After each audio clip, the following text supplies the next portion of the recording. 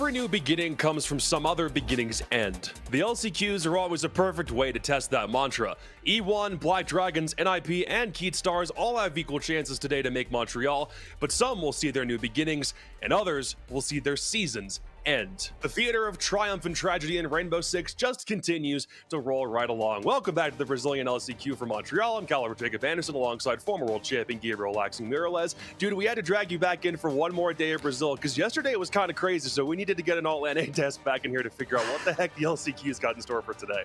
Yeah, I mean, we just wrapped up NA. That was quite a historical moment of CL for Life making it. Now we're here in Brazil. Well, I find myself here in Brazil where we have yet to crown another team that is going to be going to Montreal and punching their ticket. And we have an exciting few games today. Well, a couple games today, not few, couple games today, but they should be good matches nonetheless. Yeah, unfortunately, the possibility of another Tier 2 team qualifying for Montreal is off the table as of Elevate Academy losing to Furia yesterday. However, there still is the possibility of an underdog run based on what happened in those two quarterfinals, one of them being Fluxo defeating MIBR, a team that had no wins in stage 1, only one best of 1 win in stage 2, suddenly comes in and knocks off an opponent that they've actually had some success with over the past few months. But Furia, current world champions, deciding to roll directly into a semifinal. So we've already got that one game locked in for tomorrow, but the other one that we've got to get through, E1 BD NIP Keat. I honestly, I don't really know how any of these games go. I'm just excited to get started. I mean, to be fair, I've been watching a lot throughout the regular stage here, and when you look at the bottom side of the bracket, the two games stick out heavily. This E1 Dragons, that one definitely to me is not fair in any comparison when you compare both these teams and how well their stage was versus how bad another one was. E1 was looking to be at the top throughout the majority of the stage, falling short, where Black Dragons could not even find a single victory. And then you get to the second game of the day of NIP versus Keat Stars. This, I would say, this is kind of an equilibrium for both these teams. They both clearly have been having their issues. They both have the same record. They were tied in points. The only reason why NIP actually slipped above them was solely due to round count being +7, where I think Keat Stars was -5. So again, in terms of team comparisons, one game is definitely outweighing the other, where the other is quite the equilibrium. Yeah, I think for Keat Stars, they're doing everything they possibly can and have over the past couple of years to get to their first international appearance and still be back into Rainbow Six after several years on the shelf. But the big story for today is some teams are trying to get back to that international stage, including NIP, Black Dragons, and E1, who did just make Manchester, but there's something a bit odd about the way their last couple of games have gone. Detective VK is on the scene with a couple more details.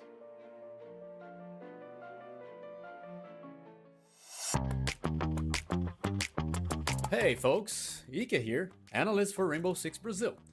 Hey, I have a question. Has anyone seen E1 around? Because ever since the group stage of this split ended, I get the impression they've disappeared. Well, exaggerations aside, the truth is the team's performance has dropped significantly in recent games. But it's worth remembering that E1 started this split very well. The team began by winning not 3, not 4, but 5 consecutive matches, thus reaching the top of the table. But then, the team had to put up a tough fight in a loss against MIBR. It's okay, it happens, and it followed it up with a new victory, this time against FaZe Clan. But afterward, it seems E1 lost steam. In the final stretch, they suffered defeats against Furia, W7M, and another setback against the Panthers in the GSL. The lineup of Perez and Baceto only recovered against NIP, securing at least a direct spot in the LCQ. Maybe we can call it then an inconsistent campaign. But what happened for E1 to lose momentum like that? Take a deep breath and tell me. Se eu falar é bomba relógio. There's something strange about this comment. Go ahead, Baceto. You can speak. We are curious. A gente pecou pouco, às vezes, ali pouco no pick ban, e pouco no trabalho do nosso coach mesmo. Então acabou que prejudicou a gente.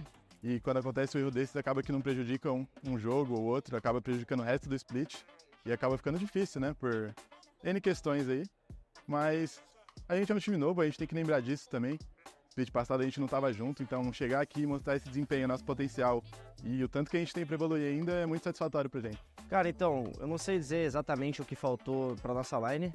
Eu acredito que a gente faltou um pouco mais no nosso staff mesmo, que acabou deixando a desejar, assim, mais na parte do nosso coach mesmo. Então é isso, cara. Acho que faltou um pouco mais da nossa staff aí no começo do campeonato aí, que querendo ou não, um jogo influencia o resto, porque acaba incomodando ali os outros jogos na map pool e tudo mais. So, it seems there was a disconnect between the coaching staff and the players. But does that explain everything? Because I find it odd. After all, E1's performance has been clearly improving. Just remember that in the first split, the team endured a modest 6th place, almost missing out on the qualification zone for the GSL. Now let's take a look at the final standings of the second split.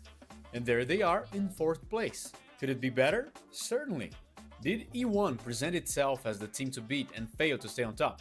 Yes, but Rainbow Six is dynamic, and you cannot deny that the lineup has improved, contrary to even what their players' comments suggest. So let's go back to Captain Stroker. How do you explain this apparent contradiction of being bad despite being good? Cara, eu acho que muito pelo fator que a gente trouxe pessoas que sabem muito bem taticamente de muitas coisas do mapa. E eu acho que o nosso coletivo tá trabalhando junto, assim, os players de uma forma que eu, por exemplo, nunca tinha trabalhado também. Soma também do GDN pra gente foi absurda. Ele é nosso analista hoje em dia, mas ele basicamente faz um trabalho que é muito mais além disso. Então a gente veio com uma estrutura tática muito mais forte do que no outro split, então a gente somou a base tática mais adaptação. Well, I didn't get it. He first criticized the coaching staff, then praised the team's analyst. Something's not quite right. But now it's the time for the final challenge. The last chance to secure a spot for the Montreal Major, the LCQ. And there's nothing more important to know. What are E1's expectations for the rest of the Brazilian Championship? A expectativa é a gente classificar pro Major, cara. Como vai ser, quem que vai enfrentar agora, a gente vai bater de frente de qualquer time que vier, porque a gente tava fazendo isso agora no MD1, e eu acho que o nosso time ainda vai ser melhor ainda no MD3. Obviamente agora a gente tem que ver, trabalhar as coisas que a gente errou nesse split, que a gente tem agora alguns dias aí pra trabalhar. E é isso, cara. Basicamente, o time que a gente vier aí, a gente vai ter que ganhar. A gente sabe que é capaz de ganhar de qualquer um time do Brasileirão. E é isso. And with these confident words from Stroker, I conclude my participation in this video. For us, there's nothing left but watch closely to see who will secure the last Brazilian spot for Montreal. So that's it, guys. Now I'm gonna throw it back to you at the desk. See you next time.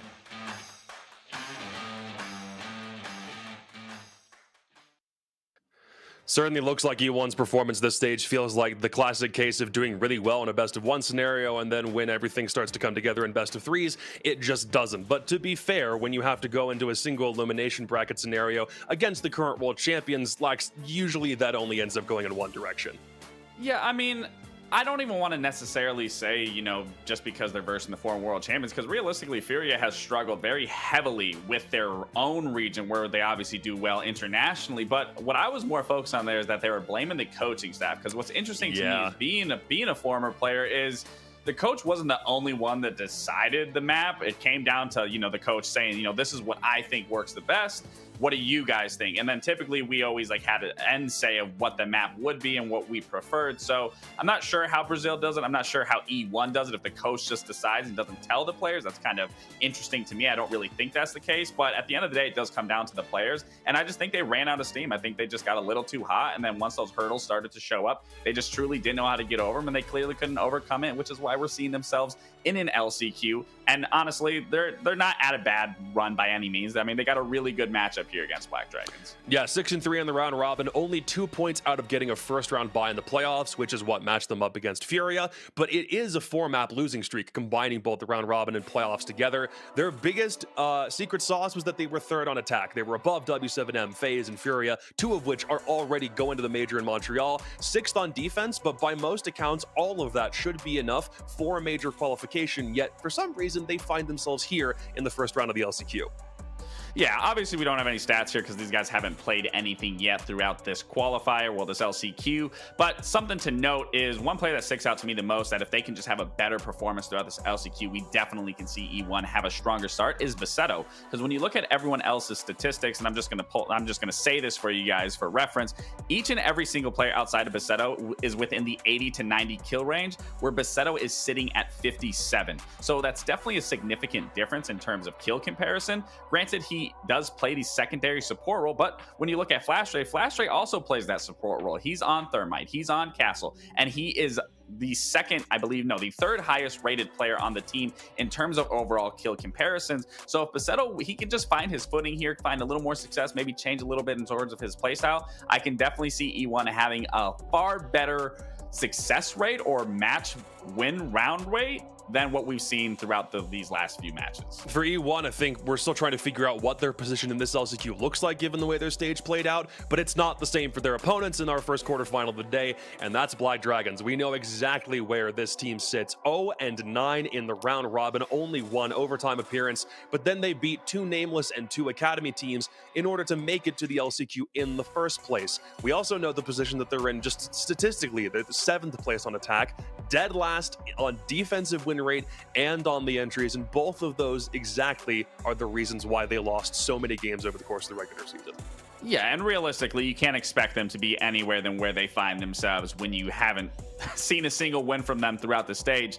Thankfully, they did have to play through this qualifier and get a couple wins under the belt, so that can change the mentality. But realistically, as a T1 player, are you really, hyping yourself up that you're beating the competition that you naturally should be competing? So in that regard, they still have a lot to improve. Obviously, they still did make it here, so that is something to commend them for, that they didn't just follow suit to losing to a T2 team and not having this opportunity. But the opportunity is here. They now get to play a best of 3 when it actually matters, going against another T1 team and a familiar team that they just recently played in the stage.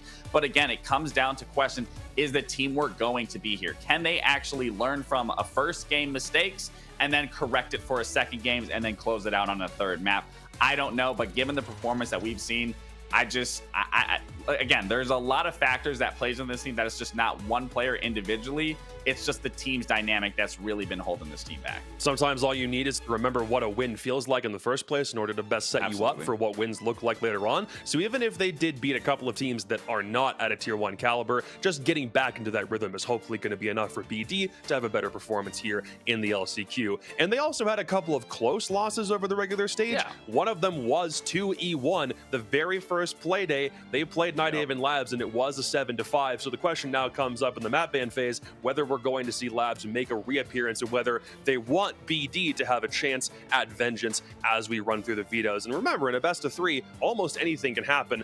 We don't know what maps BD are necessarily best at, but what we do know is that they decided, yup, revenge is on the table. We're cool letting Labs come through. E1 won it the first time, and Black Dragons are totally fine letting that one through as map number 1. So this definitely isn't surprising. Obviously, like you just touched up, they did play in the beginning. They did lose 7-5 to E1, but just even as of recently, E1 hasn't looked strong throughout any of their labs. And to be fair, neither does Black Dragons. They lost to Furia 7-8. Granted, that was a game where I said Nuxka, a player that has been performing very bad on the team, did step up, have a wonderful performance, which allowed them to even have that shot in that game. But it does go to question that you got to be going into this matchup pretty confident that you're going to counter strat E1 and try to play against whatever their attacks or defenses are going to be. And then you look at the Chalet. I don't think that's a bad pick for Black Dragons by any means, given E1's performance on it. They haven't looked great on it. I believe they are 0-2 on that map. So, I mean, again, that's a good spot for Black Dragons. But the worrisome part is that decider map, Lair, where E1 just seems to have found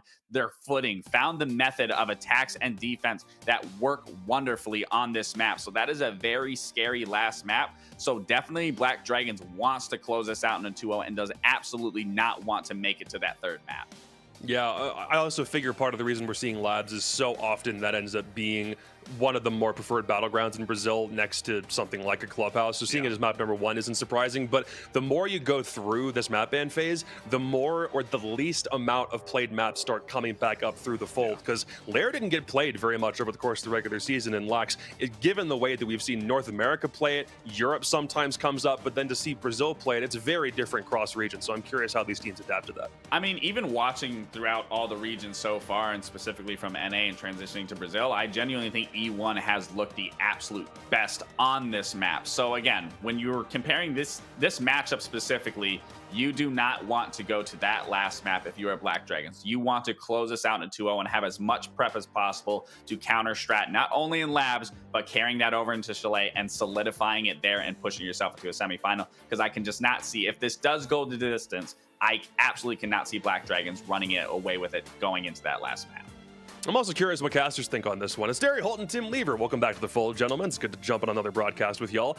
I'm just curious what you think about the way this series will shake out, because to put it diplomatically, to be very nice about this, BD this stage have looked the most mortal of any team that we've seen so far this year. Dez, if they were to start making this underdog run work, how do you see them pulling off the first upset of the LCQ today? Big question, isn't it? I think E1, we've seen the highs that they've had fall away. Black Dragons have made it here in the LCQs. It could have crashed and burnt from day one. Yeah. If nothing else, you can kind of say the what if in your mind, but it is hard to see how they beat a team like E1, who no doubt know that there are no last chances here. Well, this is the last chance. There are no further last chances after this one. You've got to get it right from here and now. So I'm a little bit like, maybe, but it just feels like too tall in order. I don't know. What do you think, Tim? Honestly, yeah, I think E1 are probably as beatable now as they've been through stage one. If you're gonna beat them, it's gonna be now. But I just don't see it happening for Black Dragons. Lax picked it up perfectly. It's got to be 2-0. I just don't see it. They looked so good to D1 on layer that Black Dragons don't get anything there. So it's got to be a huge start from them. If E1 get absolutely anything through the first two maps, I think they win it. Yeah, E1, I think, looking like demons on this side of the bracket. It's Fury on one side and top side, and if they were to meet them, it wouldn't be until the grand final. But this one's still, hopefully for Black Dragons, if they can keep things close, then we'll have an entertaining one up on deck. Chalet, Lair, but first up, we start with the potential revenge game for Black Dragons on Nighthaven Labs. Gentlemen, go knock them dead. Thank you very much, Jacob. Yes, and Tim, love that we get to start out with this map as well. One of my favorites in the pool. We speak about this every week, actually. You know what? This veto is probably the best that I think we've had through any LCQ we've done so far. Yeah, it's really good, isn't it? You've got Nighthaven and Chalet, two maps that we absolutely love, and then you've got Lair just as a little treat at the end for us to continue learning on, because, you know, we haven't seen a ton of it at Pro Player yet. We're starting to see sort of more and more of it, but, you know, different teams definitely having very different theories for Lair. I've really enjoyed when E1 played it earlier in the stage, to be fair. Like, I thought their attacks are absolutely sublime. Where they're potentially at risk when it comes to that map, at least in my mind, though, is more that it boils down to at points they made it, I think, a little bit obvious what was going on. They had 5 players, different parts of the map, all pushing in very separately. If you can pick off 1 or 2 of those players, they lose basically half of the map pretty much straight away. That's where I think Black Dragons will find opportunities today, is punishing them for that. Is it going to be easy? Of course not. It's E1. No, and that's the problem. It's not just about Black Dragons playing the map, it's about Black Dragons playing against this E1 side. And when you look through it, you know, Lax picked up on it again, the stats don't lie for E1. There's only Basetto really that's sort of lingering around the bottom in kill terms, but he does a lot of other work. He facilitates a lot of those kills that everybody else is getting. And so, yeah, you know, I could name Flashtree, I could name STK, you know, I could pick people out and say watch them. But honestly, with this E1 team, if they play at the best that we saw through stage 1, you got to watch them all. I completely agree. Like, if you're looking down how things are stacked up, there's 1 or 2 players that you look at and say maybe there's some work to do for them. But I think overall, so many of them are impressive. Live, Perez, Flashtree, the 3 that jumped to mind. STK has had a couple of great games. One of our best entry players in the league overall. You look on the other side for Black Dragons, 3 of their players were in the bottom 10 when it came around to standings from stage 1. So there is work to do, don't get me wrong here. I'm hoping we see a very different team turn up today. They've gone away, they've had a conversation, they've realized what they need to do to be able to bring down a team like E1, and I've no doubt they're praying the result is different. And for us, all of us here at home as well, we hope it proves out to be a nice, tight series. Yeah, I mean, I don't want to be too negative about, you know, Black Dragons and individual players or anything, but it feels like 2 teams. It's Hornet and Ask, and then it's the other 3. And they need to find a way to gel those 2 things together to get everybody up to the level that Hornet and Ask are kind of playing at. And then, yeah, I think they've got a great lineup. The question is, can they do that? And can they do it right now? Because they don't have any more chances. It's like I said earlier on, no more chances except this one. It is quite literally LCQ time. They've got to figure things out here. And again, seeing the peak that we've seen from E1 before, I just worry that it's not necessarily going to be that team to do it against, especially if they're playing as well as they have. It depends if you kind of get like early stage E1 or back end of stage E1, who looked a little bit wobbly, didn't quite look like themselves. They said themselves that, you know what, blasting the coach, maybe not the #1 idea. I'll tell you that now, boys. It's a team thing. Like, they all let themselves down in some way there. Hopefully they've recovered from that themselves and we see them back to form, because I know coming into the Manchester Major, there were a few question marks. You know, are they really going to be this big team? And no, the answer was most definitely not. They want to prove that actually it wasn't just a one-off, that they are actually a top team that should really be taken seriously from this region. You can start now in the LCQ, I think, by really putting on a show here and absolutely pasting Black Dragons, but that's exactly what you've got to do. Some stats here for E1, which are looking very, very bare. Of course, in LCQ, we haven't seen them play just yet, but as mentioned throughout the stage, we saw some of these players coming out real, real strong. It's got to carry on, though, here, I think, and see more of what we saw back at the start of the stage, not late in the stage. Yeah, top rated for E1 during the stage were Live and Perez. They're going to be your two to watch out for, you know, in terms of their EPS ratings. Plenty of, interestingly for E1 as well, plenty of plants across the board. Live, STK, Paseto, all registering plants. And it speaks to me of a team that is opportunistic. You know, if somebody's got the diffuser and there's a chance, they're going to go in and get it. It's not like, you know, some of the really structured teams. I think to people like VP that we've seen over the years, maybe Shepard has the diffuser. Shepard's going to plant. You know, BDS with Breeder at times over the years as well. You know who that plant is coming from without question. Whereas E1, a little bit more flex than that. You've kind of got, you know, that chance coming in from anywhere. If they see the space, they'll go in and take it. Well, do you know actually what Paseto studied at university? It's really interesting, this one. Go on. Do you not know? Horticulture. He learned how to plant. Oh, you beat me to it! Honestly, you just said I thought it's horticulture. He's been studying plants. Oh, Yes, I'm 'cause he's disappointed top. with myself. You let that one fly through, Tim. He was the #1 planter in the stage. 14 plants. This team are right up there when it comes to attacking prowess. They look absolutely phenomenal. That's another big part of their game that you can't ignore. And Black Dragons have got to be able to stop that. They've struggled with being able to keep teams away during the stage. They seem to crumble on the defense quite a lot, Black Dragons, which makes me a little bit worried. And that's before you even start thinking about their ability to attack. And of course, we'll look at what that looks like as well. We'll go through some of those numbers. But just in case you wanted reminding, here are the players that you're going to see playing today. I can't believe I got you with that one. That's so good. Oh, you hook, line, and sinker, Des. All you need is a fishing emoji. That's, you know, slap one of those down and that's it. You've got me. Absolutely beautiful stuff. I can appreciate that. I'll give you that one. As you say, we see... We see the Black Dragons roster again there. It gives us, you know, we're limited on stats. These are covering LCQ. They haven't played yet, as you said. It does give an idea across the bottom, you know, who we're looking at on, you know, which operators particularly. You can see there, you know, interestingly, Guto picking up the Deimos, one of the best entry ops that we've got at the minute. You know, Guto seeing a bit of playtime on there. So, again, it's just suggesting those sort of roles that you're going to be looking for. But if I look at the entry stats for Guto, 4 and 7, not great. You know, he is playing a little bit of that entry, but it's still coming down mainly to Ask and Hornetau. And, you know, you've got to make sure that if you're taking those power operators, you've got to have them on the right people. And, you know, looking at Hornetau and Ask, neither of them have picked up any Deimos through the regular stage. So, you know, definitely work that I think, you know, could potentially improve that entry game for him. There's only Ask that's on a positive entry. He was +6 in the stage. You know, but if I do some quick maths, it leaves us at, what, -4 overall on entry. So, you know, coming out definitely worse for wear in those entry battles. If you are sat at home frothing at the chops for slamming your desk, by the way, we're just waiting on one player and then we'll be able to get ourselves into game and then things can get underway with this best of 3. I mean, I was looking at the stats again just to remind myself of the main thing I was talking about earlier on, and it was the whole piece around the defensive proficiency of Black Dragons. I think when we cast them during the stage, I said they were like bottom 5 worst defensive team in the world. It still stayed that way up to the end of the stage. 32% defensive win rate. That is less than their attacking win rate at 36%. They really struggle on the defensive side, whereas, like said, for E1, they're a very good plant-focused attacking team, very, very good at really surrounding and overwhelming the enemy team. And again, I look back at the game on Lair and I think about how they played that game, just so good at slicing teams apart if you give them time and space. Given that record that Black Dragons hold, I think they're going to be in real trouble here today if they're not careful. I don't think it helps them on labs either. Let's just have a quick look at I'll have a look at the map stats for labs in Brazil.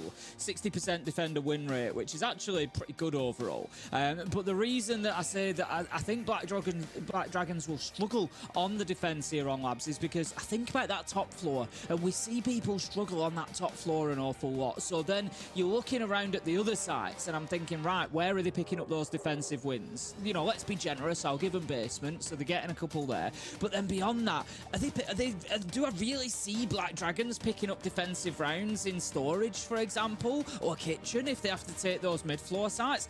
I don't think I do. And I think something that they've struggled with a little bit is when they don't have that flexibility to maybe roam a little bit, you know, get Hornet out there causing a nuisance and burning a bit of time. And that doesn't really happen on your top floor of labs. You can kind of try it, but to be honest, you just generally get left out in the cold. It's very difficult to have an impact from underneath on the defense. We don't see it too often. It is possible, but we don't see it too often. So I think it's a tough map for Black Dragons to start on, especially with those defensive walls, and they need a win on that. Evan Labs, I think, is the reality. It kind of feels like the same story keeps on coming around, that this doesn't feel like it's a dependency on Black Dragons. It depends on which E1 shows up today. Yeah. Is it the highs of the highs that we saw at the early start of the stage, or is it the lows that we saw when the coach messed up, apparently, according to the players? So that's what's going to be the big influence. Like, if I'm the coach there, I don't really mind them saying that, I don't think. You know, because I think if that is... They've had a bad performance. Screaming. You've got one job, mate. One job to win map veto, and you screwed it up. Well, I just think if they've had a bad performance, and let's be honest, it wasn't just down to the maps, I don't think. E1, I'm sorry, but you didn't play well. You know, and I think... If I'm looking at that and the players can just write it off and say, yeah, map bans, and they don't lose the confidence from it, and they just go in and they can, you know what? Yeah, blame me. If I'm the coach, yeah, blame me. Well, let's just get back into it. You know, it doesn't really matter at the end of the day what the reason for the loss was. So put it on me. You just wipe the slate clean and get back into game and do what you do best. And, you know, so I don't think that's the end of the world. Nah, water up a duck's back for a coach at the end of the day. I'm sure you've heard plenty worse. And a lot of it is being able to, like, manage as well, manage the players and the team. And like you say, if it's taking a bit of responsibility and a bit of heat, all right, so be it. Because let's be honest, when it comes to things like social media, it tends to be the players that end up catching the flack and the heat when things don't go well. Very rarely does it turn out to be the backroom staff. So, good point there, Tim. That's one to consider. Yeah, I think, like I say, if I'm a coach, I'm looking at that and thinking, yeah, I'll sort that up, no problem. Let's, you know, just go again and win this LCQ, because that's what they're going to be looking for. It's not going to be easy, though. You know, like you say, you've got Furia waiting in the final, potentially. They're not there yet, but it's not an easy one to look forward to. Well, the good news is our game is ready. So here we go. Nighthaven, map number 1 of this best of 3. Loser is out. Winner progresses onwards, with a chance, of course, of making it to the major. Ban's going to go first, and it's Black Dragon starting things off on the defensive side. We've already said there'll be some concerns there. So really for E1, we're expecting to see a strong first attacking half. 3 rounds or less will feel disappointing for them, I imagine. Yes, I'd have thought so. They're going to want to just come out here and really lay down a marker. Like we said, you know, defensively, Black Dragon struggle. Not the easiest map for them necessarily. Statistically, not bad for defenders in Brazil. But, like I've said, for me, the key to these first 6 rounds are going to be the top floor performance from Black Dragons. If they can get their 2 rounds on top floor and their 2 rounds in basement, then, you know, what a start that will be for them. But I think it's going to be the top floor where they struggle more. We've got our bans coming through. Monty and Maverick are the first to go, followed by our defenders, of course. Going to be Bandit. Nothing too wild there. Maverick, of course, makes a lot of things easier on labs. Definitely playing against that trick in there with the bans as well. Bandit going, Tubarao, of course, making the Kaid tricking a lot easier if you choose to go down that route. So pretty much makes sense there. But the Maverick as well, you know, that kind of would have made the tricking easier, would have made the breaching easier, but I can't see there being too much of an issue with getting walls open here. You know, your Maverick quite often useful on IT wall, connector if it's completely reinforced off, your double wall down in basement, there's hatches, you know, there's a lot of work that Maverick can do, so I think quite an influential ban potentially, that one. I think overall, it's all the bans, you know, screaming in towards it. You're looking at the Maverick and the Bandit coming out from E1. They are 100% like screaming in towards the Kai pick themselves. And Black Dragons, I think, quite naturally going to respond in kind and bring it along for themselves here. That then starts this kind of game of cat and mouse in a sense where for E1 now, you've got to be asking the question, is it worth us bringing along a Thatcher, which of course is what Perez is currently hovering over. But does he want to stick with the Thatcher every single round here? Do they want to go towards bringing a Twitch along? Do they want something like an IQ on side? They've got options essentially, because I think Kai generally is easier to deal with than what a Bandit would be. Like, I think we've seen some wonderful trick in this stage. I always think back to Skyscraper VIP single wall. Like, the number of teams that we have seen hold that down like a bat out of hell is absolutely unreal this stage. And so I think seeing a Kaid here, it's not the end of the world. They've changed away from it and instead leaning in towards a couple of those EMPs in the back pocket of the striker. Outside of that, they're relying on things like shotguns or anyone else to help get rid of those gadgets when it comes down to it. Really interesting start from Black Dragons here. I spoke quite at length during our little wait for the game to get started there about Black Dragons and the defense and the fact that I think they might struggle up on top floor. Interestingly, they've lent into going straight down to basement. Like I said, I think it suits what they're good at. You know, more. Get yourself out in the map. Look at this. They've got 3 of them. They've got Nux, they've got Hornet, they've got Ask, all out there in the map. But we do have Perez bringing along that Deimos. So E1 kind of picking up on that and should be able to deal with it pretty easily. That's some real nice utility burn early on as well from STK with the Rotero drone, just taking out that Goyo canister at the top of cargo stairs there and forcing the player back down the stairs with, I think it was Guto on there, just taking a bit of damage as well. And to see Perez being the one going down, the Deimos here, that's a real stinger because think about what I spoke about so many times this stage, Tim. The Dokkaebi and Deimos combo is so oppressive and hard to deal with. For them to get a kill and get away, I was going to say almost entirely alive, of course, and now lost Ask in response, but to get away with the Deimos there and lose nothing in response, be baiting out calls to get rid of all of those scans coming out for the Deimos as well, I think is a wonderful start for Black Dragons. Still half a round to play, mind you, but I wouldn't be complaining about how things have started. No, I think they quite happily take that trade. You know, the Goyo canisters are already in place. Once he's done, you know, maybe they've lost a Nitro, but not the end of the world. And now they can just look to hold on. They've also burnt a minute 50 out in the map as well. E1 not really having too much of an impact towards sight, as you can see at the minute. All still up on that mid floor. Lots of work for them to do here. Definitely winnable for Black Dragons, and it's definitely in that style that I expected to come out from them. Presence up above the site, burning time, causing problems, finding kills and dropping away. And Black Dragons, they do at this point look good for the first round. They've got 45 seconds yet to hold on. E1 could still have something to say about it, but it's going to take a big effort here from E1 to get this done. Yeah, and they've still got 2 smokes to play with as well. And I was going to say, only got the main breach here as well, purely with these. This is a little bit crazy. Like, of course, brought no hard breaches along, so they knew what they were going for. They didn't want to find themselves getting the electrification back online. I don't think it matters too much, though. Look at that, 2 kills come out of nowhere. Who cares about the main breach? They've used it as a bit of a distraction, Tim. Coming on the backside, got rid of 2 players. Now getting the diffuser down as well. Screens are going full white here as flashes rain on through. E1, they may have taken their time to get it done, but they are now in a 4 versus 1. And Nux has got it all to do. Of course, he'll not be able to get away with it. E1 with, although a very comfortable first round execute. I really did try to find the positives for Black Dragons there in the first round. The basement was where I really thought they could hold it down. They have their best chance. And we're 1 round in. I don't want to get carried away, but already that sort of starts sounding the sirens for me. Starts me worrying about Black Dragons and what's potentially coming their way. Because with 30 seconds left to go, E1 start breaching, you know, the main quote-unquote breach that they hadn't really bothered to use. And look at the confidence of them. They're not even down on the same level. They just start picking them up vertically, causing that movement inside a site, and E1 just 1 kill after another. Create that space. There was no panic in them. There was no concern.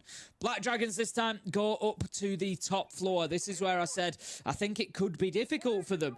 You know, who knows? Maybe they have a day where they just do better with the turtle defenses, but they're going to struggle here to get out and hassle E1 as much. They might struggle to pick up that first kill. I'm looking at the lineup they're going to be facing. Double hard breach this time with Ace and Thermite. So you're going to see IT wall get open. You're going to see connector wall dealt with most likely. There is a rotation into connector, but the Ace will be able to deal with the mirror window on there, at least give them access to pillar. You're going to see pressure coming from absolutely everywhere here from E1's side, I would expect. I think if nothing else for them, it's just a nice confirmation that they can indeed still attack on towards Labs. Last time they played it against Furia, Furia just went, what, 6-0 in a row, I think. Then it was E1 who won the first intensive round, then lost the next 7-1. It was a bruising outcome for them. So if nothing else, getting that over the line, bit of a sigh of relief for them, no doubt. And now they've got to deal with the top floor, as you say. Key thing to look out for me, you got that Warden on side. You can already see here he's been EMP'd out, by the way. You can see the icon above his player card.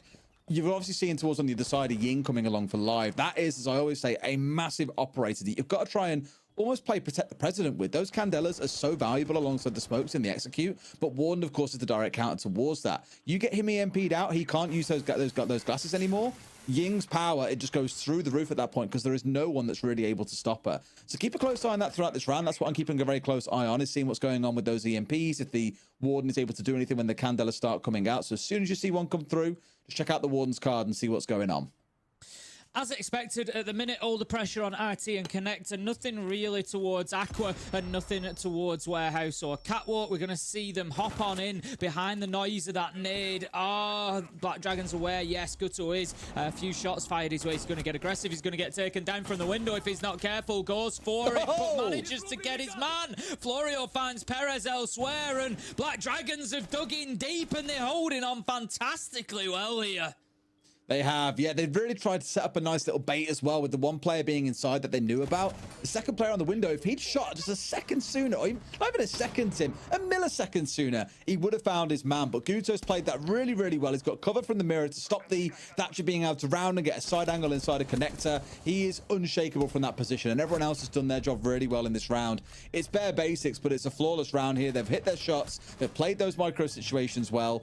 Very well deserved by Black Dragons. Absolutely, and I mean, what I expected out of the start to this, and in all honesty, I think what Black Dragons expected from the start of this has been flipped on its head. They go down to basement, maybe thinking that they can, you know, get that roam out, have the success there, don't get any joy with it, and then they go to top floor, just dig in, hold their angles, and bada bing, nice and easy. So Black Dragons, great round from them, leveling things at 1-1, and it just at least sends a bit of a message to E1 that it's not going to be all their way. They will be going back down to basement again, so, you know, what can they do differently here? In all honesty, I don't think they need to do too much differently to what they did last time. Their presence in the map was good. They got the entry kill. They got players back to site. I think maybe they just gave E1... They gave them kind of a minute towards the end of the round. There was about a minute left on the clock when Black Dragons got that kill onto Perez on the Deimos, and they were like, right, let's all get back to site. Let's lock it down, because they lost Ask and they were in a 4v4. And I think that was maybe a little bit of the difficulty. I think they just need to, if possible, try and keep somebody out there, just to put that thought in E1's head. Don't let them then just go, you know, completely tunnel focus towards site. We can just, you know, use the verticals. We can just do everything to pressure them inside of site. I think, yeah, get it mixed up. Try and keep somebody out there as much as you can. Not quite sure what the game plan was with that smoke, but hey-oh, it's recovered back in pocket and now going to be able to be held on to for this little bit longer. I do like that at least we've got this roam up on the top floor here as well. I mean, it's only the smoke up there so far, but you may see one or two others look to join up as well. But if nothing else, forcing E1 into having to do a full map clear is really going to run that clock down, burn through some crucial utility. At this point, everyone, as you can see, is sat on the first floor. You can see the player cards these days. You can see the location. No, I do not speak Portuguese. However, you can still tell what the one means on the left-hand side of that word, for example. So that's really what you want to be careful of, the player potentially down inside a basement. But more than anything else, I think it's making sure is top floor 100% clear, and then making sure that you know where the weak point is in the setup here as well. They've got a lot of time to work with. They're of course going to have two Dokkaebi calls on side to play with as well. No real pressure for them to worry about so far. Black Dragons are very much sat into a somewhat turtle setup. Yeah, just kind of turtle off site, isn't it? It's like, you know, we've got our positions. We're not really going to roam too much. We're just going to hold them here on the mid floor and look for those challengers as E1 try to get themselves into the building. And as I'm saying that, we do see Black Dragons just kind of dipping away a little bit. I don't think Nux can quite see the drone through the barbed wire there, but it might actually see him. It's pretty much a given that somebody's going to be playing on these cargo stairs anyway. We see it very, very frequently, especially here in Brazil. So there's the opening kill, though. Once again, it's Ask. Now, this is where I'm saying, can Black Dragons keep themselves alive? If they don't have anybody upstairs still, which they do, they're up on the top floor. This is what I want to see. Rather, there you go, get aggressive onto them, get that second kill, and now they've got the freedom to leave the player on top floor. E1 are not going to be able to just focus in on site. They're gonna have to worry about that top floor.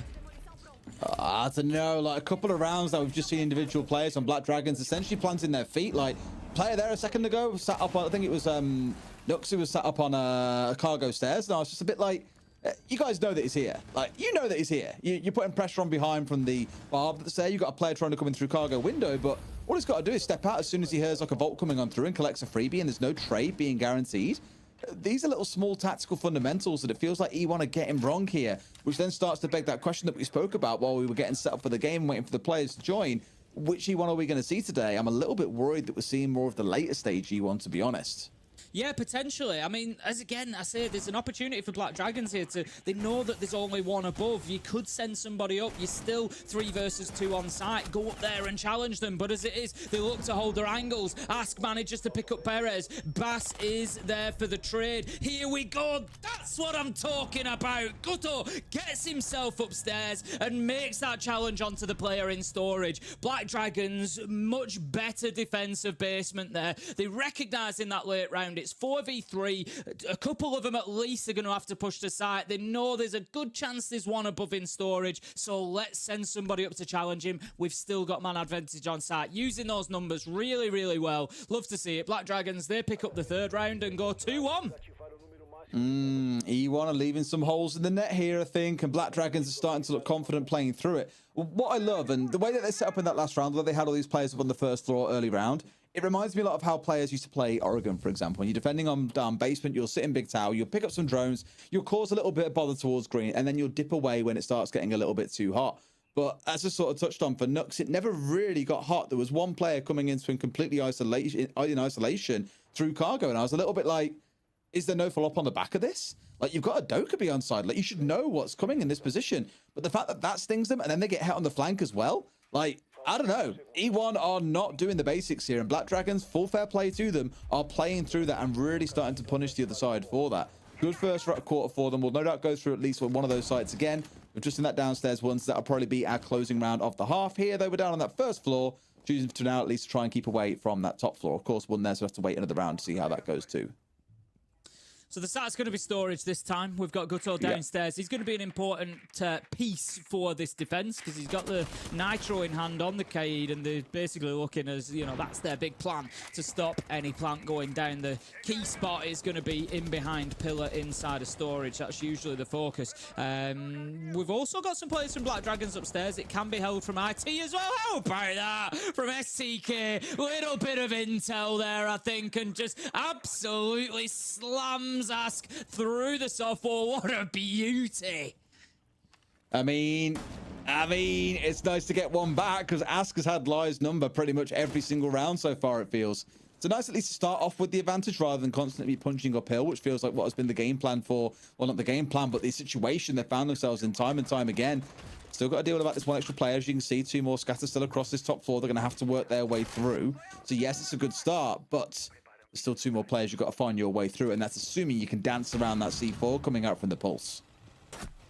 Still trying to get themselves on into connector. E1 know that they need to be getting that top floor. As I said, you've got those 2 locations. You've got IT and you've got basement where you can hold on to that plant spot if E1 want to be able to get into a position to put that down. So despite having man advantage, they still need to make sure that they've got control of the top floor. I think they've got IT wall open now. Yes, they do. So you can see those verticals are all opened up. That helps them get control of storage as well. So now the last remaining problem really is potentially Guto. We see that he is still downstairs with the Kaid, Nitro in hand. He's going to be the one that can potentially deny this plant. So the question is, are E1 aware of his position? And the counter question, the Black Dragons have enough intel to know if that plant is going down? This is the kind of stuff that I worried about when we were speaking about it in the early game in the pre-game was if you give E1 a bit too much time to get set up, get their verticals set up, I feel they're a really good team at attacking you from multiple angles and punishing you for that. But as you've remarked, you've still got Hornet set up here on the second floor. He just picked up a freebie. And now he can walk his way very comfortably down Aqua because there's no real pressure downstairs either. I'm sure Black Dragons are probably asking, like, where's that pressure that we know E1 are capable of? Because it is severely lacking today. E1 aren't doing enough to cover the flanks, I don't think. We've seen it in two rounds running. They've gone to get Guto, and he gets a kill. That is huge for Black Dragons. Picking up SCK, that challenge was always going to come. They were always going to go into basement and try to get the kill. Now, the question is, Guto, you've done half the job. C4. Can you do the second half? Can you find the kill? The Pulse is also supporting as well. These players have got to get this done. And there is the Nitro, but it doesn't stop the plant. He gets something, but not what they want. How about that, though? Double down. A bit more explosive magic from underneath. Black Dragons find themselves now 4 versus 1, but Live, can he hold on from above? Live is that guy, is the thing. He's a bot player by trade. He's so used to these vertical angles, but does he know what's going on? No, doesn't know about the player in IT. Nuts gets that shut down. They get the disable through, and Black Dragons are up 3-1. Beautiful stuff. E1, I kind of got roped into the action partway through when I was saying they're not holding down the flanks well enough. We saw it in round 3. They were Black Dragons able to push a man back upstairs, make that challenge through warehouse into storage, and it got them the final kill. They've then been able to push Hornet up Aqua stairs and get himself a kill on the top floor, and then just sneak away again. They're not doing enough to prevent it, whether it be drone cover, whether it be bringing a Nomad, whether it be bringing a Gridlock, whether it be having somebody physically hold it down. Black Dragons are playing with a bit of confidence. They're getting out there in the map and they're hurting them on the flanks. And E1, it's not really forgivable as an attacking side. If you're going to want to play the verticals, you know that your eyes are off the ball when it comes to staircases. So you got to have a plan for them. Claymores, anything. And they just didn't have it. I just feel like we're playing a game of rock, paper, scissors, but Black Dragons always seem to know what E1 are about to play. Like, it doesn't matter if they're trying to say, cool, we're going to play vertical here. We'll clear out Aroma. Yeah, great. We've got the entry kill. Cool. Now we can get set up vertically. Then you start thinking about a plant, and it turns out they're down in the basement with 2 C4s ready to hard deny you as soon as you try and step forward. And we've had that across the last couple of rounds where just things keep on biting into E1. They keep kind of playing into the trap that Black Dragons are setting up for them. And it's just strange, again, seeing a team that does not look particularly prepped for their opponent today.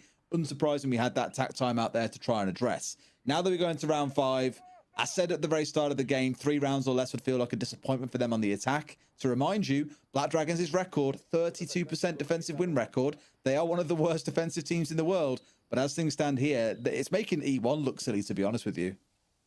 It is at the minute. You know, Black Dragons, I think there's definitely something to be said as well for whilst Black Dragons are not statistically one of the better defensive teams, they are overperforming today in terms of defense. You know, obviously are in terms of numbers because they're at 75%, but I just mean in terms of actual performance. I feel like they've been controlling the map generally really well. You know, yeah, he got took out with a headshot through a wall. It happens. Like, there's not much you can do about it, but generally they've been doing well on the entry. They've been, you know, in control of E1 and what they want to do. They're hitting them on the flanks well. The setups in sight are good. They've got the utility that they need. They're looking pretty good today. They are. Like, I think overall, although overperforming was saying that, is it more a case that they were underperforming in the stage, you think, and now actually seeing what they have really got as their potential? It takes one thing to go wrong at the start of a stage, and it can just throw that game off for like weeks potentially. And, you know, a month or so of things being a bit wrong, like a player being distracted by something outside a game, like, of course, they've got lives and things happen as well. It can be enough for a team to massively underperform for a whole stage. And maybe now we're starting to see them come into the sort of form that we all hope that we'd see at the very, very start of the stage. TBD on that front, though. It's a similar story here once again. C4 up and above. Players moved away just in time. Live does take about 30 hit points of damage, but for now, still on his feet. Yeah, the damage done as well. It's the Azami gone. You know, we see such a high ban rate for Azami because of how effective she is in terms of making it difficult for attackers. So losing her, some keeper barricades will be up. I'm sure there will have been some still in the bank potentially, you know, yet to accumulate. It's one of those gadgets that does take time. Got to find that yokai drone and does. So 5 versus 4. E1 looking pretty good here. They've got some decent control. They've put Black Dragons in some difficult positions. But Horner finds an absolute beauty with the Boss G. Absolutely ripping the head off Live. The problem for Black Dragons is it hasn't cemented the manpower for them because Ass gets taken down elsewhere. Kaid, not a huge loss, but Black Dragons still a minute to hold on. Now a man down. This round's about to get tougher. You know my thoughts about the Boss G team. It can be filthy at the best of times. And Paseto's down to 8 HP. Not fully finished up, but very close to it. Not that it matters because the plant is going down. The yokai here coming across, but it's got to go all the way around. I think STK here heard it and thought that he'd pull off in response, but that's enough of a distraction for them here. Now, finally, he manages to start getting it down. Believes he's removed the yokai as well. No one's going to be able to stop him, though, before this one gets completed out, and they've got the verticals here. I say that, Florio just walks in and takes down his man. Opens up the potential vault over here as well. One more towards back far range, and look at Nux here in a good position with a good cross angle. All he needs is someone to expose themselves the tiniest bit, but they are giving absolutely nothing. Florio, now the last one left alive, has got it all to do. Sees one, but can't find him. STK with the close, and E1 do finally get another round on the board. Yeah, I'm not sure about the site choice there, if I'm honest. I'm not sure about the site choice. We've only seen it once in Brazil in the closed stages, at least. It was an attacker win. Black Dragons, they've rolled the dice a little bit. They've, you know, the 3-1 up, and I think, right, okay, let's, you know, give it a go. But yeah, I'm not sure on that one. They have got another option. They could have gone to top floor, which is, I think, what we'll see them do now. I guess, you know, in one way, they had to play, you know, one of the mid-floor sites at some point, I guess, you know, in this second rotation of 3.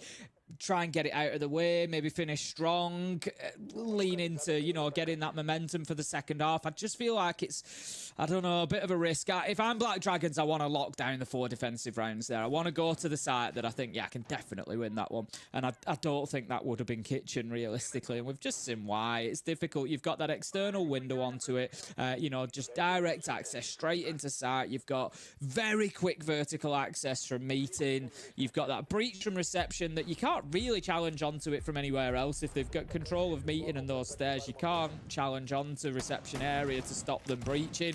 There's too many weaknesses for that site for me at a pro level. So yeah, if they don't win this one, I think they'll be kicking themselves for that site choice.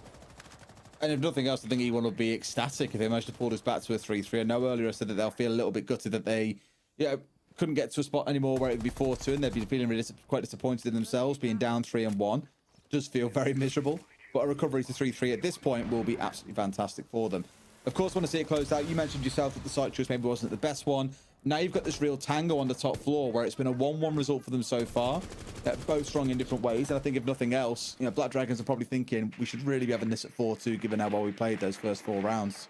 It's a steal for E1. It is an absolute steal if they come away 3-3, because Black Dragons, they do deserve more based on, you know, their actual performance. So far, they deserve a 4-2 at least. And yeah, if E1 can hold on and avoid that, then all the credit to them. And I think it kind of swings the map in their favour a little bit potentially when they move on to the defence. You know, I keep talking about that site choice, but there was the option for Black Dragons to go top floor round 5, get that one, get yourself, you know, in that position of being 4-1 up, and then go to storage, which they've already won. You know, they could have gone to storage again, and it's a stronger site. As it is, we're going to see Electrical being pushed now, and I think they could be facing that 3-3 situation. E1 have really started to knuckle down here in round 6, get themselves a good entry. Look who it is as well. It's the Warden gone. There's a Ying there for the execute. This could be really tough now for Black Dragons to hold on. It's looking tougher and tougher. It doesn't matter that you got a clash on side when there's no one else around to support, and just like that, 2 rounds fall like dominoes. E1 getting a 3-3, and like we said, Tim, it just feels like an absolute steal there. Like, I don't know what's happened those last 2 rounds, but Black Dragons either went to sleep or E1 most certainly woke up. Bit of both, I think. And this is why, again, another reason that I question that Kitchen site. You know, you're doing so well, you take on a really difficult site, you lose it, maybe it buckles your momentum a little bit, it's in your head, you go into a site you should win, you've just got battered in the last round, and all of a sudden now, E1 come into the second half, their defence, with 2 rounds in a row, and probably feeling like a lot more stable than they would have been otherwise. They could have been 4-2 down, maybe won one of those last couple of rounds. But yeah, I think Black Dragons have opened the door for them a little bit. Well, that's exactly that. The door is open. There is a way through for E1. They move to the defensive side, and have got to show us what they can do here. And again, this now really starts to spin the question back on Black Dragons. Attackers tend to be the ones that set the pace, where the action happens. Sure, defenders can set up in a certain way and at least influence that, but it's all down to how the attackers want to play the round that really sees how things play out. Very dug in defense so far from E1. Looking at it though, right, you've got his army, you've got the mirror for those 2 architects on site to change how it's played. You've got the Warden dug in. There were my magnets to help protect yourself even further. The Legion, just an absolute nuisance at the best of times, I think, as we all know and love him for. So now we'll see how Black Dragons do. Really keen to see how their first attack goes here, if they can pull one together that looks coherent. Because yes, their defensive rate was terrible at 32%. Their attack wasn't much better at 36%. Just a second too late there, Gutto.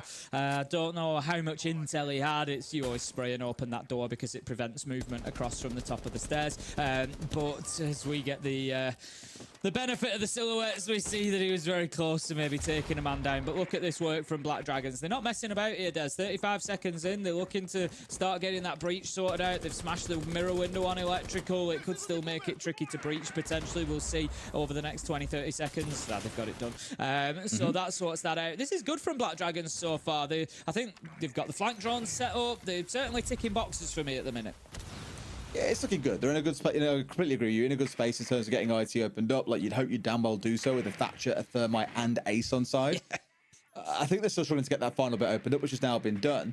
If nothing else, that just restricts the ability for the defenders to play inside of IT. I was going to say it somewhat also prevents you playing inside a catwalk, but of course with the Azami on side, as you're seeing here, the ability to place those keeper barriers down, stop those longer angles being held, and more, if nothing else, put the attackers under threat if they want to play through IT. That is just a bit of a freebie. Live, I mean... What's he doing there? The breach is open, bro. I don't know if he's trying to go for a flank or what there. I'm not 100% sure, but you know full well if that breach has been opened up, there is a very good chance there's going to be a player set on it. That's my kind of movement in ranked, is that? That's come on. That's me. Oh, I've done something stupid again. I hope no one saw it. Yeah, I hope the whole world wasn't watching it. Yeah, no, that's not good from live. So they lose the mirror, but Flash Trade does make up for it, manages to find one onto Ask. So just, a real first-hand demonstration there, Des, of the power of those keeper barricades that you were talking about to make it difficult to push Warehouse. The question is, what do Black Dragons do now? They've got themselves connected. They've got themselves RT. They're struggling to get catwalk. Are they going to stall out, or do they have a solution to that problem? Feels like they're starting to stall a little bit. I know they got rid of Live, and that was through his own very, very stupid mistake, but they've got the numbers. That is a great shot from Perez. Florio has no idea what just killed him, but at this point, it doesn't matter. 4v3 for E1, still got catwalk control here. So I was going to say they might struggle to attack in towards catwalk, but no. Getting rid of Flash, we might open things up. 3 kills out of nowhere. Being shot from 2 directions, they've got no idea what's coming. Gutso and Nux have just found 4 kills out of what feels like nowhere and taken away that first round. What a great 3-2-1 from Black Dragons there. You could see it in action. You could see the player push into IT. We got that brilliant view from Pillar. One pushes connector, one pushes into IT, and there's just nowhere for them to go. Bang, bang, kills come in, and all of a sudden it's 3v1. Really nicely timed. I think that's Black Dragons just spotting an opportunity there and saying, right, push now, get it done. Absolutely great stuff from them. And it rescues a round that, to be honest, Des, was going south. That particularly this kill, Perez, absolute beauty onto Florio. Florio didn't know what day it was after that. But then Black Dragons, they just got themselves stabilized and got the job done. Really good stuff from them there on the attack. I'll give it over to Nux there because he was the one that made it happen as well. Like, pushing into IT, I'd spoken already about the Azami being the main headache for them. The Azami had got a 1v1 onto the player that vaulted in from that aqua balcony, got him through, and of course, as you see when you open up like walls, this is going to take into rant as well. In case you're wondering why players will open up like footholes by a floor, for example, or by a window. If someone steps in, they can't see you. You can see their feet. You know they're coming, but they can't see you. Those are free shots that you get onto the other side. And that is exactly what the Azami found. But Nux then charged on through into a spot when they had, mistimed their initial push on towards the Azami to win that gunfight, kill a second one inside of IT. That immediately put panic onto the Pillar player who couldn't turn around and watch the player that was coming in through connector. And that's how they managed to lose so much all at once there. 3 players just disappearing in the space of a couple of seconds. So really, again, big shout out to Nux there. He was the one that got that whole closing play moving, even if it was him and Goto getting 2 kills each. And I think, it comes down to a lot of good communication, I would expect as well. I think what's happened there is you've got a player who's gone onto catwalk and said, that Azami has tanked a ton of damage. Just go and challenge him. So then Nux is rolling the dice. As long as he doesn't headshot me, I'm going to win because I just need to find 1 bullet. And so, it all feeds into each other, and it was brilliant stuff from Black Dragons. Well played. We move on to round 8, then it's going to be down into the basement. Here goes the Blitz. There we go. And that is why Blitz is great at roam clearance. Nux straight in. Manages to pick up live. That's the mute gone. Potential nitro off the board if it wasn't already used as well. I can see one has been used. And there is one still there with Cade. So yes, at least the mute did make an attempt at using the utility, but either way, the manpower is gone. Deimos still on side. Big advantage for Black Dragons here. And what I love is they've broken this whole extended hole with just a simple push like that. in through the window, push down the player that's inside of there, no bother at all. They committed reinforcements in towards lobby. They had 2 mute jammers down as well. They really had thrown quite a bit behind trying to get that hold on upstairs, and it was broken in the space of about 45 seconds. So completely with you. Really smart player, I think, coming out from Black Dragons. I've now got one more they've got to try and deal with as well. Get running, my friend here. Goes trying to get himself away and gets through the drop. In fact, a little shot comes on through. I think actually it was the smoke here as well. It almost got caught out. Down to 16 HP. So close, but no cigar. Saying that, down goes Pasetto. It doesn't matter, but I don't know if Nux was a little bit slow on the flash there. He went in, he sees, I don't know if it was maybe not ready or he sees the guy. If he flashes him immediately, there's no way that the Goyo gets away down, warehouse hatch, I wouldn't have thought. But either way, Black Dragons do manage to back it up with another kill, taking down the Kaid. And that is at least more manpower gone. They're holding them back from the breach at the minute with the Toxic Babes, but there's only one left for STK, so it is a matter of time before he comes under some serious pressure, I would imagine. He can use this last one on the breach, but he's then going to see himself potentially getting face down by a blitz here. Still on 93 HP, still plenty of energy left behind that shield. However, the Deimos gets down, but elsewhere Nux is planting inside a site, and I don't see E1 holding them off here, Des.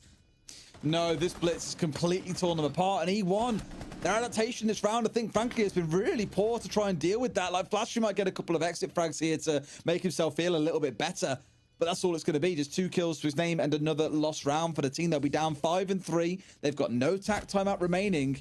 This is starting to look pretty damn dangerous if I do say so myself. And like I said, I think they haven't really adapted well to the blitz. They left 2 separate 1v1s out there. They've let his bully his way in towards site. He's just absolutely shagged him with a pistol headshot from seemingly nowhere there. What the hell is Lux on today? Oh, gross. Beautiful stuff. Beautiful stuff. Like I say, you've got to hand it to Black Dragons. There's a lack of adaptation from E1. Sure, they're not playing their best. Absolutely, won't argue with that. But Black Dragons, by contrast, are taking advantage of that. They're seeing the gaps. They're, taking advantage of them straight away in with the blitz there. It's like they knew exactly where the roamers were going to be. Bang, straight in their face. Nice entry kill. And they've just made it impossible for E1 to hold on to that mid floor, which is what they wanted to do. And then not only that, Black Dragons haven't then got that ground and sat back. They've got that ground and gone, right, what's next? EXO, right, take EXO, right, get plant down. And the step 2 is there, the step 3 is there. Looking good. And E1, they need to shake something up fast because this one's going to be over in the blink of an eye. Yes, starting to look very concerning, isn't it? I know you got Chalet to roll into. We spoke about, if it comes around to Lair, you'd expect to see E1 walk away the winner. That's assuming we even see Lair. And that's assuming that Black Dragons don't keep on playing as well as they have. I know they dropped those 2 rounds at the end of the first half, and it was a little bit of a shame because they were up 3-1. They were playing so well. They did fall off the wagon a little bit.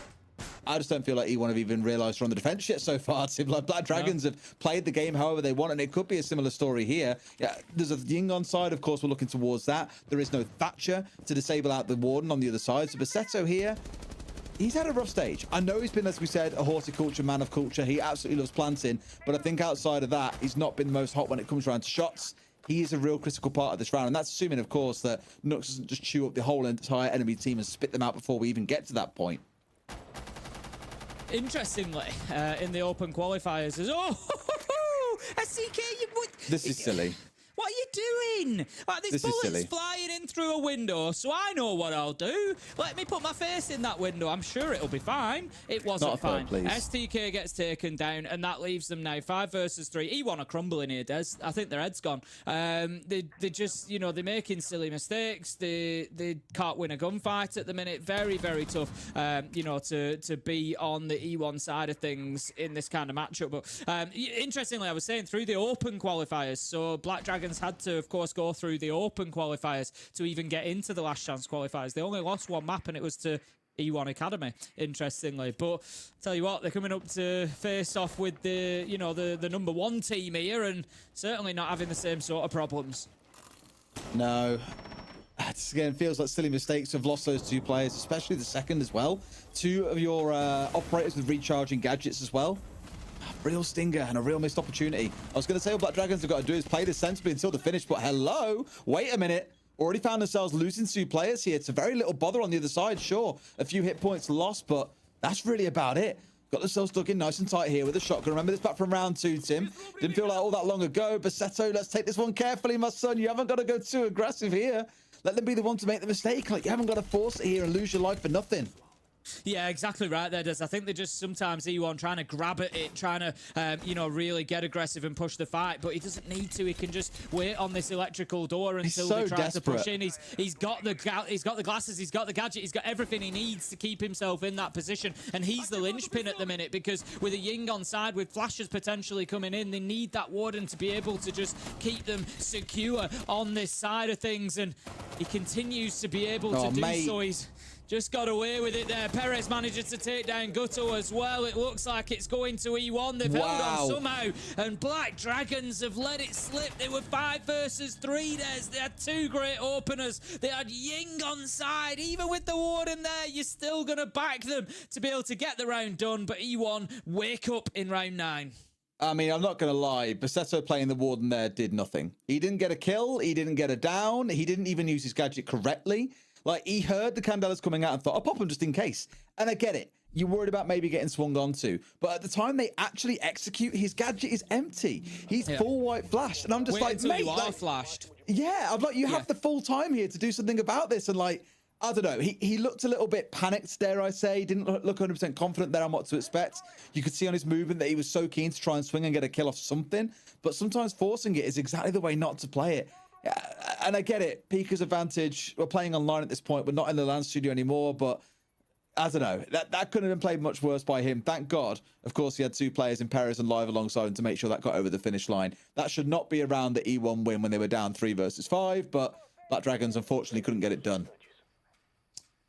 Black Dragons then going to be moving on to attack in round 10. This time attacking, it looks like, is it down in the basement? We will see. I think it's, no, it's going to be storage. It looks like it's directly under RT there. The bomb chassis aren't too far displaced between those 2 different sites. No, it is down in basement there, as you see. There you go. So we're going to be all the way down in basement. It's going to be a top floor down clearance for Black Dragons. They're going to need to make sure that they've got that control, just using that vertical angle. If it's not one that you've picked up, give it a whirl in your ranked games. If you're down in the basement, just to the left of the double wall, there's a really bright white strip light. Stand behind it and just open up behind it. You'll get a really good view through onto that storage, and honestly, you'll get kill after kill. Not a lot of people in ranked will go upside down rappel to look down it on the reverse, and you'll get honestly, you'll get one after another, like moths to a flame, coming in through that window to try and open the verticals, and you'll just pick up a cheap entry. But as you can see at this level, you don't really get away with it. Black Dragons, they're alive, they're alert to the danger, and they make sure that they're not going to get harmed from there. Whilst the blitz, look who it is once again, Nux looking for that roam clearance. He just can't help himself. I mean, dealt with much better though. Dealt with much better. Yes, I mean, information there was kind of the problem. He was very much in by himself. I mean, come on, boys. Like, you've got rid of the shield. All you got to do is tuck in tight and keep him playing your positions. But getting a bit too mobile, they paid the price and lost 2 players yet again. Now, sure, this time around at least you got the blitz on the other side, and it's a great operator to have picked off. But given how much roaming has been going on here, you've got a Jackal looking to hunt you down. They've got to be real careful and try and get back to site in one piece, Tim. Well, this is the thing. If Black Dragons are swift here, they'll realise that there's at most 2 on site. They could potentially flood site with a 4v2 here. And I think it would be absolutely lethal to E1's chances. I'm not sure that Black Dragons have recognised it. They're certainly not pushing for it too aggressively. But they've got STK, you know, up on the top floor, on the mid floor inside of storage. Potentially an opportunity, but they're not aware, Des. They're just not aware. Florio's going to lose his life for free. They now know that there's somebody in storage. They've only got 2 drones left. E1 have done a great job of the intel game, and they've benefited from it, but somehow Black Dragons still managed to keep themselves on top. Now, potentially, 3v1 on site. The thing that gets me, Tim, is they've got 4 smokes in back pocket here, Black Dragons. If they wanted to play this, yeah, I wouldn't say overly cautious, but like sensibly. You've got the ability to have absolutely flood sites there with smokes to be able to make things work out in your favor. Yet, like you say, pushing him blind to the breach and losing a player to the vertical, that's almost unforgivable. The Jackal might well be next here as well. He's got to get himself out of danger. C4 over, and of course, he's going to find someone as well. Please tell me we're not letting another round slip away. No, Ask at least gets 1 back. 2 players to go though, and STK has got to clutch up big. One behind pillar, right sort of idea. But where's your other man? He's got the right idea in mind here. He's got to win this 1v1 first and foremost on pillar. Also, the player behind him has managed. He's got no idea who's in behind him. Had no idea who's planting off towards his right, and just comes off the plant and rips him a new one. God, that was a bit of a panic moment, wasn't it? But how on earth has he managed to slip into that room in the first place? STK, it was so winnable, Des.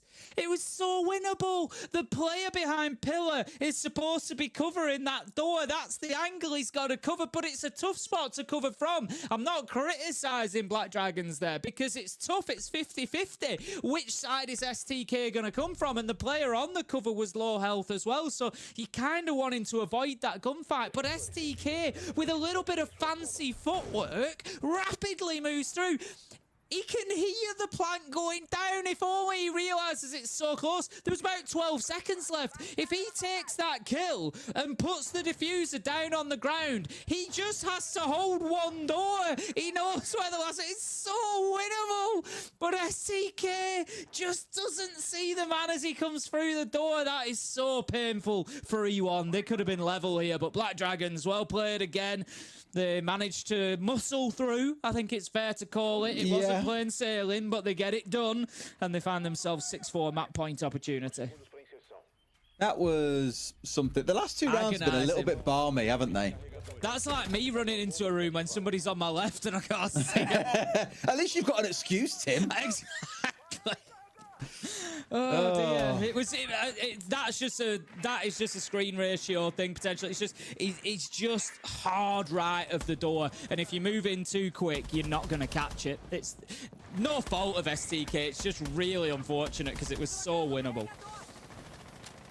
Dear, oh dear.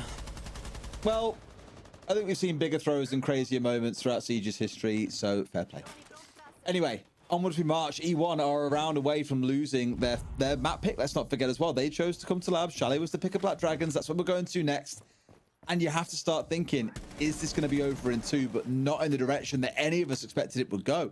In the pregame, we were saying, really, Black Dragons are probably the underdogs here. E1, they had a wobbly end towards the stage, but you'd hope with a little bit of time off they managed to recover. Whereas Black Dragons had a big mountain to climb if they were going to be particularly strong, but they're looking better as this map wears on. They've lost Guto here, so not super ideal, but look who's up here. Nux looking to cause a bit of bother. Not that it matters. They've already lost 3 players. Nothing really to be said about this one. Inside 60 seconds, Black Dragons, they've lost nearly everyone, Tim. Yeah, E1 have gone through them like a hot knife through butter there at the beginning of the round. They've absolutely carved them up, and 5 versus 2 now. They've got the blitz on side, but you could look at that both ways. It's kind of half an operator at this point when you're so low in numbers, because E1 can easily double up on him. No problem. Make life difficult. They need to be getting this kill. Taking him out, I would imagine that, yep, there you go. I was going to say this army will get aggressive as soon as they know that keeper's going to be broken down. You can be stood there waiting. Flash3 and STK close it out. E1, their keeper's going. We're all the way to 12 now. We're going to see at least every round of regulation, and Black Dragons need to get it done. I don't think overtime is going to do them any favours. Their map pick or not, get it done whilst it's on a plate for you.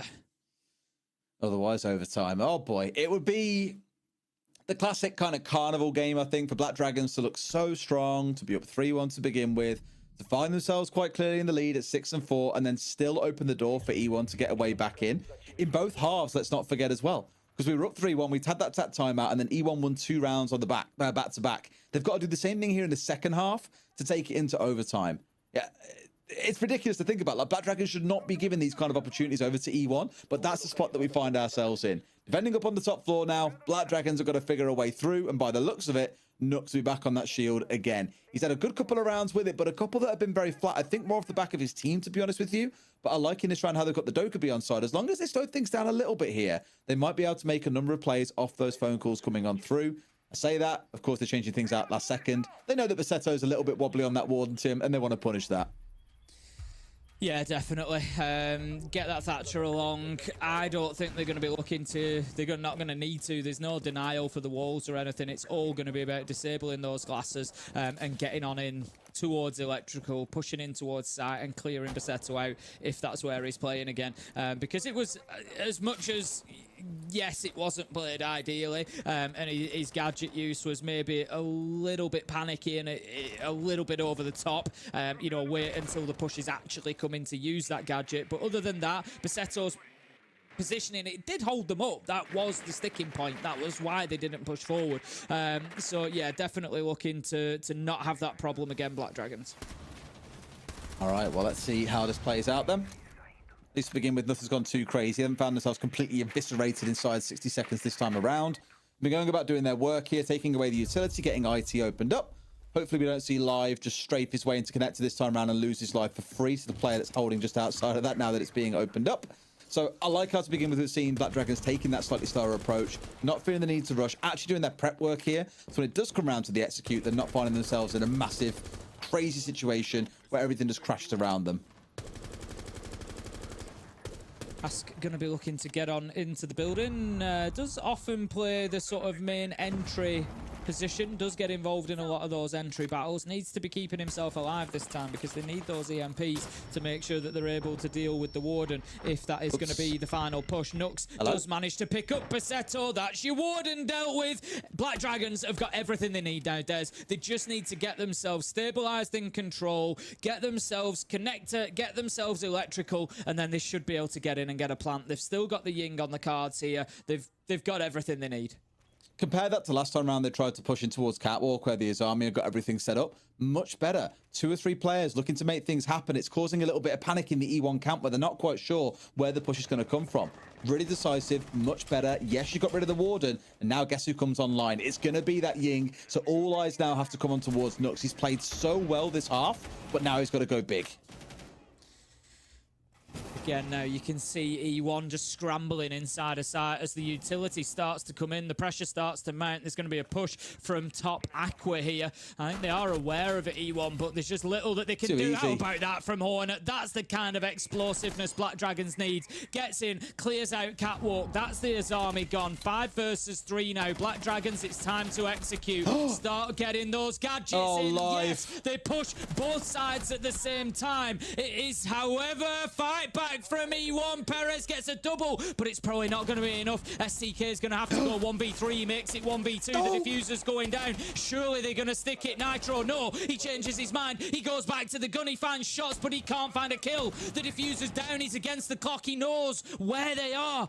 There's just no way that he can get angles onto them. Nitro goes out. Does he get his man? Yes. 1v1 from a 1v3. He might just be able to stick this. He's going to go for it. Is he going to stay the distance? Does he stay the course? No, he comes off. He looks for the challenge. Gutto just needs to play this carefully, but he needs to make sure he doesn't allow him to get away with it. And he doesn't. Black Dragons in a bit of a surprise. Map 1 take Nighthaven Labs.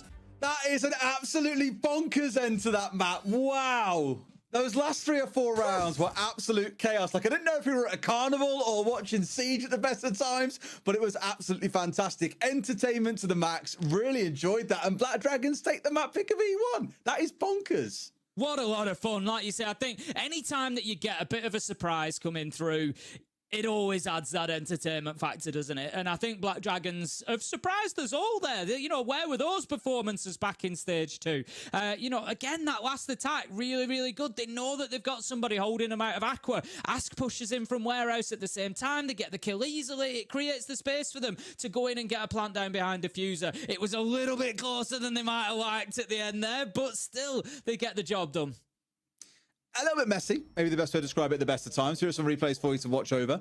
Definitely some moments in there where I think both teams made mistakes that they'll be looking at and saying we shouldn't be doing that. Whether it comes down to E1 losing 2 players, in some cases peaking the same angle twice and losing twice is a little bit of a stinger. That's kind of like a sunken cost fallacy where you want to keep on investing players and hoping you get something away from taking that gunfight, but ultimately nothing coming back the other way. And Black Dragons, they evolve throughout the game, I think is the best part. I was really worried in that last round we'd see them leave that door open and E1 would just come steaming back through. We go to overtime and then you've got no idea which way it goes in those final 3 rounds. But I'm glad to see they got it finished over the line in the end as well. Some good little moments of play in there as well. Nux, I want to give him a big shout out. Second half for him was absolutely massive. It was, what a brilliant game. I could happily watch more of that. And, fortunately, Des, we've got more of it coming. We've got at least one more map. We might well have two. And, when we were looking at the beginning, and I completely agreed with it, saying Black Dragons really need two out of this, given what we've seen from E1 on layer. But I feel like it was a different E1. I feel like it was a different time, Des. And I'm just not sure that the performance is necessarily going to be the same on layer. I look at it for Black Dragons, and I feel like maybe the pressure's off a little bit here and they can come into Chalet, try and get the win. But if not, it might be doable in a 2-1 as well. You start to feel a little bit nervous now, don't you? Like, Chalet, they've got to get through first. And as you're saying, Lair probably doesn't look... Given how Labs has looked, Lair suddenly doesn't start to feel so convincing for the side of E1. Yeah, forget about that for a second. With Chalet being that next map, I start to feel quite worried in a sense here, I think, because if nothing else, looking at it on the stats at least, it's not really a massively picked map when you stack it up, I think, for the side of Black Dragons. They haven't shown too much of it. Yes, they lost it against Furia a few weeks ago. There's not tons of tape to go on here. I don't know if this is going to be an expected second map pick here coming out for E1. And if they're going to walk in here into a 2-0, dare I say it's an upset. Like, many would look at it and say, well, they were underperforming by the end of the stage, so maybe not. I think more the bigger surprise is that BD have kind of exceeded expectations and have played pretty damn well. Yeah, absolutely. They've definitely come out and overperformed. We just see, the end of that last round there coming through. And like you say, going into Chalet, Black Dragons carry some hella momentum at the minute. And this one could be over much quicker than we think. But that is map 1 done. Black Dragons have come away with the win. We're going to have a very short break, so don't go anywhere. There's more entertainment, and we'll have the stats for you when we get back as well.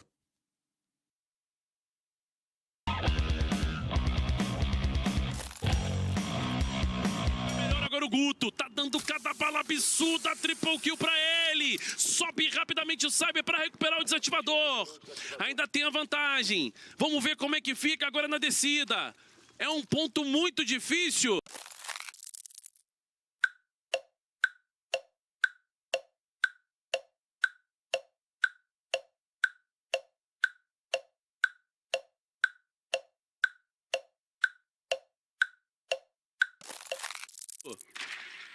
Pro Cyber fazer com esse tantinho de vida, Retalha. Ele achou já o primeiro jogador, hein? Ele viu, sabe que tá na escada. Vai tentando ver se consegue ver por baixo. Errou a flash, vai descer de qualquer maneira. E é finalizado! Guto com um 4K!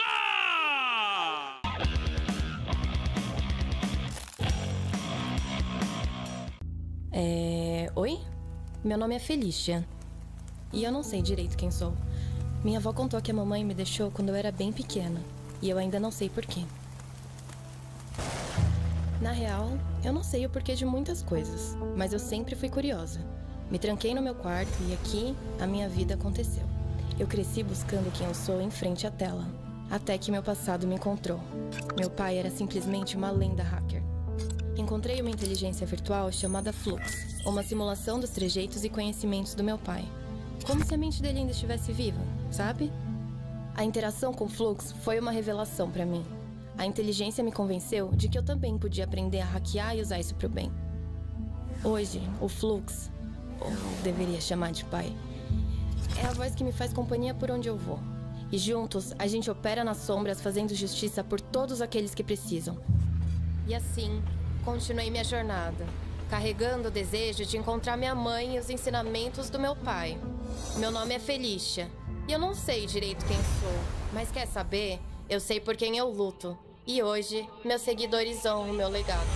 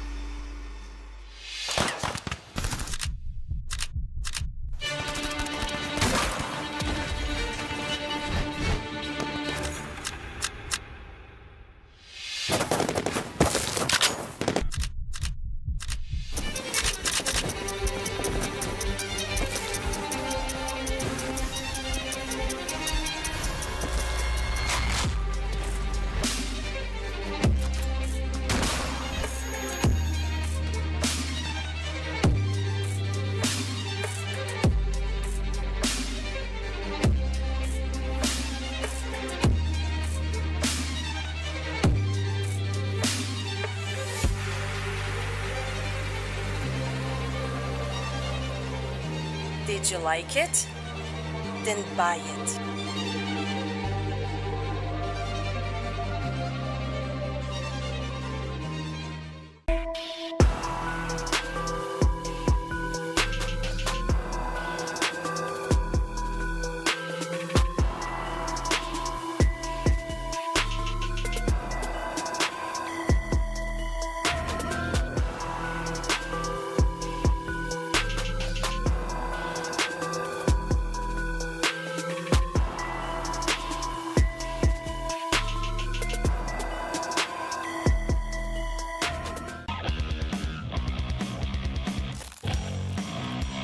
Jogador à esquerda, ele ainda não viu, vai tentando esperar para ver se vai rolar o plant. Mitrix com...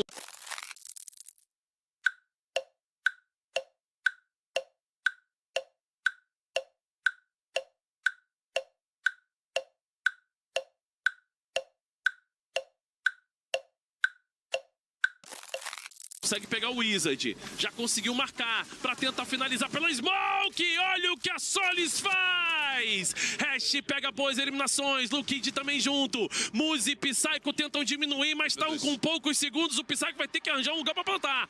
E o lugar agora foi lá do outro lado na sala de ventilação. O Muzi já ainda conseguiu surpreender. Pode ter marcação em cima do jogador, tá muito longe o Mitrix. Ninjas em pijamas ainda garante. Muzi com a terceira dele. Mitrix vai tentando fazer o clutch. Psycho, animal! Destemido, sem medo de ser finalizado, ele encara na trocação e leva mais um round.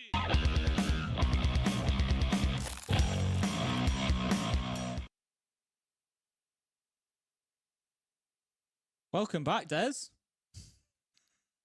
Welcome back, me. That was far too soon. I didn't get a countdown. I was sat here reading emails like, God, this is really boring, isn't it? Wow, when are we going live again? And then my bad, I missed that one entirely. Hi, guys. How's it going? That one's getting clipped and saved in the folder, that's for sure. Oh, we love that. Yes, we do. And everyone knows what I look like when I'm not paying attention. That's the most important part. Welcome, though, if you have only just tuned in. We had a screamer of a first map. Labs, if you missed it, that was almost as funny, probably not funnier than what face I was pulling just then. It was an interesting second half, is probably the way that I'd put it. I think we all expected E1 to come out the gate swinging. It didn't happen. And now we've got to see what the other side can do. Black Dragons have got to pull off something special here, pull out a 2-0, because I think you'd hope to see E1 fight back in. But I think given how that first map went, like they already said, they were rocked off one bad map veto previously. The same thing would happen again here, and we just don't see them get back in form. There's only so many times you can blame the map veto, though, isn't there? You know, realistically. Exactly. I'll blame the coach. This is it before you've got to, you know, look a little deeper. But in all honesty, and I said this during the break, we look at the stats for Chalet coming in for Black Dragons, for example. It's been a map they've banned a lot through stage 2. They banned it 3 times. You know, they lost it the one time that they played it. So you look at it and think it's maybe not their strongest. But their performance just wasn't great through stage 2. So you could probably say that about any map. You know, that oh, they look a bit wobbly there. They didn't look great anywhere, in honesty. So wouldn't surprise me to see them come out and look a completely different team like they did on Labs there. We can see the stats. You know, what's great about the stats there, Des, if you remember coming in, when we were looking at the rosters, I said we've had like almost 2 teams in Black Dragons, Hornet and Ask, and then the rest. And the rest needed to step up, and look at that. Just so consistent across the entire team. Nux and Gutto, great games from them. Great games. And everybody has chipped in and played their part in that win, and that is what Black Dragons need if they want to be a successful team, and if they want to progress in the last chance qualifiers, if they want to do better into the future, is all 5 of them firing regularly.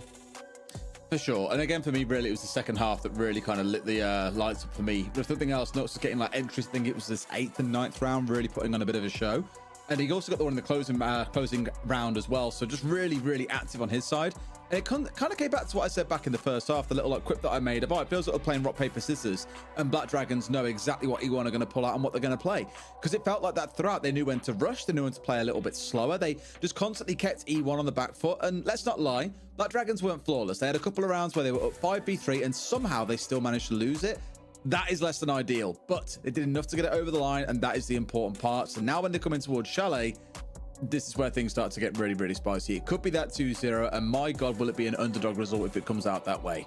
Imagine, you know, I don't think anybody would have realistically predicted that, you know, and from Black Dragon's perspective, I don't think you can mind that after the stage that they had. You know, they've definitely been wobbly, but it just shows great progress that they're making. Like you say, you know, looking a little bit beyond this matchup, of course, we've got another game that comes after this tonight, that's Vivo Keystars versus NIP. One of those two teams are going to be waiting for Black Dragons. And again, in honesty, you know, I said about E1 at the beginning of the night, I'll say the same about both of those two teams.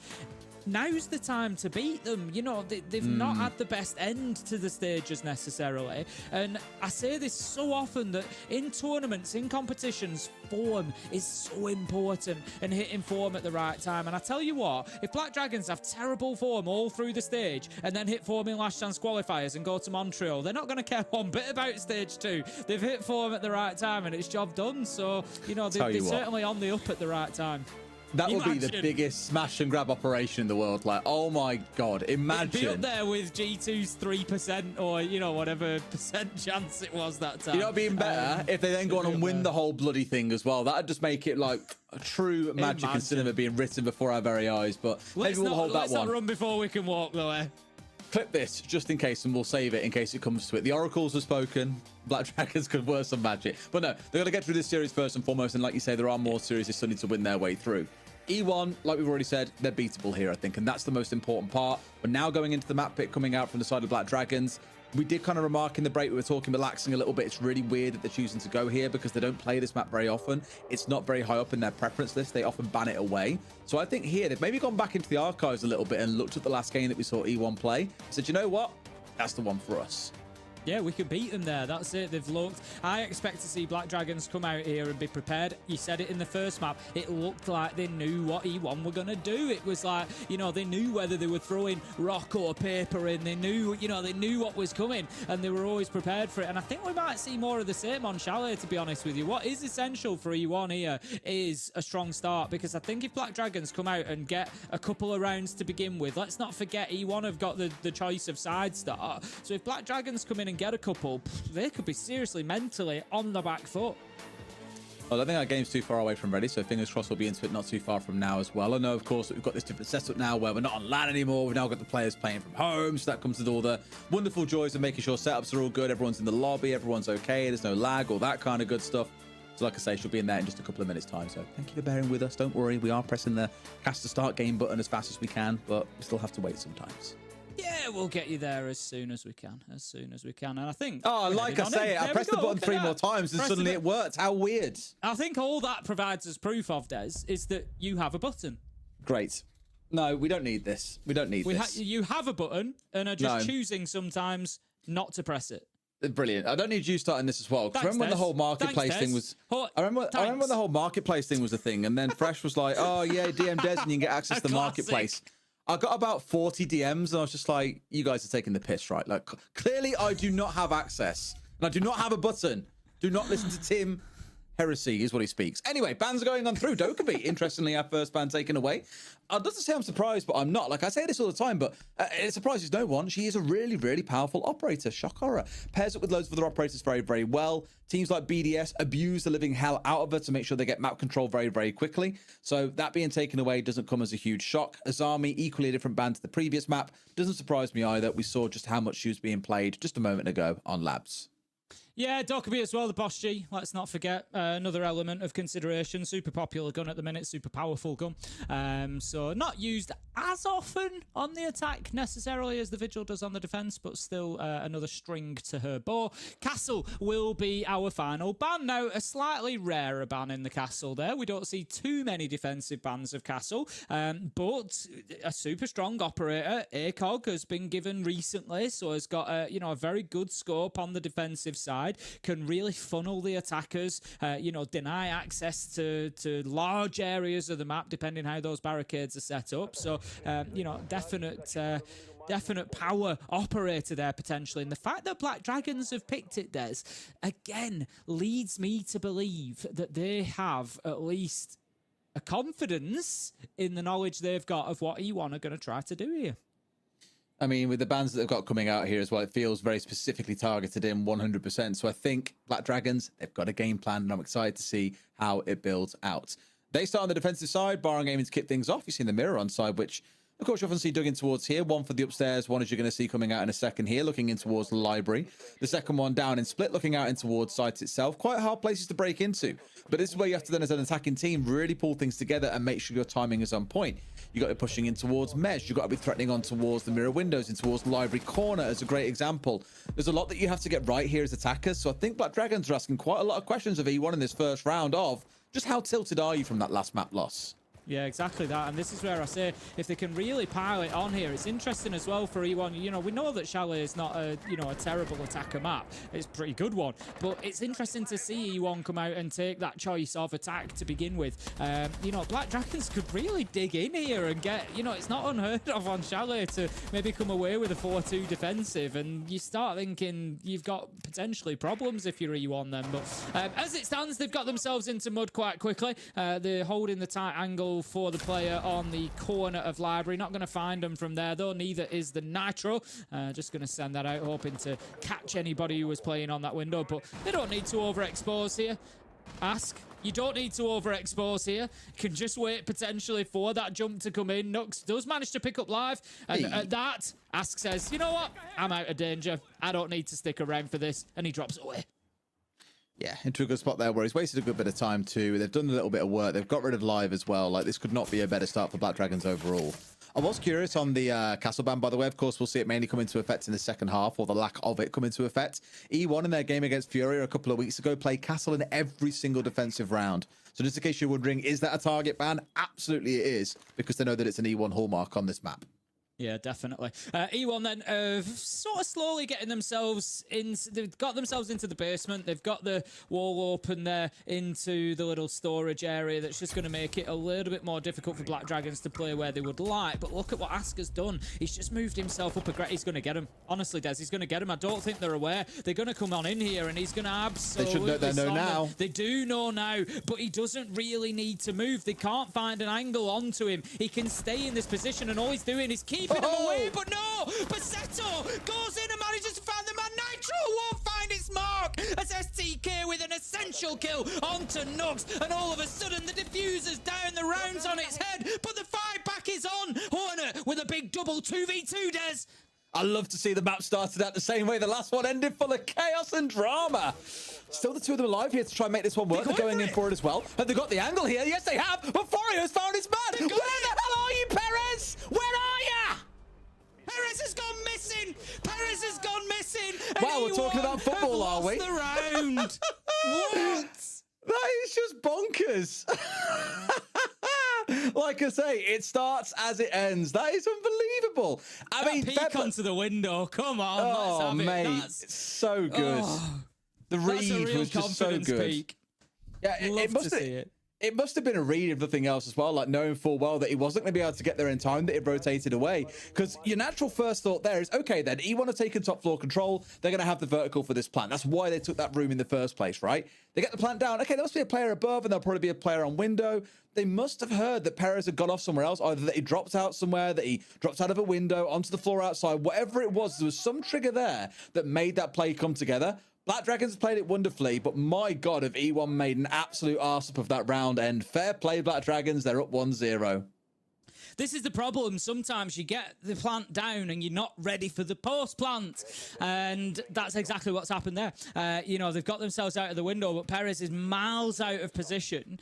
Not necessarily through any fault of his own. It may not have been part of the plan that he should be on that window or that he should be there for the post-plant cover. They might have expected both of them that went in to get back out again, but it didn't happen. And that was just then a big loss because it just gave Black Dragons the opportunity. But what a heads-up play from them to think, you know what, we're just going to aggro peak onto this. It's a gamble, isn't it? It's risk and reward, and the reward is high. If you win that one gunfight, you win the round. And brilliant stuff from Black Dragons. What a start we've got. And, we thought we finished the last game at a real pace and with some real energy, but they're showing that there's even more to come. I really thought it'd be in a spot there to do a bit of magic with that C4 with the Nitro as well, but doesn't find anyone, unfortunately. Wall has been opened up by the Maverick, so Basetto, as far as he's aware, has done his job and can now go back towards being more supportive for his team, I imagine, the drones for the most part, and trying to get them into different parts of the map because they need more control than just that breach itself. Whether or not they worry about trench side or not will remain to be seen.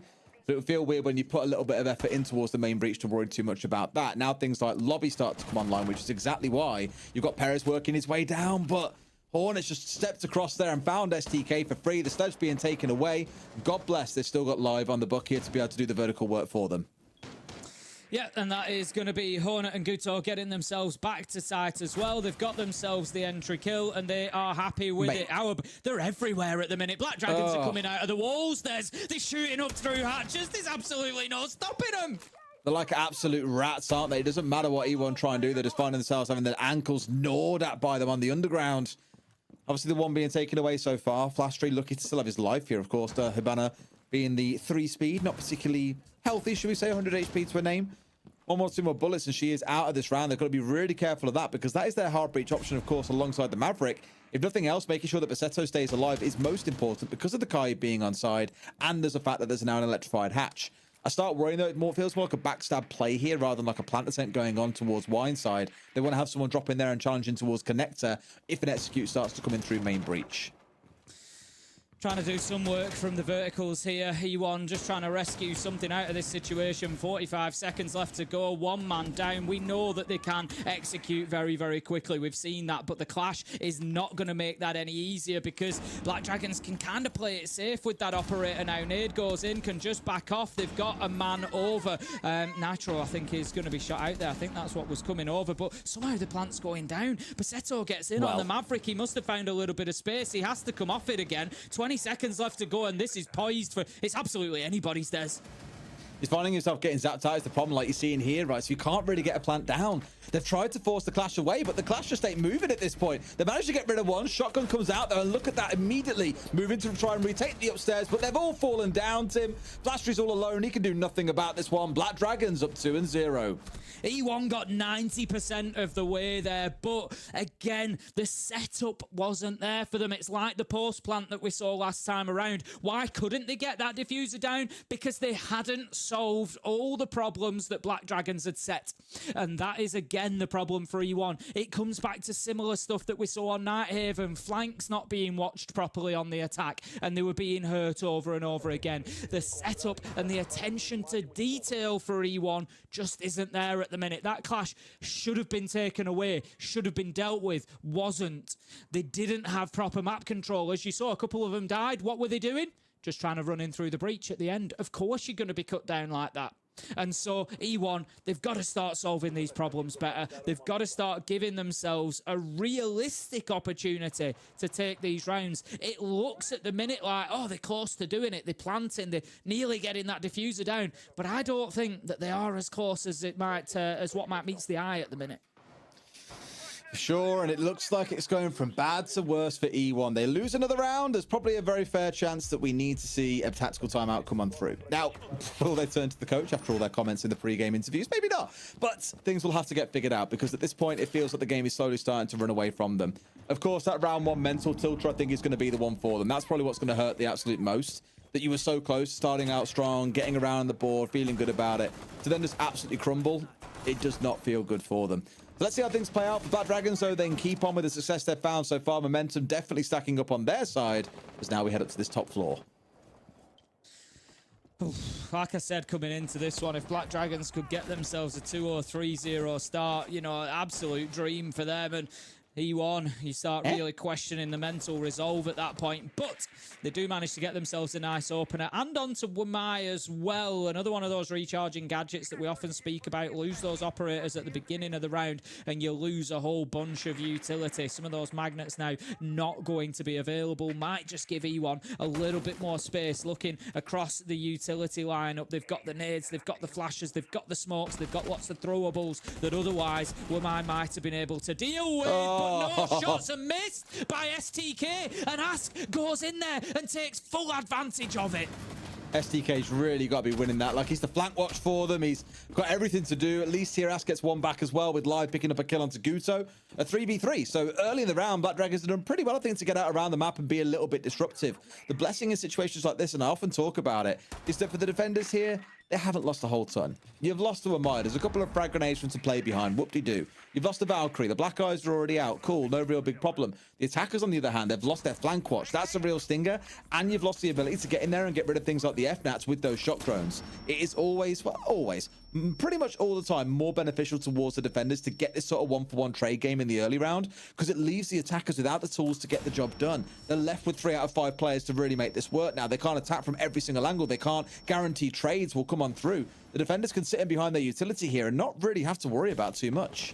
We're in that position again that I often speak about as well. What are they gaining for all these flashes? There's absolutely nothing. They haven't pushed it forward. It's maybe allowing them to have a peek from the window, but when the peek is unsuccessful, it doesn't gain you anything. They've got a Warden there who's able to just pop the gadget on. Hornet's now letting it recharge. Black Dragons are looking pretty comfortable with 35 seconds left to go. So perhaps a jump out if required. Not that it's going to be needed here as well. The push on deep comes on through.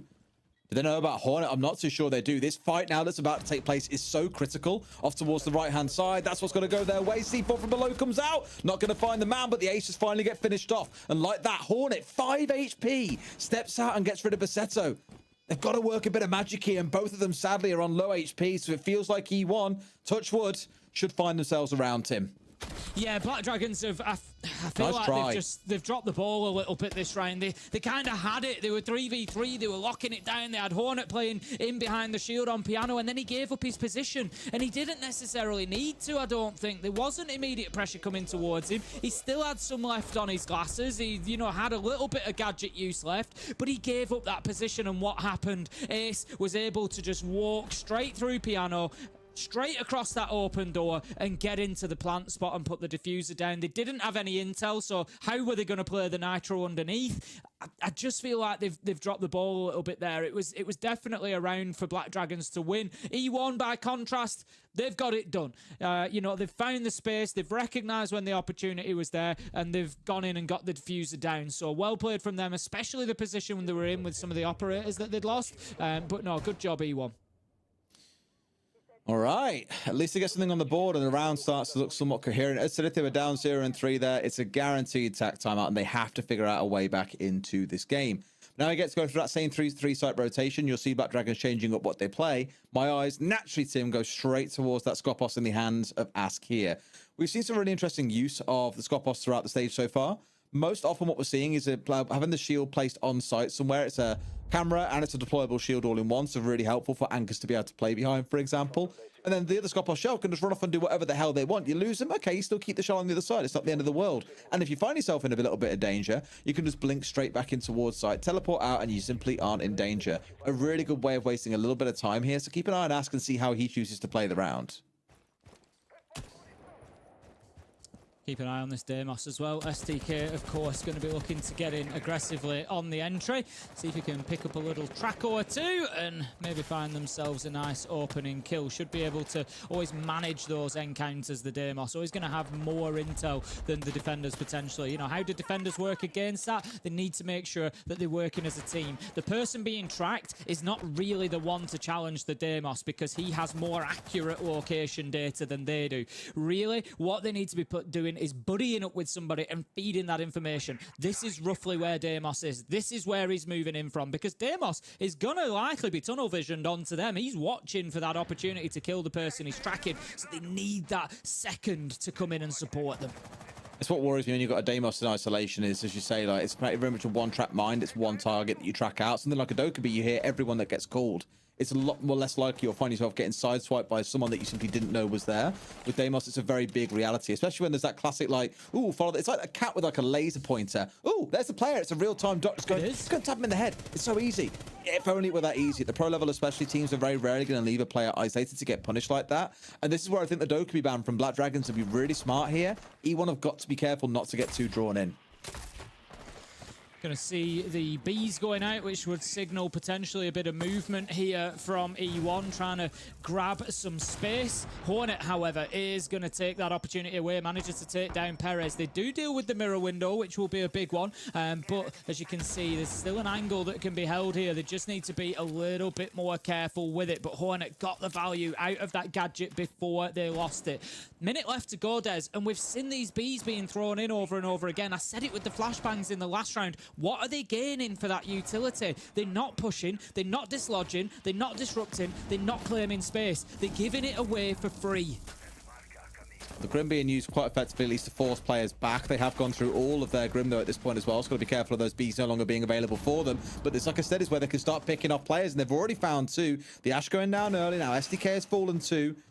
At least stuck in here and expecting someone to appear on the hatch as well. Maybe not quite on the right side. Oh, if they spin this round, this will look magic. And don't worry, they aren't players from different teams. It's a little outline bug. Don't worry about it too much. They're on the same side upstairs. At least now the Grim falling down as well. The drop comes on through. Hornet finds himself one more, and this one should be done and dusted. Only Flashtree is left to hold off against 4 players, and it's simply not going to happen. Black Dragons, as we said earlier, Tim, they're coming out of the walls. Yeah, exactly that. Black Dragons back on top again in that round, very much in control of it. And like I say, my ongoing concern for E1 at the minute is that lack of, lack of progress, lack of value that they're getting from the utility. As you said there, yes, the Bees did push Black Dragons back a little bit, but no more than that. They were still getting kills. E1 was still losing players. It was the flashes through piano window, just one at a time, in they go, not going in and making a challenge, not taking any real advantage of that situation. And, for me, as I've said countless times, I always look at utility. It's like a trade offer. You receive a flash in the face, I receive a hop in through this window and a free kill. They need to be making sure that they get something back for it, because otherwise, you throw it all day. What does it matter? I'll keep throwing candelas into a room. Right, great. I've not gone anywhere. The defenders will happily soak that up. And that's what we're seeing from Black Dragons at the minute. You've sent in 3 sets of Grimbees.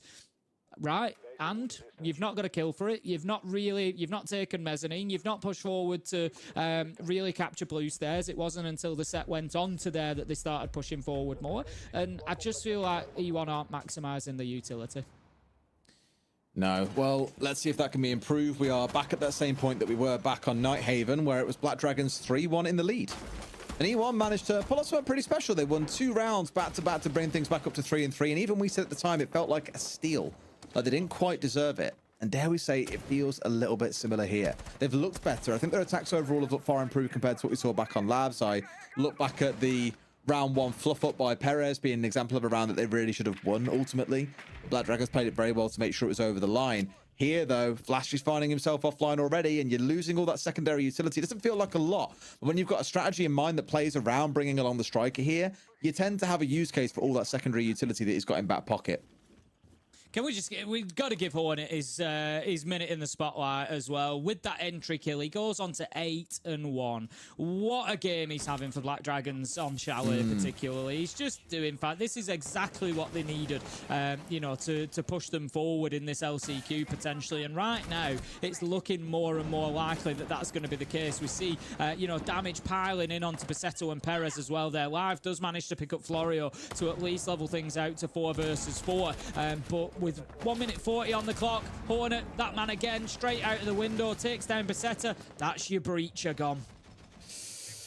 God, everyone's just falling by the wayside, right? I keep on saying that it feels like they're getting chewed up, like there's players coming out the walls at them. Look at the health bars right now on the side of E1. 13 HP, 60, a bullet for one, 2 for the other, and that's suddenly down to a 1 versus 3.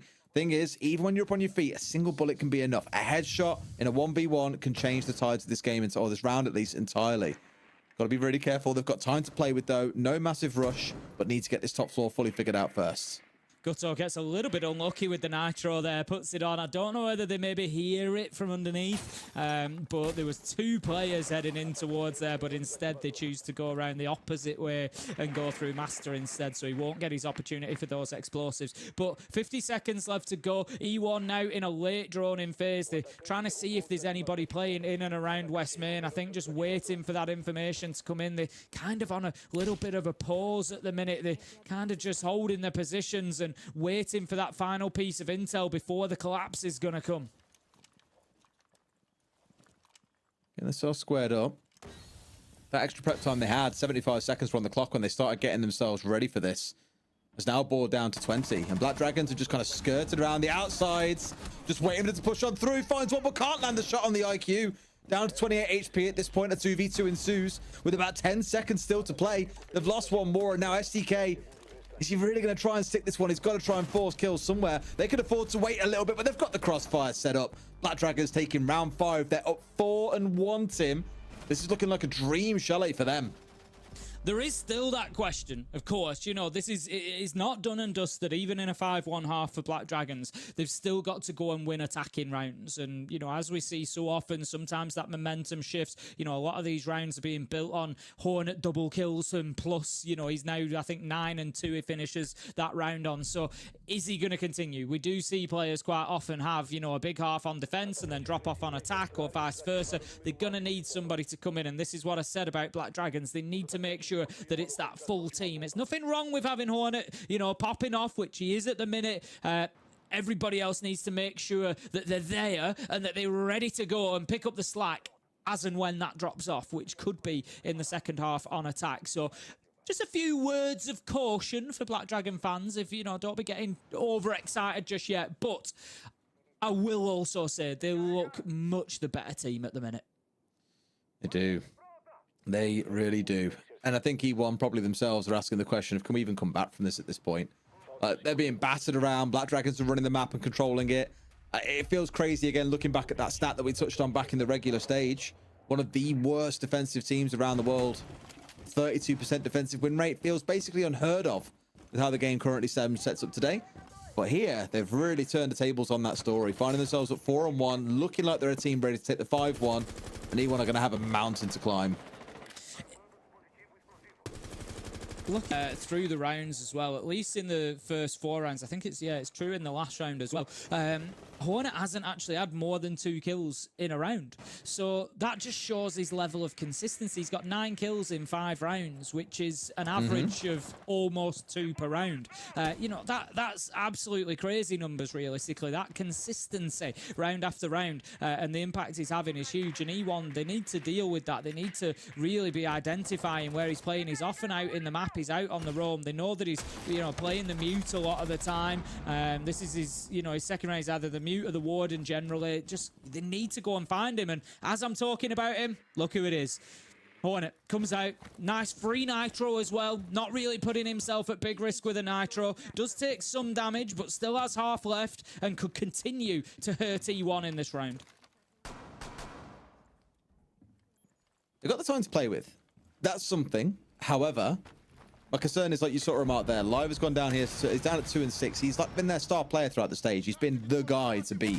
STK, 1-5. You know, Flasher and Perez, sure, have had good games throughout as well. But to stack up against the other team, who, when Hornet has been going as nuclear as he is, when Nux has had the series that we've seen him have so far, when the whole team on that last map was going positive and performing really, really well, you're against the whole team here. It's not one player on the other side you've got to be worried about. It's a whole team that you've got to face off against. And that is always a scary proposition when 2 or 3 of your players simply are not performing.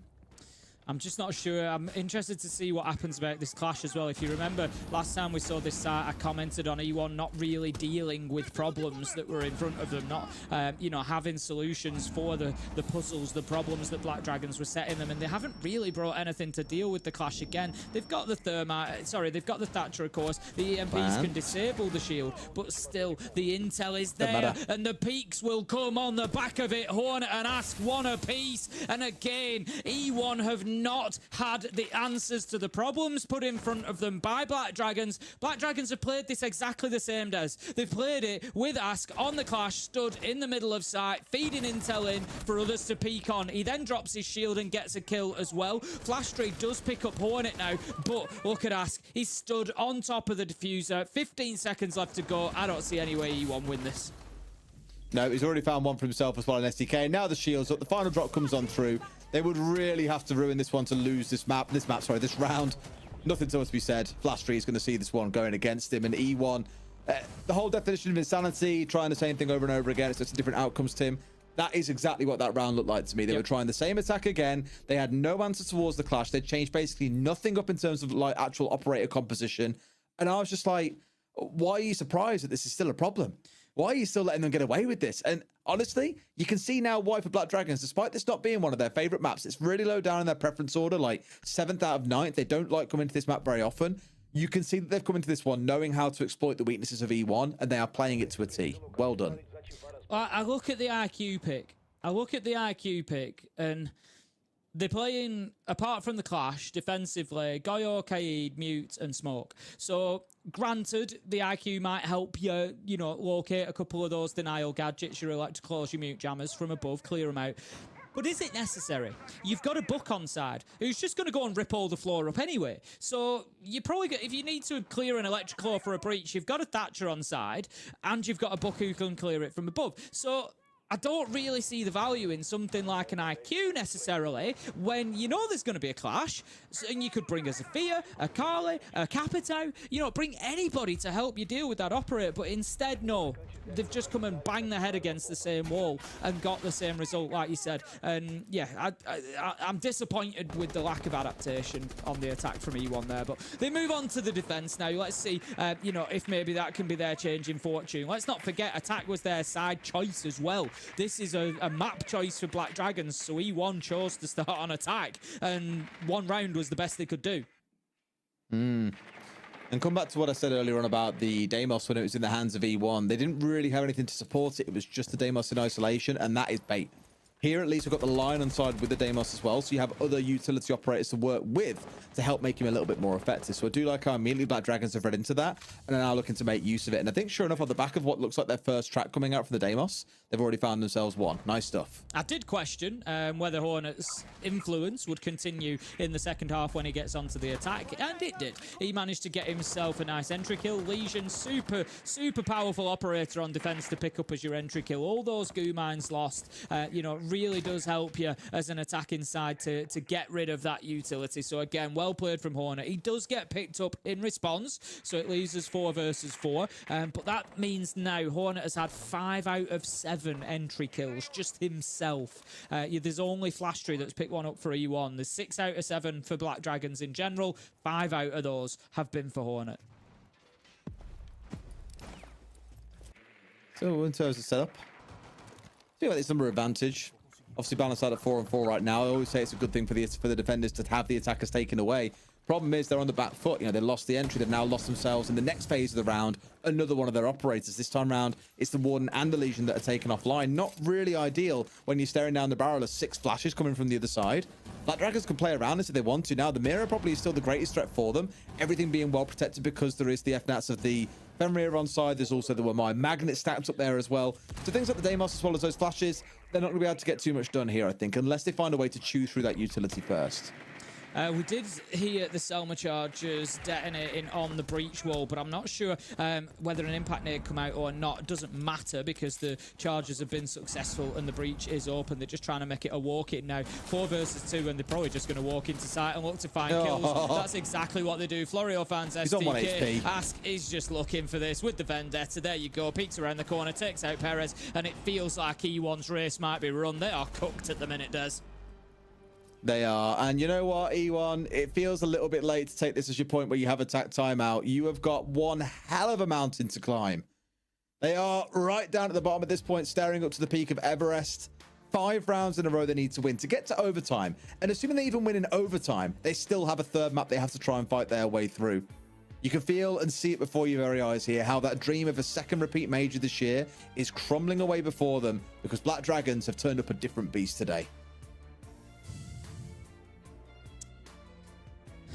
T1 just doing anything they can to put the brakes on at this point, because they need to. You know, they are in serious trouble at this point, and it's just up to Black Dragons to finish their meal now. Eat them up, get it done, and move on to play the winner of NIP versus Vivo Keystars. We will have that game following this one, and the winner of that one will face off against potentially Black Dragons if they're able to get this last round done, which I think they will. And that will be a matchup that will come about tomorrow. But honestly, if you just said Black Dragons would be contending at this point, you know, in the last chance qualifiers, given what we saw in some of their performances from stage 2, I'd have said absolutely no way. But whatever they've done in between, Des, it's worked wonders for them. They've looked like a different team. And it's particularly, I know Hornets having a fantastic game here, 12-4, but I've gotta shout out Nux, Florio, and Gutto. They've been quieter this time than on Nighthaven, but I said coming in, you've got these two, you've got Asken, you've got Hornet, and then you've got the other three, and we need to see more out of them. And whilst it might not directly have been in the way of kills here on Chalet, they've still been doing everything that they've needed to. They've been facilitating the others, and it's been great stuff from them. Well, let's see what they can do about this. And it does feel like a bit of a miserable hill to climb for Black Dragons. I imagine the celebrations may well already be starting. Just one more round and they find themselves moving forwards. And we all start asking that big question then. Can they go all the way and find themselves at the major? Because what a turnaround that would prove to be. At least how they're playing so far. Doesn't feel like, you know, will Vivo Keystars and will NIP be, you know, absolutely top of the pops and be able to absolutely sap them about? They've had ups and downs themselves throughout the stage, so I definitely wouldn't count on it. It could very well be a world where we're talking about Black Dragons being that last team going to the major from this region. Still a long way off, though. Let's see how things play out for here. You've got Nux on the El Classic operator for him, Tim. He's back onto that blitz that we saw so much of back on Labs. He was an absolute terror with it at the best of times. If E1 are caught asleep at the wheel, this is done. Big trouble for them if they don't have an answer to the blitz. You know, when the inevitable push comes, he's going to be looking, I think, on the top floor. That's what we saw him using it for previously. He's outside a bathroom window, get in there, chase down those roamers, get an entry kill, and just force them out of the position. And that's exactly. And I love that as well. He's straight in, looking at the bathtub. Is there anybody in there? Is there a challenge? No, it's because he wants to watch him. He sees his man. He's going to be going in. They do manage to take Gutto down elsewhere, but he's got one trapped, and he gets it done. Perez gone. Ask finds live, and Black Dragons, just like that, have got map control. They've done this so many times throughout the series as well. Like, admittedly, obviously on this map only the once, but back on Labs, we saw it happen 2 or 3 times. They would force their way through a double mute jammer, multiple reinforcements set up. They'd charge their way in and just force players out of kitchen, for example. It didn't matter what was going on. They would just make really good use of this operator, and Nux is looking absolutely lethal on it. There's no response from the other side. They're down already to a 4 versus 3. 3 more deaths, and E1's dreams of the Montreal Major are over. Nux is going to be sorry that he's taken damage along the way. He's absolutely gagging for this, isn't he? He wants to fly down those stairs. He wants to challenge more. He wants to find more kills because, like you say, a fantastic day for him on the blitz, and it's really powered Black Dragons towards what's looking like a potential win for them in 2 maps against E1. You know, you don't want to play E1 on layer. That's easy. You just beat him on the first 2. Well, it definitely solved that problem that we were all talking about in the pre-show, Tim. That much is for sure. Not feeling massively rushed here, but we are coming down to the sharp end of things at 45 seconds on the clock where they will have to start their march on forward. Nuxka swallowing up a Lagoon Mine on his way through here towards Big Car Garage. He's got a drone at his feet as well to make sure he gets in nice and safe. That's Hornet who's sat on that. You can be 12 and 4, Tim, and you can still play drone duty for your team. Absolutely, of course you can. If that's your role, you get it done. But there is a problem here mounting for Black Dragons. They don't have access into sight. And, you know, I'm really not sure exactly. They don't need it. 20 seconds left to go, Des. It's going to have to be something serious. Nux is going to get taken down. However, look at that from Ask. He comes in and gets 2 big kills. 10 seconds left to go. It's 1v1. The other man is down. Essentially, they need to find this. And he can. Ask somehow just peeks around the corner. Absolutely slams the man in blue. And Black Dragons will not be stopped.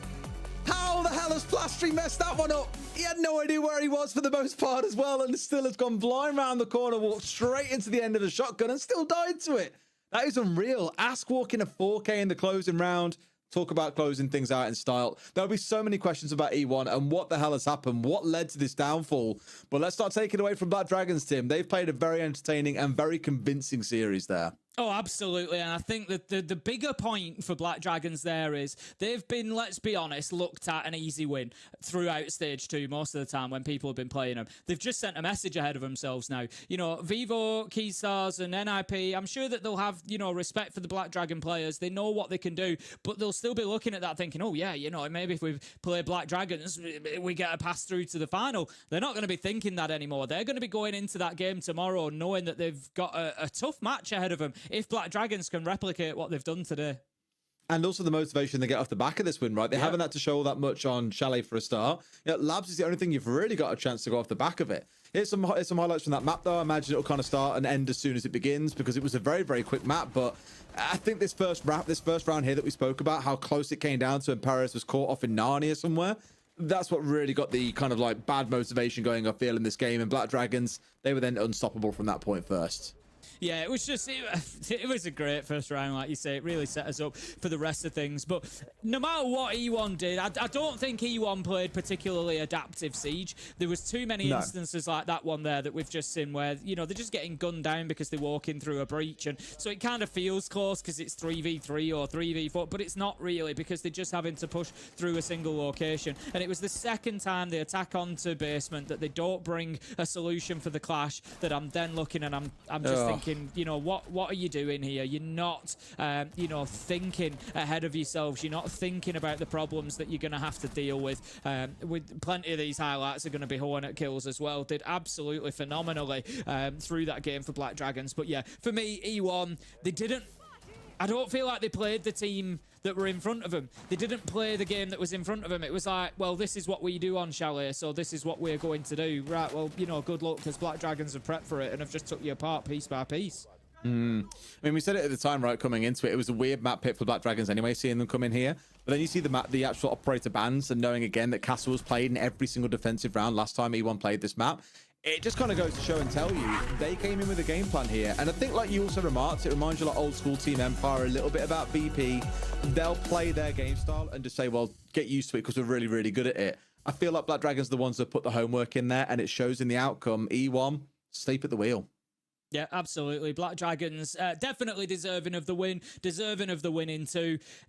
Either way, both maps in very different ways, but what an entertaining game. I thought we were coming into an E1 win. I thought it might be a bit one-sided. It ended up one-sided, but the other way. But yeah, what an entertaining game we've had there. It's not just about what Black Dragons have done or how. It's been about the feel of it as well. It was exciting. It was intense. It was fun to watch. It was, you know, really entertaining Siege. Absolutely. And that was what it was. The end of map one, we were sat here just like, wow, that was absolutely crazy. We absolutely loved it. Anyway, I couldn't tell that as break or a desk that we're going to right now. So I'm just going to say we'll throw, and wherever it lands is where we end up. See you in a little bit.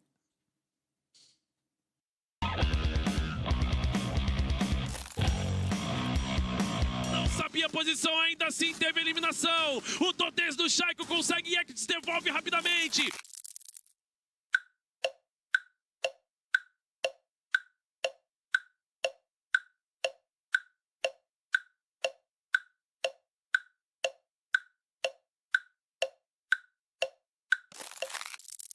A briga continua em cima do EX, gás tóxico. Teve que pressionar e foi pra trás, Getalha. Sobrou apenas o Dots. Junto com o Rari de montanha. Dots corre. Não tem muito o que fazer. Ele vai atrás da eliminação.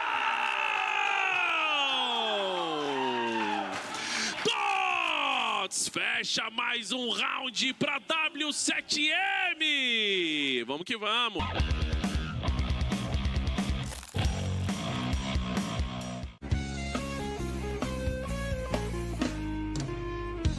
Fala galera, eu uni vocês hoje aqui porque nós vamos ter uma skin no R6 da Cade. Então eu preciso de ideias de como a gente vai fazer ela hoje. Lendão, eu tive uma ideia. Não seria muito mais da hora se a gente mesmo desenhasse? Beleza, então bora desenhar. Bora.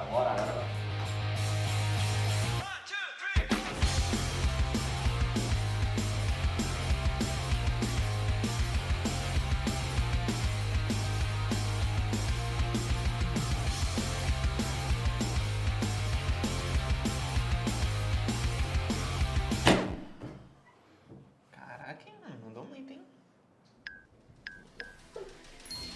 Você quebrou dessa aí.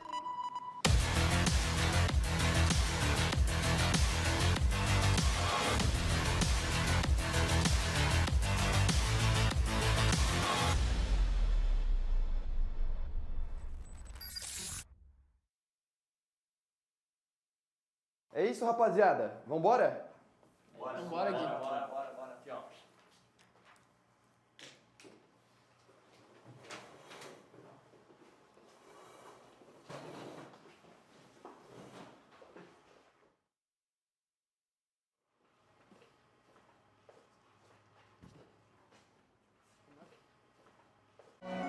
Ouais, choc-les, choc-les, ouais, choc-les, ouais, voilà ce qu'ils me disent, les entends parler et ils maîtrisent, j'arrête que pour rafler la mise, petit pas sur la piste et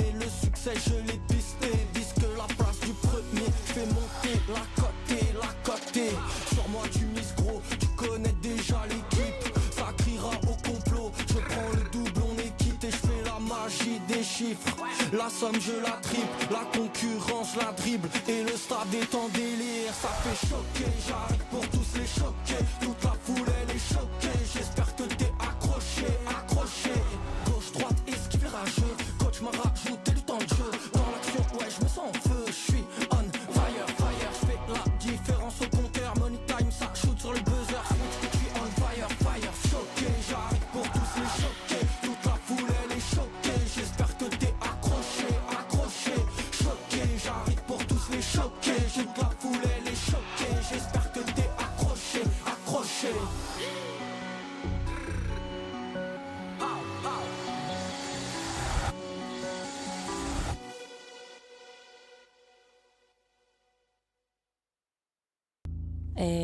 Oi? Meu nome é Felícia. E eu não sei direito quem sou. Minha avó contou que a mamãe me deixou quando eu era bem pequena. E eu ainda não sei porquê. Na real, eu não sei o porquê de muitas coisas. Mas eu sempre fui curiosa. Me tranquei no meu quarto e aqui a minha vida aconteceu. Eu cresci buscando quem eu sou em frente à tela. Até que meu passado me encontrou. Meu pai era simplesmente uma lenda hacker. Encontrei uma inteligência virtual chamada Flux, uma simulação dos trejeitos e conhecimentos do meu pai. Como se a mente dele ainda estivesse viva, sabe? A interação com Flux foi uma revelação pra mim. A inteligência me convenceu de que eu também podia aprender a hackear e usar isso pro bem. Hoje, o Flux, ou deveria chamar de pai, é a voz que me faz companhia por onde eu vou. E juntos, a gente opera nas sombras fazendo justiça por todos aqueles que precisam. E assim, continuei minha jornada, carregando o desejo de encontrar minha mãe e os ensinamentos do meu pai. Meu nome é Felícia, e eu não sei direito quem sou, mas quer saber? Eu sei por quem eu luto. E hoje, meus seguidores honram o meu legado.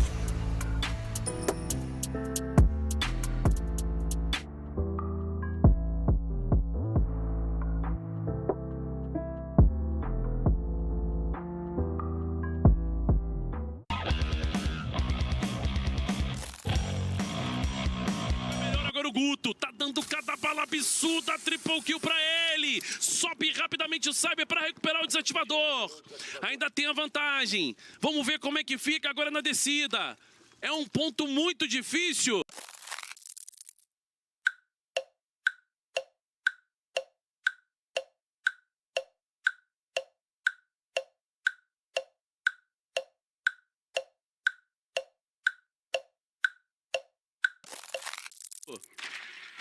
Pro Cyber fazer com esse tantinho de vida, Retalha. Ele achou já o primeiro jogador, hein?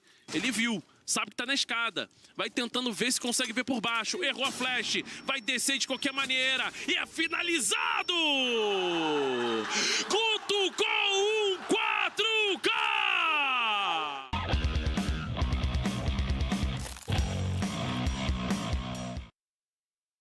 It looks as though the LCQ is about to be a day of nothing but upsets. In 2 straight quarterfinals, we've had 2 teams that were at the bottom of the scoreboard in Brazil suddenly get massive upset victories. There was a chance that this entire bracket was going to be nothing but upsets, but thankfully Furia didn't let us down against Elevate Academy yesterday. So now we enter the very real possibility of Fluxo going to a grand final, maybe Black Dragons going to a grand final. It's wishful thinking, but it was wishful thinking just to assume that these guys were going to win their quarterfinals in the first place, and now E1 has been knocked out of the picture. Black Dragons is moving forward. Blacksy, what the hell is happening to this bracket?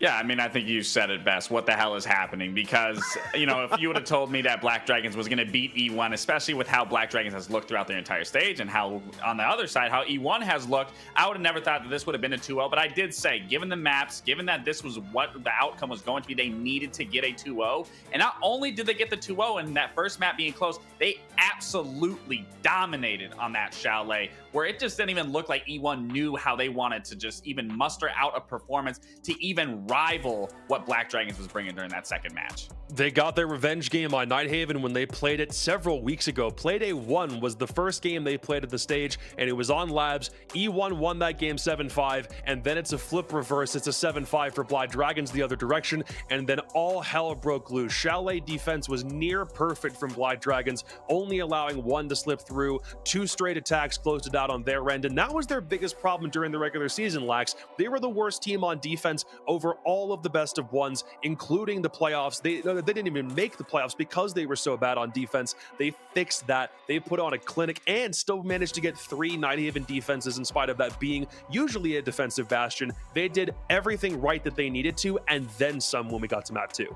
Yeah, absolutely. I mean, they made me eat my words absolutely with this performance. I mean, Hornet, Ass, Nuxka, Floria, and Guto. I mean, they all were performing. Nuxka specifically, like I said, Guto and Nuxka were players that I said that if they can stand out today, they can have a better performance. This will rapidly just make their experience and make the whole team play as a whole just far better. And that's exactly what we saw, and especially in that last matchup. But yeah, I think the biggest thing to take away from this game is I think them in that qualifier, getting those wins underneath them belt to show them that, hey, we can win, that this is possible. This is what we need to do. This is what we need to focus on, was truly an example and was displayed here during this matchup against E1, because this has by far been the best team and the best team play that we've seen out of Black Dragon in this entire stage thus far. We've also been hypercritical of Hornetau at certain points back when he was on VKS, trying to find a way to make that team work.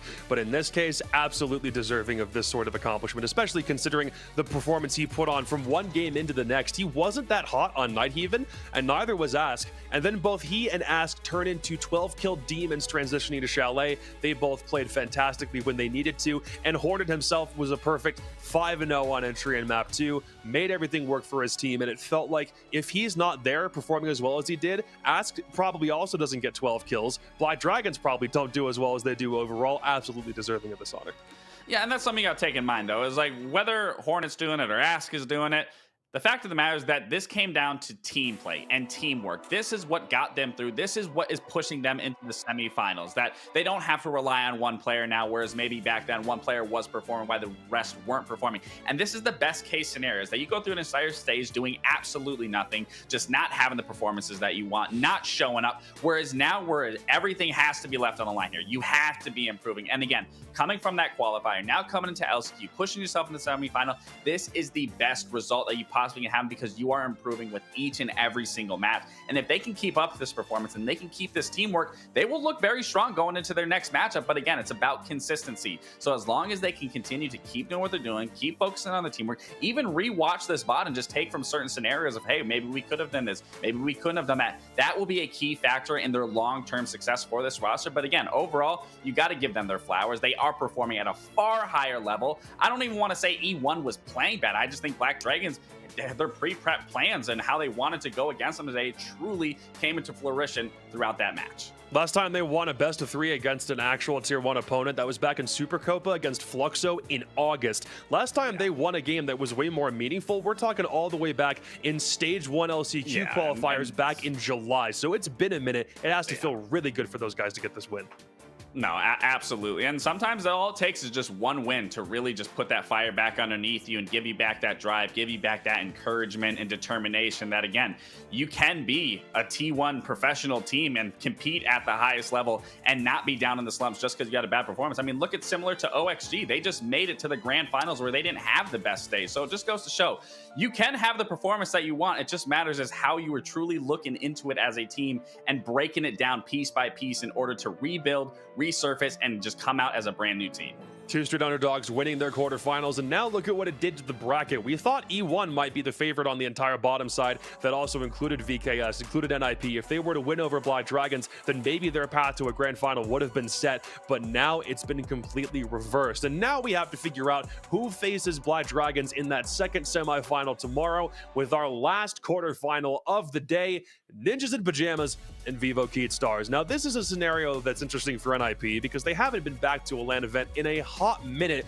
VKS are looking for their first international trip ever since their return to Siege after several years away, and they've been through several roster iterations themselves because NIP have tried some things out. Their first stage without Wizard was all right, but it certainly had its fair share of bumps. For VKS, any win at this point would be the best result they would have had in an LCQ since coming back to Siege over the past couple of years. So this one's going to be a good one.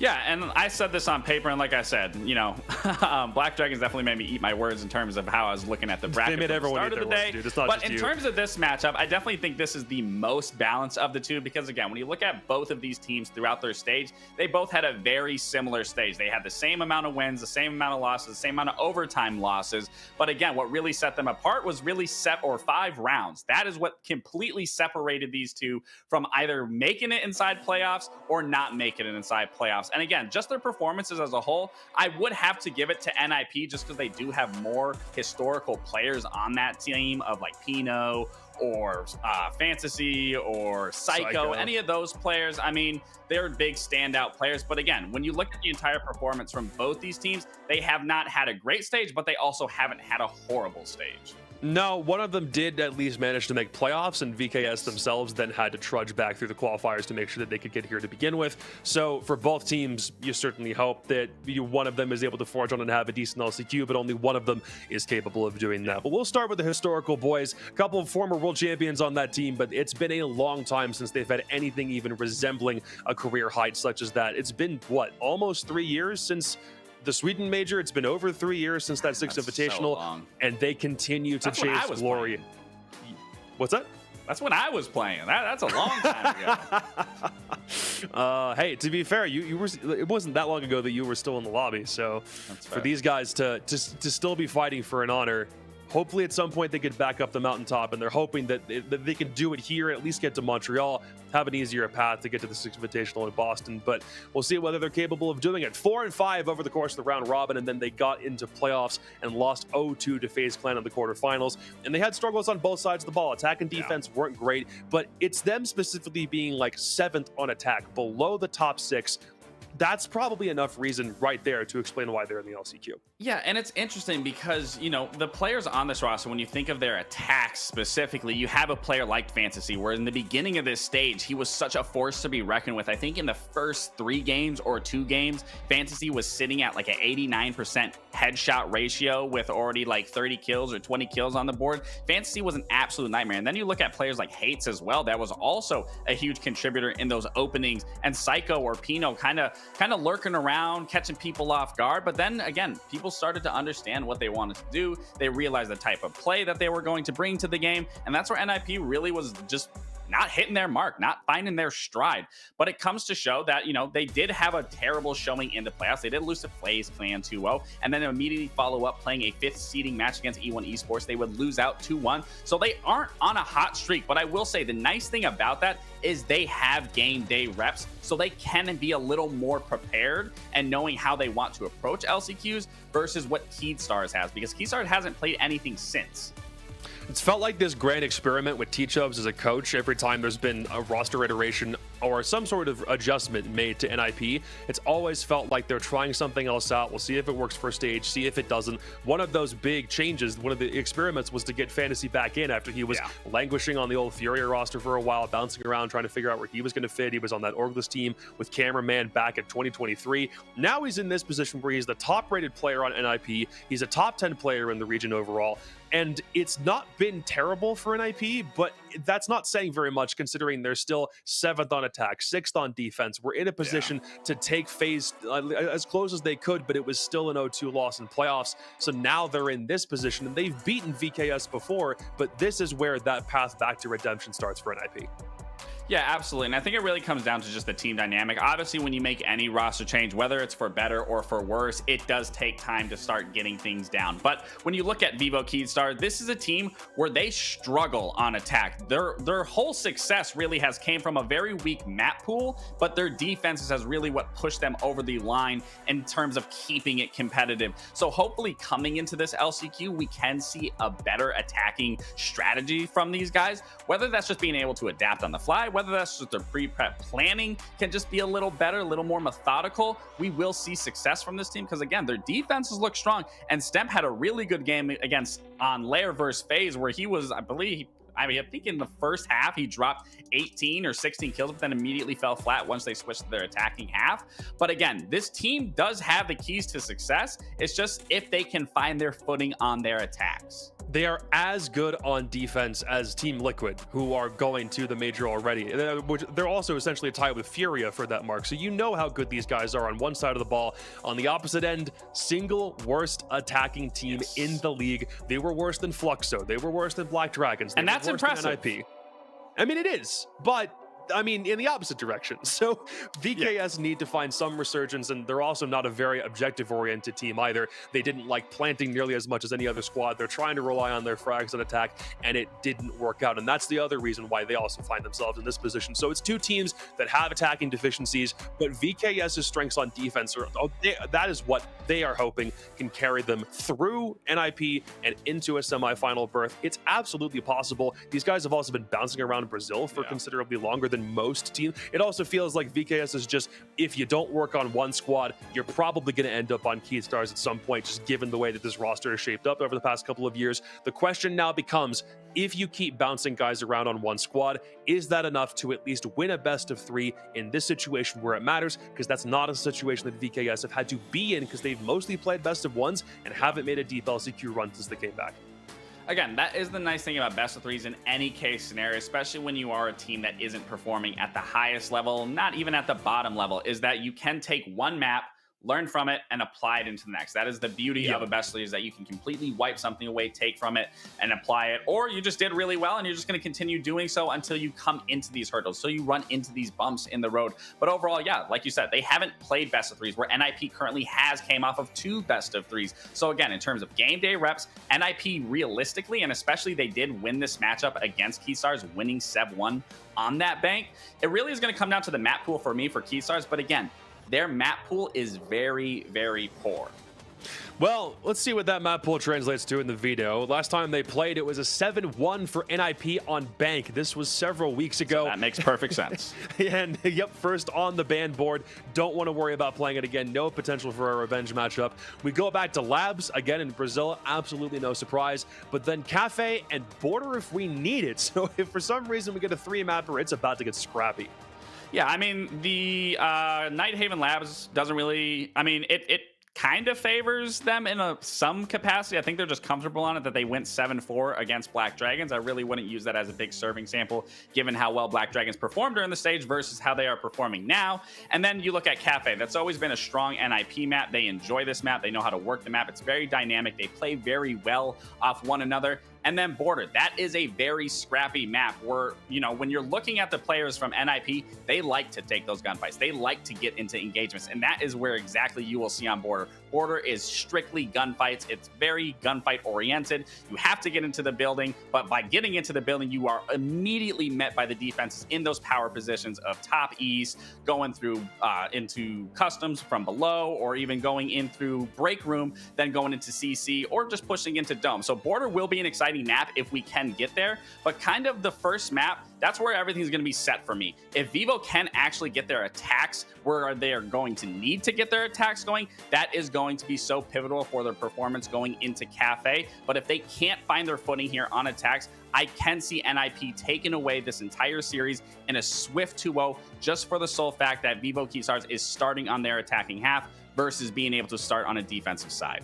There are 2 plays for Keystars on Labs through the regular stage. A victory over Black Dragons, but then a loss to Team Liquid. There is no footage for NIP on Labs for this entire stage, including the best of 3 they had in playoffs. And I wonder how much that's going to factor in specifically on the prep on Team Chubb's side, thinking, hey, yeah, we've been saving this bad boy, only bringing it out for a rainy day, but is there actually enough for this NIP team to get a big advantage? You're not wrong in that VKS starting on attack is probably the best case scenario for NIP, but it's still wondering, are you saving this map because you have a decent strat for it, or were you avoiding it because you don't like it? That's my big question for Nip right now. And that's what's scary to me, because even if Nip hasn't shown anything, which that's obviously a great thing when you're going to pull things out where you need to pull things out to make it, you know, to the major, is the biggest factor is you start on defense. Statistically, the strongest side throughout every single map for the majority of the part. But the fact, again, that Vivo Keystars is statistically the worst attacking team, where Nighthaven, you really need to be coordinated and understand the attack process and being able to play a dynamic play or play a vertical play for that matter and work together, where we just haven't seen that. And again, not being able to start on the defensive half, I can't see them finding their footing if they come off to a poor start coming off of their attacking half.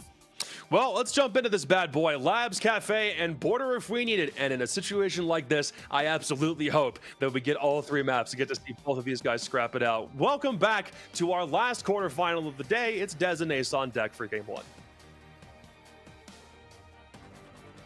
Thank you very much, Jacob. Thank you very much, Lax. Hello there. I guess we're not all screening together now. I thought you were joining us for a couple of moments there. Here we are. Hello there. Goodbye. So, ready for another series? Absolutely ready, Des. I mean, you know, what better setup, to be honest? What better warm-up than that first game that we had? And I can see this one being just as spicy. The maps we'll talk about a little bit more as we go. Obviously, they've spoken about them on the desk there, but it's always an interesting one with NIP. You look at Nighthaven, which is our first, and you say, well, it's their permaban. They've banned it 7 times. You know, they obviously don't want to play there, but I've seen NIP do this over the years, and then they turn up and just have an absolute screamer on the mat. And believe me, there's sort of, it's a bit of an iceberg job with NIP sometimes when it comes to maps like that. So I don't know exactly what we're going to get out of them, but I'm really looking forward to seeing them on Nighthaven. What I really love, I was looking back at the stats over, not just the last stage, but the whole entire last 365 days. Nighthaven is their permaban. They have banned it 31 times. They haven't played it. They haven't lost it. They haven't seen it at all. They've banned it 31 times. Other teams have only banned it against them 4 times. They hate this map. They refuse to go there.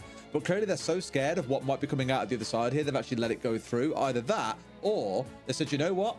We'll chance Labs. We'll see how it goes. We've been cooking something here. They feel they can work a little bit of magic on it. And I hear the game isn't too far away from ready. Really excited to see how they do on here and whether or not they can catch the enemy by surprise. That is going to be what they're riding on here. Vivo Key Stars, I bet they're thinking, how the hell did this one get through? Yeah, I bet they are. They might be surprised that they've got the opportunity, but as I say, don't sit there and think that this is necessarily just going to be a speed run win over NIP because they don't play this map, because they've not been there before. It works both ways, and if NIP have been prepping this, there is absolutely no tape and no idea whatsoever from Vivo as to what NIP are going to be bringing. So let's see how they do. It'll be clear within the first couple of rounds whether it is a permaban because they just hate it and they don't want to play here, which may well be the case, or whether, like you say, they've been cooking something up and they are well prepped. We're going to have the bans coming in. We've got Maverick, we've got Deimos, so that's going to slow things down. That's quite an interesting one from Vivo, and I'll come back to that in a second. Tubarão is going to be their defensive ban, and then NRP will round things out with the final one. Wouldn't surprise me to see an Azami go here. But the reason that the Deimos is quite interesting, I was looking at the stats, particularly through stage 2 for entry. Vivo Key, smoke, a little bit of an unusual one. We'll no doubt have a chat about that as well. But entry, Vivo Key'd not been great on the entry overall, -1 overall. Whereas NIP, really, really good on the entry. Fantasy, +4. Hits, +5. Cons, +4.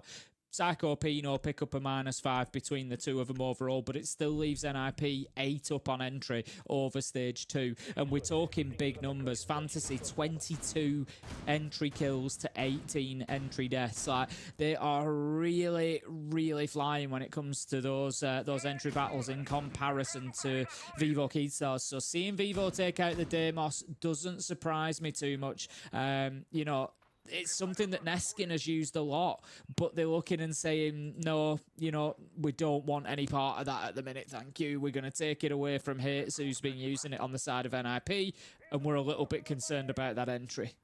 It's how they've enabled Fantasy with it that I think is the main concern for them as well. Like, hate to be on the Deimos. I spoke about this a lot already today. You know, the Doe could be in the Deimos combo.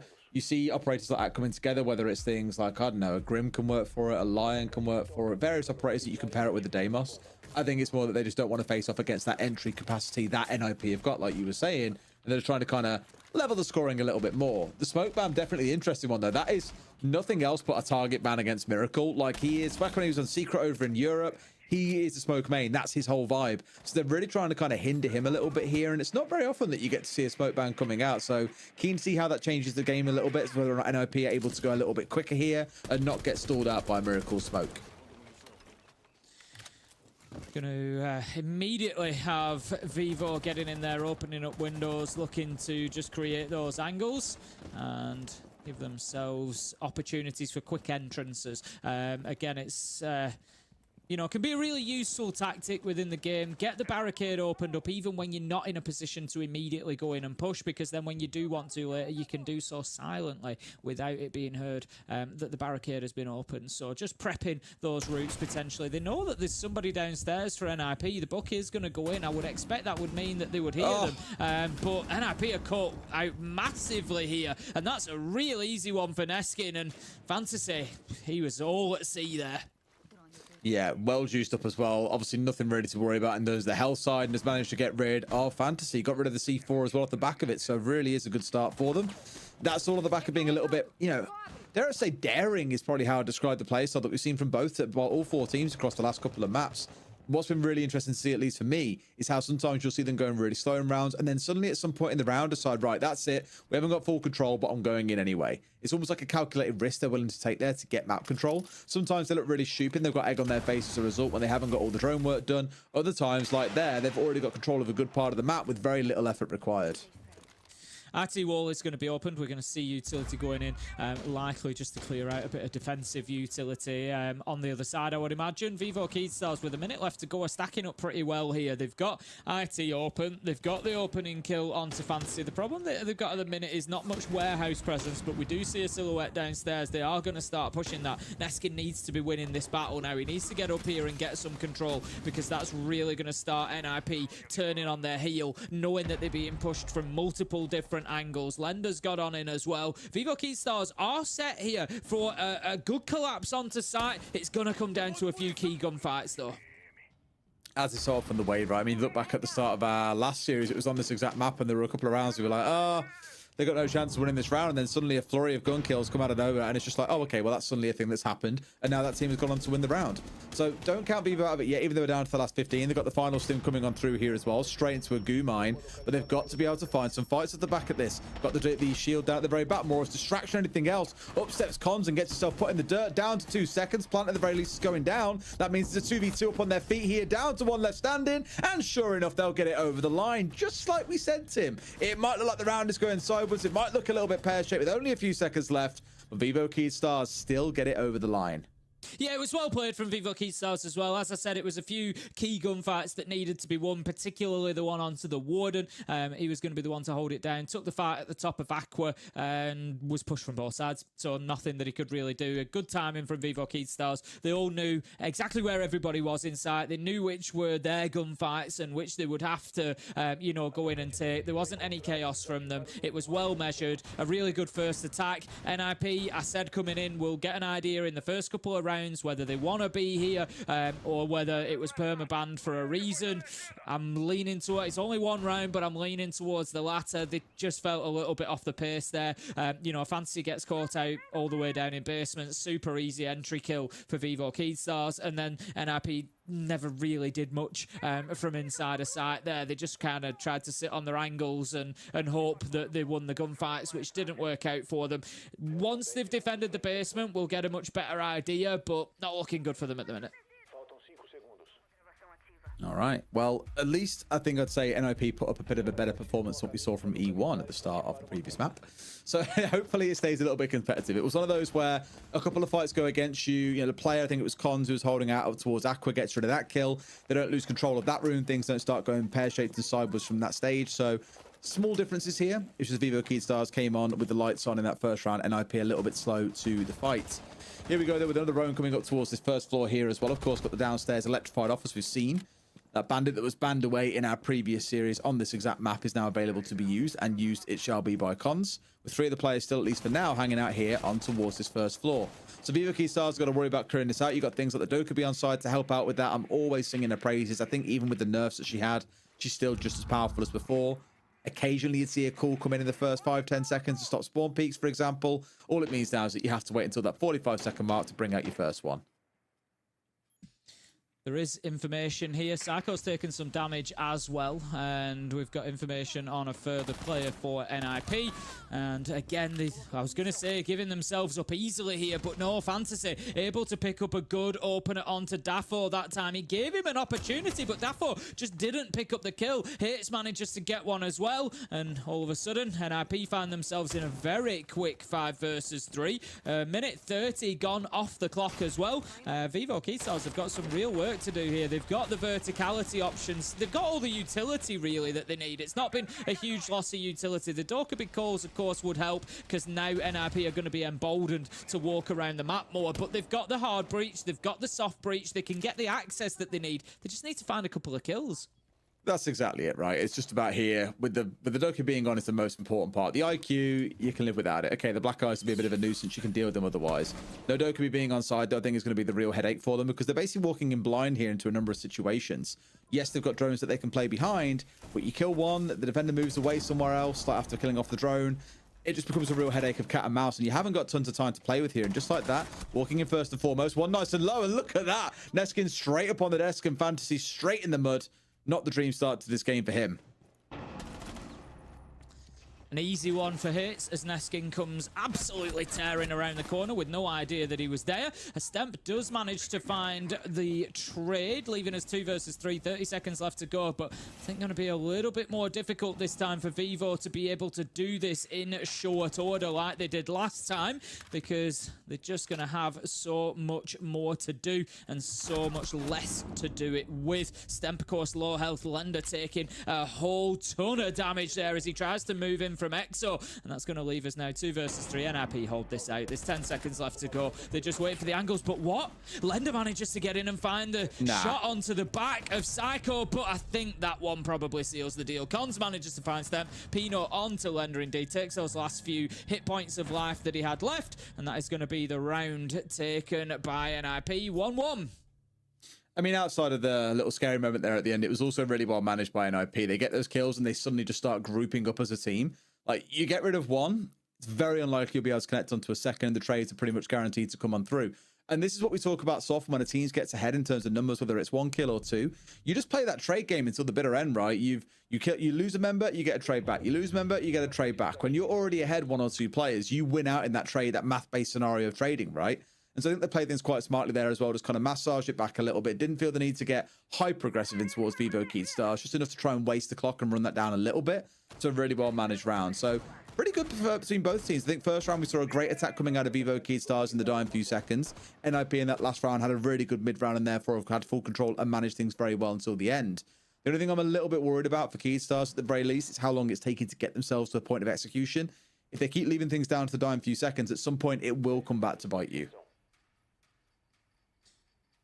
Off up to the top floor we go again then. NIP will give it another whirl up there. I think the Fantasy, Fantasy was down in the basement last time. It didn't really pan out. Like I've said before, this site isn't really about getting active necessarily, especially not on those sort of mid-floor and basement floor. It's very difficult to have a big impact from there. I'm a little bit concerned about Fantasy again. He's off into the map. He's going to have to win his gunfights, and he's on the Azami. It's somebody who can really help hold on to this catwalk. That's what you want to do. Hold on to catwalk. Make it a nuisance. Play somebody on a semi-roam out into connector and meeting. Make it a nuisance for them to get the breaches that they want. By playing down in basement, playing in the mid-floor, I think Vivo Keystars will just again try to go in and find that easy kill, that pinch. And NIP, they're going to have to rely on winning gunfights. Just holds through, he might find himself a freebie. How great is his patience is the real question for Hates.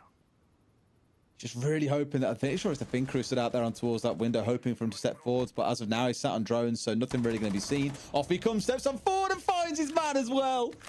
Patience really does pay off sometimes, Tim. That is much better. So Hates gets the kill. Go Fantasy, don't put the keeper in and then back off. Goodness me, put the keeper up to be able to cross the window and then gone back and had to cross it again. He gets away with it. But yeah, much better there. Hates gets the kill and both of them then right back to site. They've understood. Get back to site. We need that as army there to play catwalk to cover that off. This is much better from NIP. It is, yeah. Looking really good so far. They're playing the map is the most important part, right? They're not sitting back and giving everything over to Vivo Keystars. Like, you look at the previous round when they were in that 5 versus 3. for the longest time they were out in the map looking to challenge. They know when the time is to fall back. And it's just good, I think, that they're really trying to trip Keystars up in the early round before they get too close to actually getting any real semblance of control inside of the map itself. Because that finger back in round 1 was, I wouldn't say a headache, but it certainly enabled them to get the entry early on in the round. If you remember them running Fantasy down on cargo stairs, you started to look towards the execute as well. It helped them over the line towards that point as well. So I think having that taken away is such a good strength point for NIP to be at right now. And also the fact they've got to try and worry about a whole different lineup here on the defensive side. You know, double electrification coming out, no Warden on side here, no Legion. They have moved things around on the NIP side. So Keystars, before they've even started thinking about what's inside the map, we're having a lot of early challenges. And now I've got to think, okay, then how do we work through this different setup that we now have put in front of us? Oof, a real opportunity there for Stent, but can't quite find the bullets. Miracle does manage to pick up Psycho, though, and it's kind of going the same way for NIP, where they're just being picked apart one at a time, and that is exactly what happened last time. Miracle, Dafo managed to get one apiece. They've lost that power position, and then they lose the round. Vivo Keystars win it pretty much in the exact same way that they did last time. It's crazy, isn't it? Because NIP will probably be saying there, like, we've done everything right, guys. Like, we've got the early pick, we've slowed them down, we've run the clock all the way down, we've spawn peaked someone, essentially. Like, you've got all that you need to really make that round then work. And yet still they find themselves, it's almost really weird how we had exactly the same camera angle looking on towards that Aqua gunfight that the player lost in exactly the same fashion. Barely saw the man that put him down on his backside before finishing him off. And they've just absolutely crumbled there, even with the man advantage. Yeah, Keystars you'll look at here and say, man, these guys suck in the early and mid round. It don't matter, because when it comes to the late round, that's where they're finding their success. NIP going to be moving this time to storage, deciding that top floor is not the one for them. I've said it before, I'll say it again. It's a tough floor. It's a tough site to hold on to because you are limited.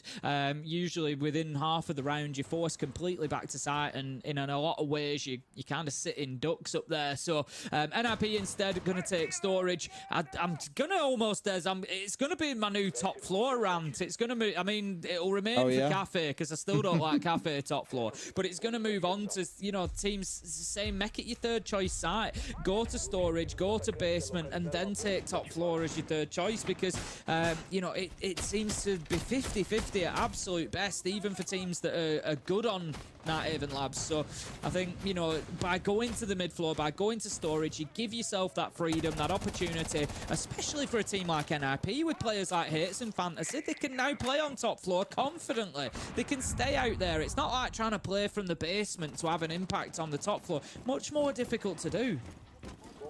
Yeah, well, at this point, let's see if they can get anything going in the early round, because I feel like that one kill is not really enough for them. They need to be finding two, and even then, it makes things look a little bit ropey at best. For now, though, as we can see, a couple rolling upstairs. Still playing in behind this double electrification setup, which means, obviously, of course, with the Maverick ban coming away, that things do start getting a little bit more difficult for the attackers. But this is where Keystars, to their credit, have kind of said, we don't really care. Like, we still feel that we can get things done here. They've got the EMP on side. They've only managed to get themselves the hold of the ace to open things up for them. And otherwise, they're turning towards things like the Twitch to help them get away those gadgets. So rather than having to worry about going directly with things like the Maverick when it's been banned away and trying to struggle through that, they found their own way around it. Know that there's pressure towards this storage window. There's always going to be, because obviously that's where you want to go in and look to try and get a plant down, but they're just going to keep burning out time here. Cons will keep applying those keeper barricades. It is, you know, pretty easily cleared from this position though, and he can, you know, alternatively just hold it with an angle instead. He's gone through the majority of keeper barricades now. He's got one more remaining, but Miracle is going to pick up hits elsewhere. That's the Fenrir down. Advantage. Rather, Pino and Cons managed to get the win. And almost doing it on top of each other as well. One inside of IT, one inside of site itself. They've done everything there. Didn't seem to matter how many players VKS were throwing at them. Just pick them apart as they stepped in. Cons, especially with some real fancy feet inside of site itself. He loses that fight to that player window. That plant is going down because Pino can't play inside of IT upstairs if he's being challenged from the stairwell as the plant is going down below him. He would have been dead to rights. So it was so critical that the Azami won that gunfight. So fully fair play to Cons. He is a massive reason why they've just walked away with that round win. And quite understandably, he finds himself at 6-2 so far throughout these first 4 rounds. Yeah, it's been back and forth. Neither team has been able to get 2 consecutive rounds yet.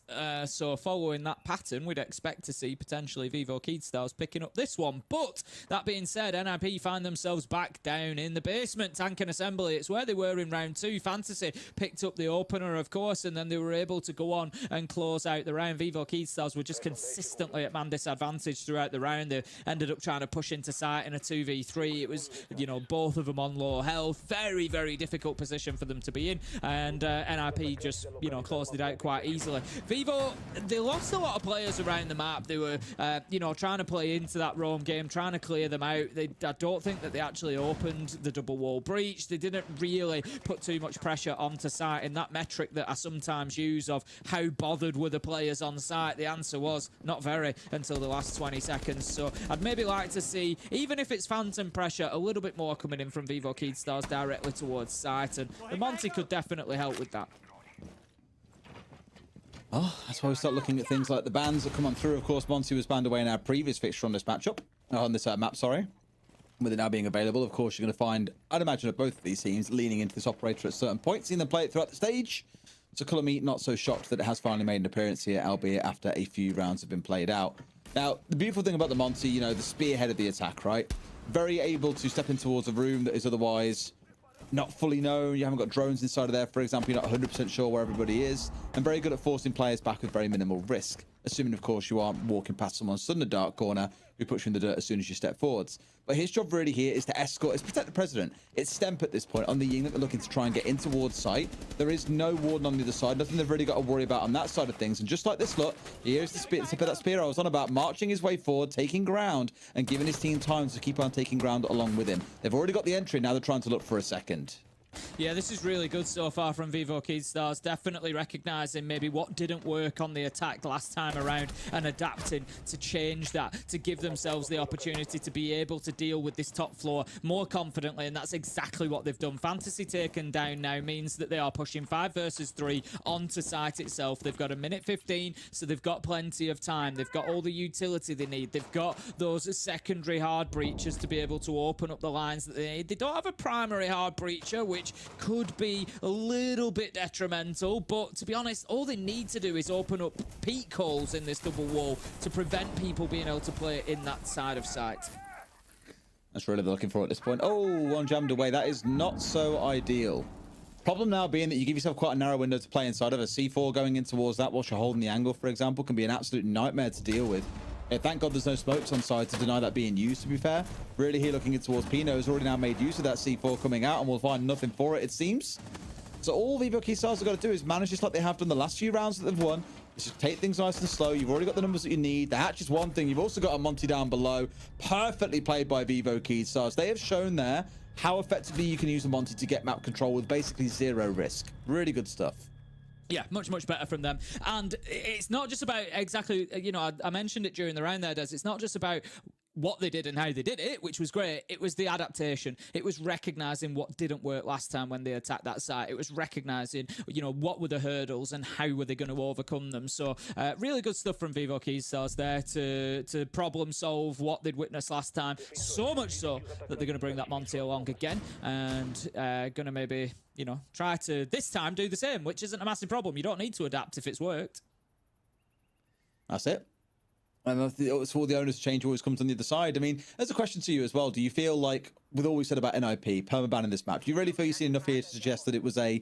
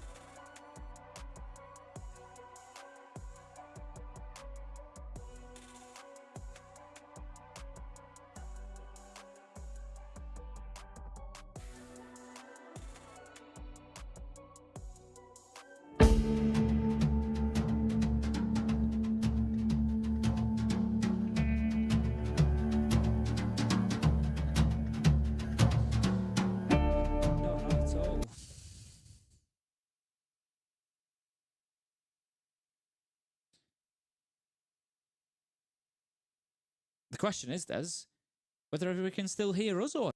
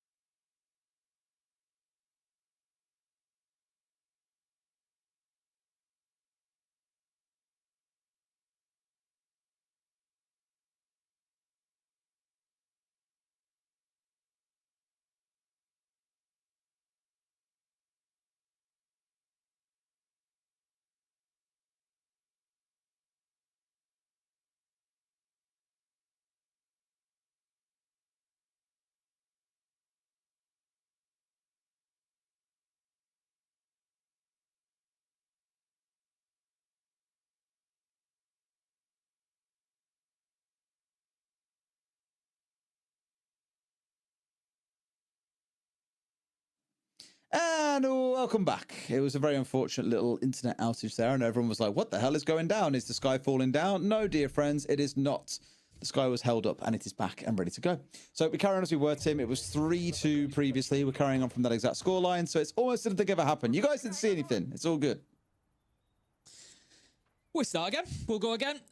We've got no Monty being brought along by Vivo Keystars. We saw it work particularly well in round 5, but instead, now that they're up on the top floor, they're not going to be going for that one. It was an attack onto basement last time around. To be honest, Vivo Keystars are going to be pretty confident, I think, attacking up here. They've been successful both times that they've gone up there so far, and pretty confidently so, to be honest. NIP had a better start to the second time around, which was back in round 3. But, you know, Fantasy, I think it was, got the opener. No, it was Hates that got the opener, and he and Fantasy both managed to then make it back to site. And so they had the keeper barricades to hold on to Warehouse Catwalk for etc. It was still a very difficult round for NIP. They just couldn't hold the angles.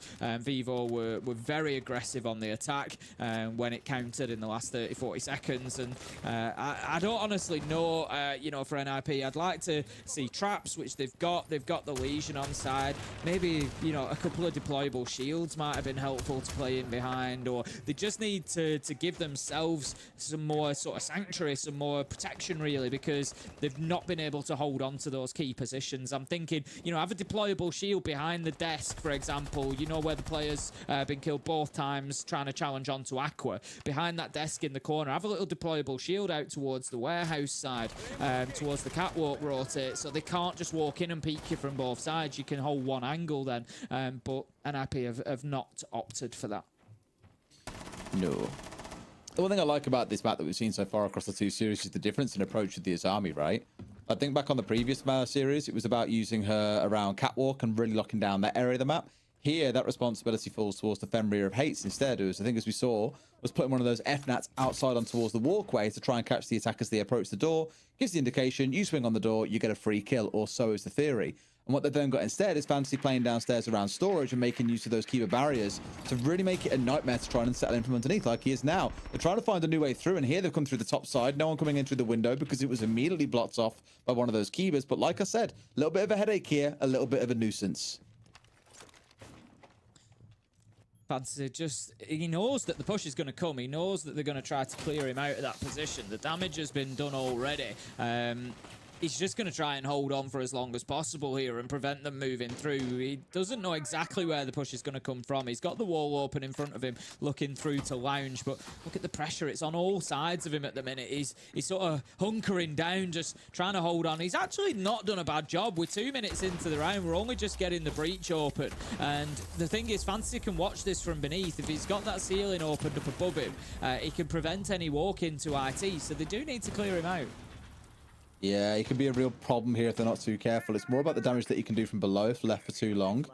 Like, they've got something that floor opened up, for example. You're not easily going to be able to step in through IT. That's something you've got to respect. He's only on 30 HP, mind you. A bullet will be enough to see him fully knocked over, but we'll see if they choose to work their way around him. He's going to step in towards the FNAT here, just around the outside of it, and finds himself marching off forward. So not a bad spot to be in. Now it's about getting his access in towards site itself, and sure enough, Fantasy is now gone. Miracle finding his man.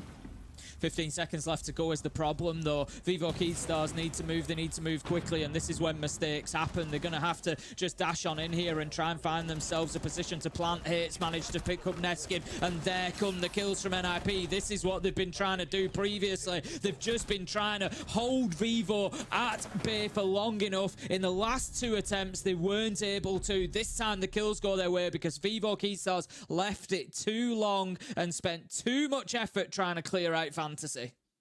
That was kind of always going to be the concern for me was, as we said back earlier in this half, like for Vivo Keystars, they were running things quite down to the wire. It only takes 1 or 2 things to go wrong in those closing moments and you completely lose the round off the back of someone unexpectedly catching you out or something you hadn't quite factored for when getting yourself set up for the execute itself. And I wouldn't say that's the reason why they lost the round, but it's another case of them being just a little bit slow there. I'm sure they'll still feel happy walking away with 3 rounds. Now, NIP are the ones who go onto the attack. We spoke about the operator bans early on. The smoke being banned away against Miracle is quite an interesting one. It's definitely a target ban against him. This is when we get to see what the impact of that is. NIP must feel that they've got an answer in taking that away from him, but they've still got to be able to attack here onto a map that they absolutely despise. That's going to be the big question now, isn't it? It's I think we've seen. I'd call it a middle of the road performance from NIP on defense there. You know, not terrible. I think a better team than Vivo Keystars on Labs would have probably you know, dispatched more of those rounds maybe than Vivo Keystars have been able to. But overall, I think, you know, NIP are, you know, kind of middle of the road. Not been terrible on it, but I think, like I said, it's going to be more difficult on attack now because you're playing into it's Vivo's choice. They're looking to get onto that defensive side. They've only started on attack because NIP had the choice of sides. So yeah, for me, I think the difficulty definitely goes up for NIP now. All right, well, immediately, like I said, they're onto the Monty. You spoke about this in the bans earlier on in our previous map of Seeing Labs.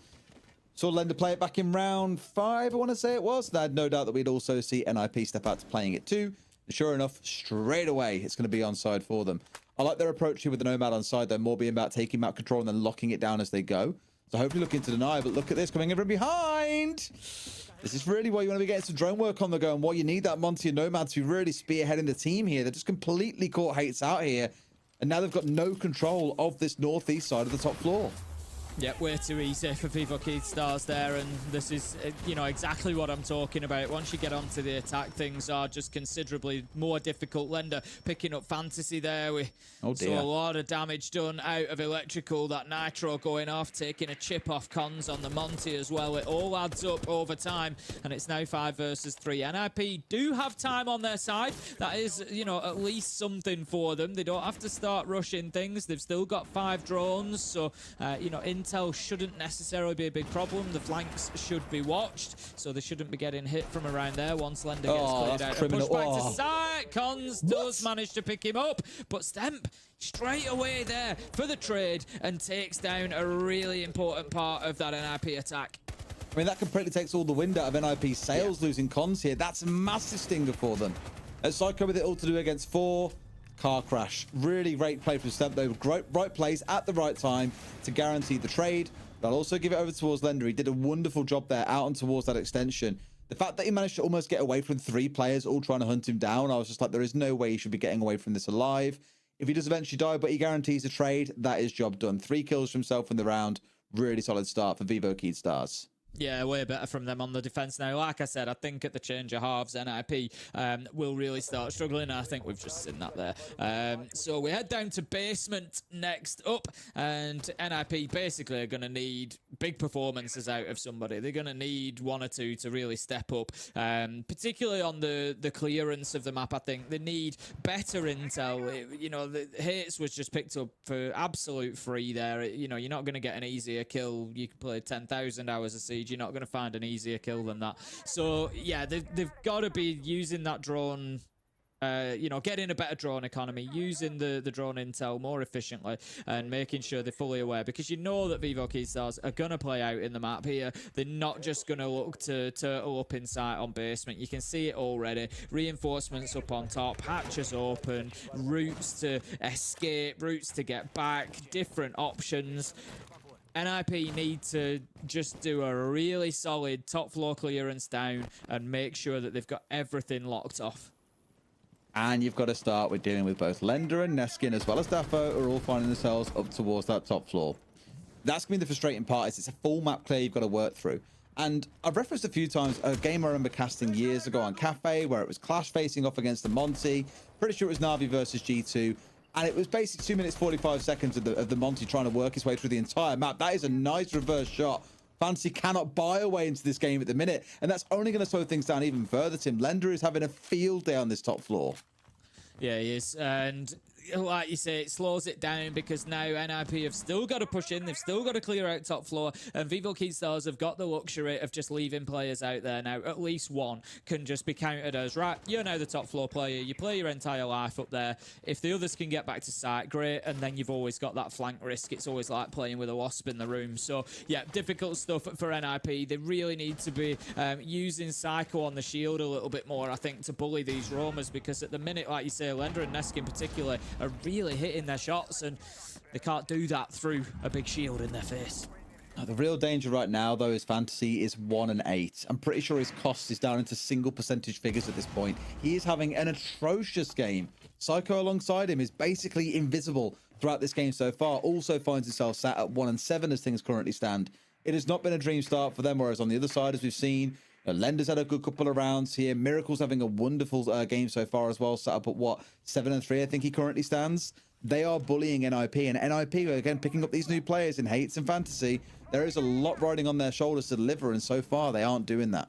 Look at the drones as well. As I said, coming in, the drone economy needs to be better. They've got 2 left. They are working on such little information here. There's no Dokkaebi to have been able to steal cams. So they can't have any default cams. Can't have access to, you know, any bulletproofs that have been brought along, any Valkyrie cams. There's nothing there for them. But I tell you what, Hits, he don't need anything to go on. He's going to find a beautiful headshot onto Lender, and the plant's going down. And like that, they've managed to find the clearance they need. And this is the power of a Monty, though. Marches his way forward, and admittedly, that crucial kill upstairs was the big one. Lender stays alive there. He denies that kind of plant going down. Maybe. The Monty could have still got away with it. But for NIP, it may have been slow. It may have looked a little bit messy. It may have been out of drones. But they get it done when they need to. Up to 4 and 4 we go. Vivo Keystars have let that slip, I think, there, if I'm honest. They've got the entry kill. They've got the presence around the map. They've got 8 out of 10 drones, so NIP are playing on very little information, a couple of rotations inside a site, and all of a sudden NIP are going to have no idea where everybody is. And yeah, they can't let that slip like that. I know there's a Monty on the board. I know the shields are powerful at the minute, but yeah, it's just falling apart for them. It does come down to a couple of bits of, you know, individual gun skill, I guess, for NIP Hits, particularly, like you say, picking up Lender, an important one. But for me, yeah, Vivo Keystars, if they don't come away with Nighthaven here, which they need to going into Cafe realistically, because we're going to see a much better NIP on Cafe, and they're going to look back at rounds like round 8 and probably be kicking themselves a bit. All right, well, please not double shields. We're not at this stage of the game, are we? Already? Seriously? Oh, man. All right. I just hope Vivo Keystars bought lube. They're going to have to find themselves a way to deal with this now. It'll be a lot of pressure bearing down on them. Not just the fact that it's a Monty, of course, who's been really annoying for both teams so far to try and play against. Now you've got a Blitz running you down as well. We already saw what Nuts could do in the last series, and if that ain't enough, we've also got a Ying you've got to face off against. So a really impressive lineup here. The Vivo Keystars is going to have to find answers to. There's no Legion on side, for example. Yes, they've got these Architects on side and the Azami in the castle. Once that's dealt with, though, there is basically nothing stopping these shields, just causing absolute havoc.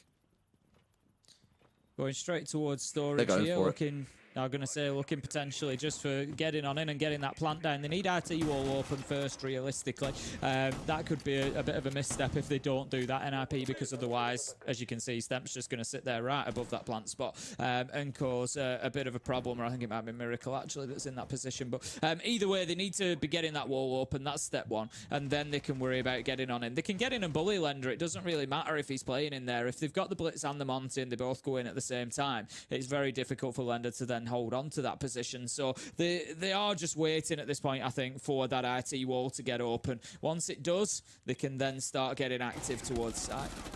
That's it. Oh, and here we go. He's in, and they're only managed to get a little bit of damage down onto. Of course, Soko's got in and picked up a kill there. Now the plant's going down. The Monty is in, and just like that, while he's planting, they've got 2 players trying to cause a little bit of chaos here. He won't get away with either, though. Miracle has absolutely slapped the 2, but look at the problem now. The Monty's back out the window, got visibility on this diffuser going down. They stick someone in behind this Monty. You can just step to one side if they need to try and shoot on towards the diffuser here. They can get away with that. This is a horrible retake opportunity for Vivo Keystars to try and pull off. Yeah, really difficult. I think Pino does have... I'm not sure if he's got RT wall open or not. He was looking to get up the stairs, but they're just going to start dumping Candelas in. They can burn out the last of these 10 seconds quite easily. Dafo has to go on a big run out. Gets away with it. There come the kills. There's going to be one goes down on a Claymore. It's all up to Pino in the 1v1, but it's done. Dafo is way out of position because of that run out. And NIP, what a snatch and grab. They've got away with an absolute heist of a around there. They have. It was a really nice retake attempt, mind you. I love the run out there. They knew what they had to do. They knew they couldn't just try and play through the window, nor could they play from above. They had to send someone on a bit of a run out there. They almost managed to get away with it too. It was a great kill off towards the side. The Monty going down removes so much of the threat from that execute. It's not quite enough to get it over the line, though, in terms of time. now find themselves behind a round, unsurprisingly. Vivo Key Stars in with that tack timeout, because they know NIP here might be marching on to take away Vivo Key Stars map pick. Vivo Key Stars needing that tactical timeout. They decide that things are not going their way, which the scoreboard would agree with at the minute. Like you say, at the minute, Fantasy's so quiet.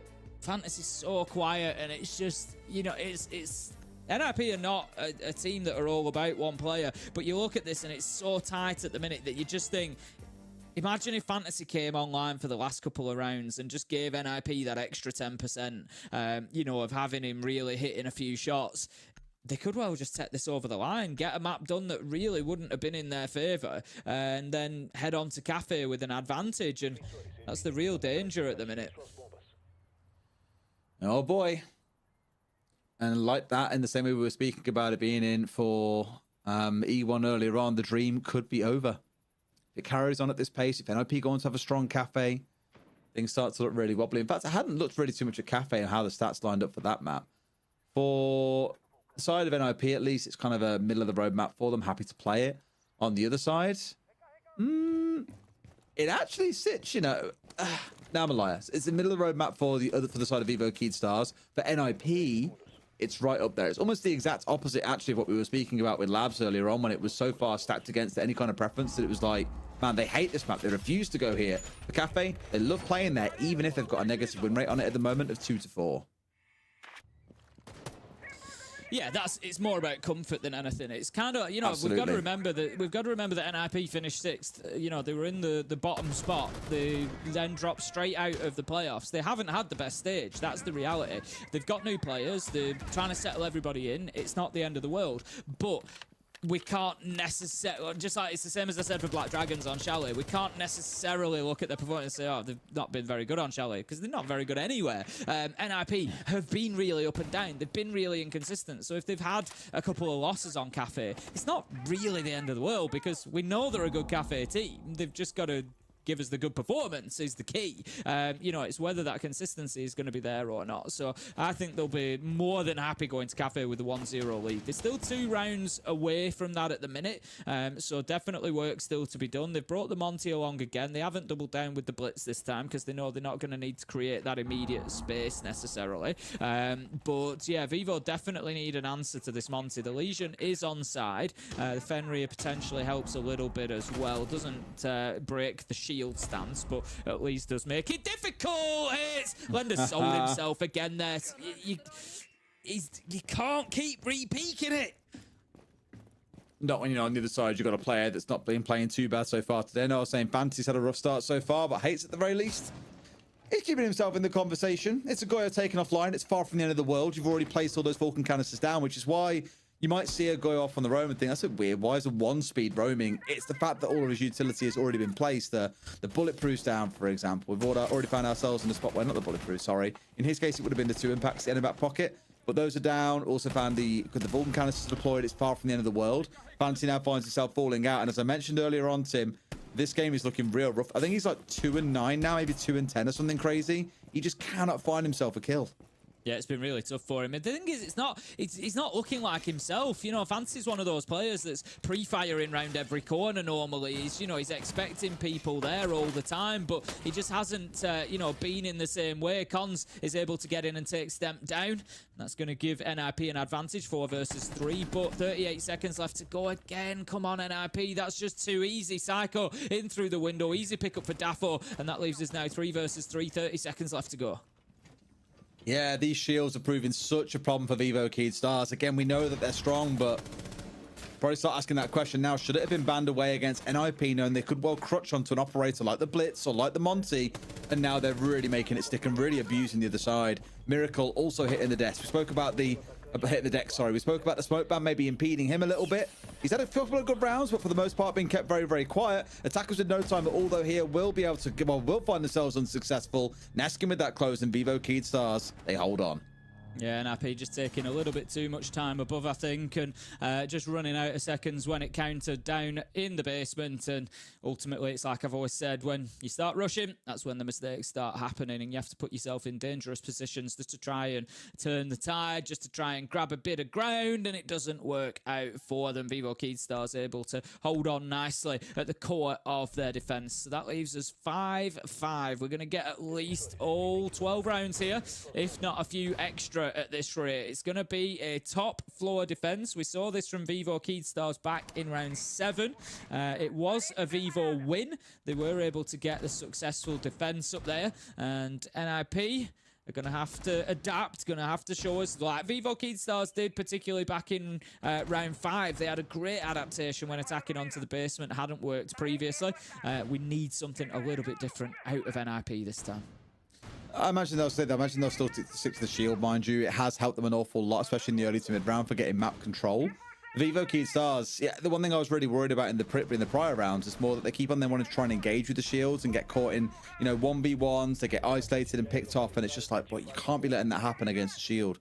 And I think that was the key thing they got right last round after their attack timeout, was digging back in that little bit deeper, not feeling the need to match them step for step everywhere around the map. Because against the shield, there's a very good chance you are going to lose. You turn away from that shield for half a second to try and challenge someone, it's going to find you instead. Great C4 over the top, almost managing to find Psycho, and that would have been pretty crushing because he's the only hard breach these guys had inside, except the tin openers in the back pocket of the Monty. Yeah, it's always worth a try.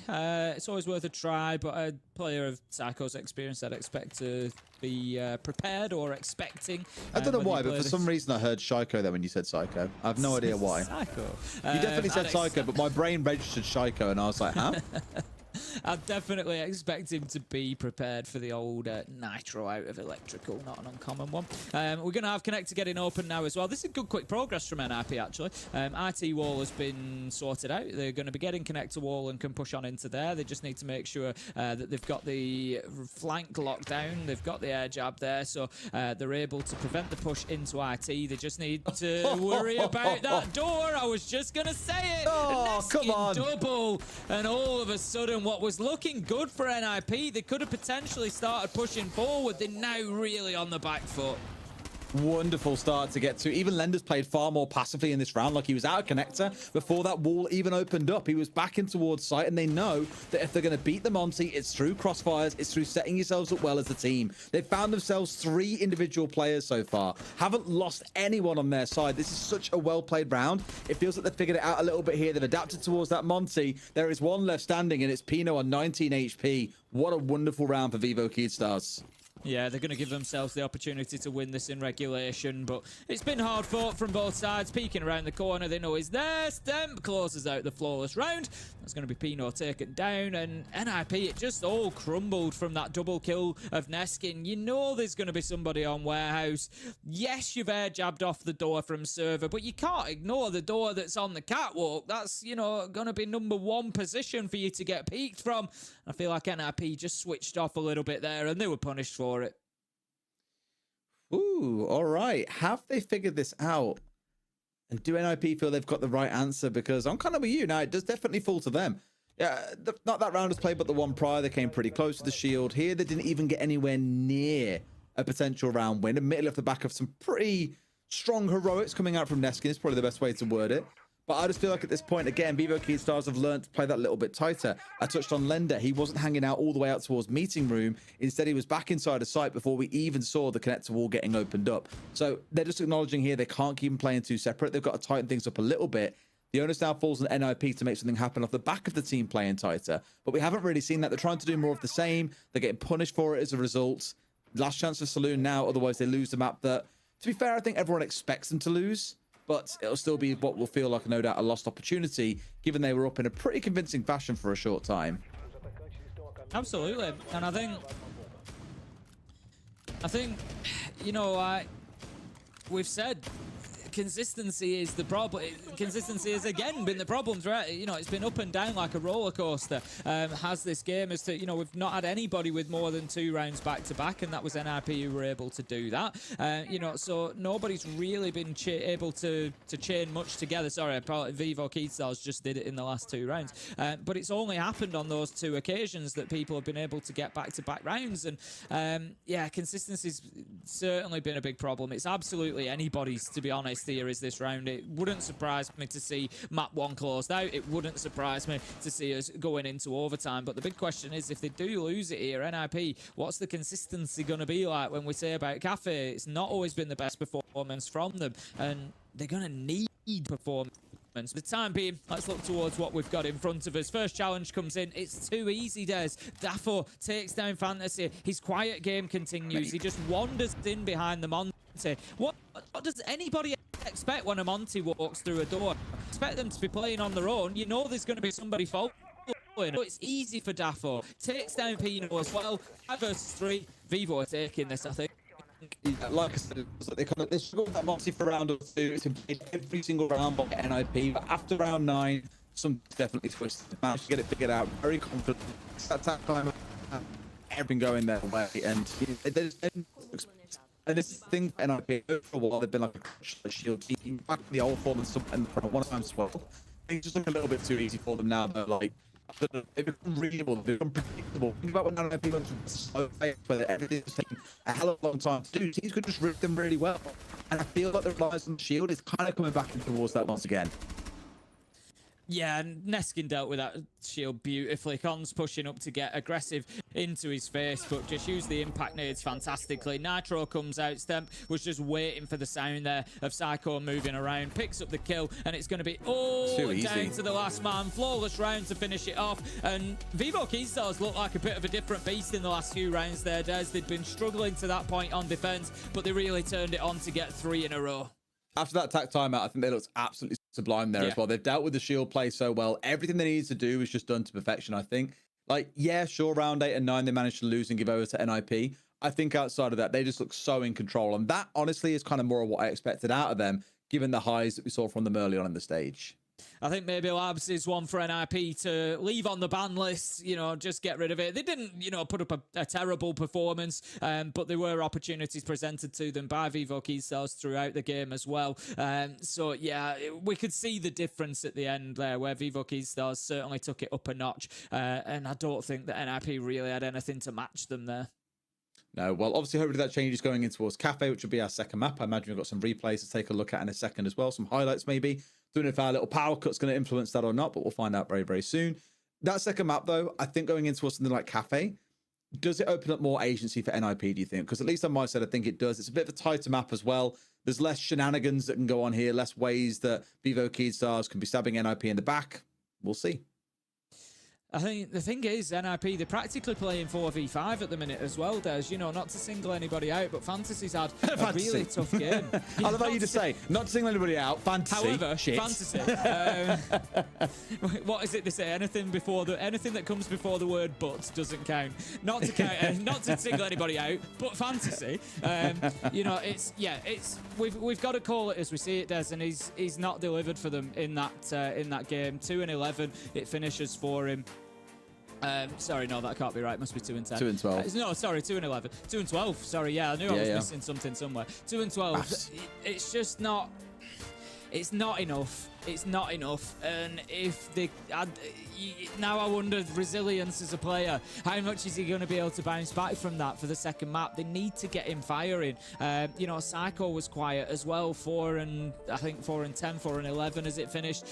So again, a difficult one for him, and it means that NIP are kind of playing short-handed almost.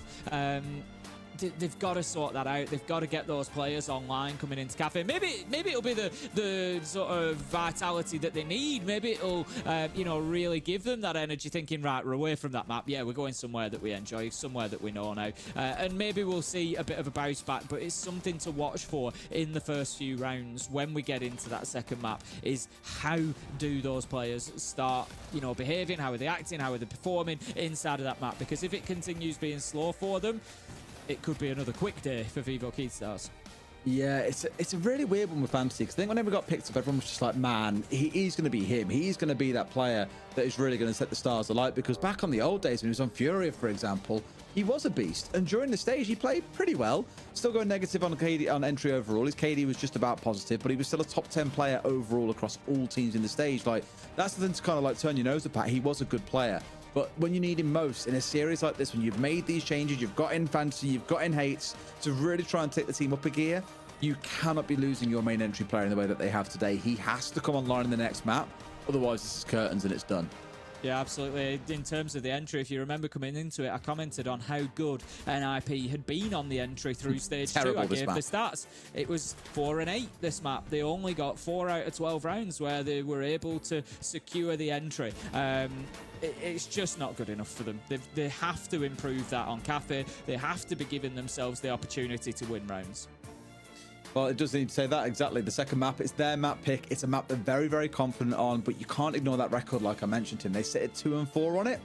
Yep. Makes you start thinking, makes you start asking questions. Will they find a way to battle their way through? That remains to be seen, of course, after the break. And speaking of break, we have got a quick one coming up now. And then when we're done, Cafe is underway. We'll see you guys in just a few minutes.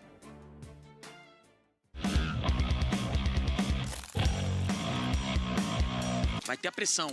A subida vem. A bang tá lançada. Neide lança C4. Não pega ninguém.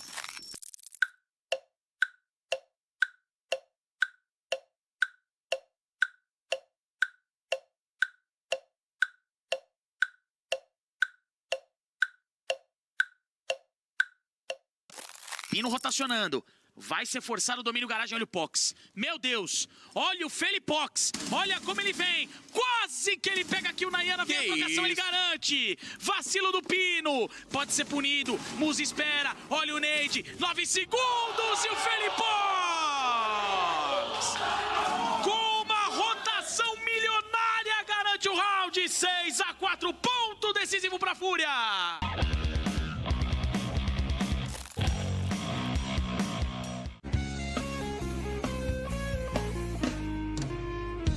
Fala galera, eu uni vocês hoje aqui porque nós vamos ter uma skin no R6 da Cade. Então eu preciso de ideias de como a gente vai fazer ela hoje. Leandão, eu tive uma ideia. Não seria muito mais da hora se a gente mesmo desenhasse?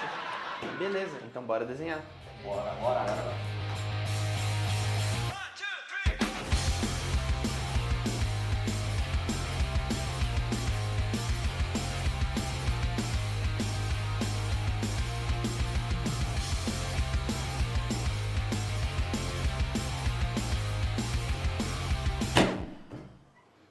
Caraca, hein, mano, mandou muito, hein? Você quebrou nessa aí.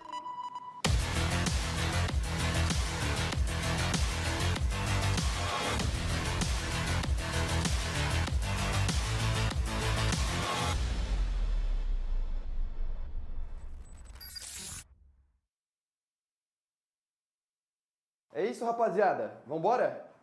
Bora, Gui. Bora. Aqui, ó.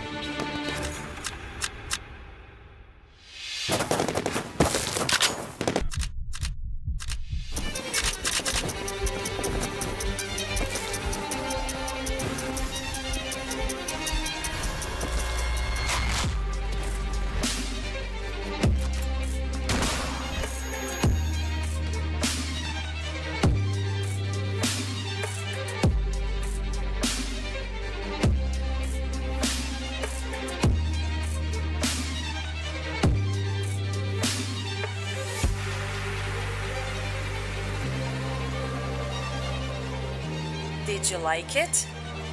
Then buy it.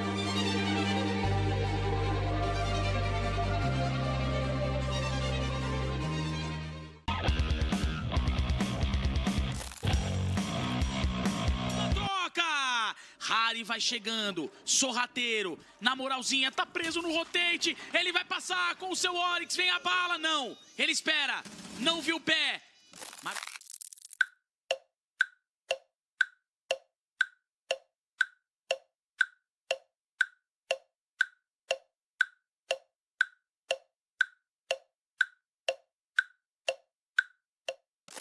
Marcou, espera, na calma. O Harry tem que jogar na boa agora. Vamos ver se ele consegue mais um clutch. O jogador vai tentando estreifar para buscar a informação dele. Harry consegue dar bala. Derruba o Lukid. Agora falta o Raps.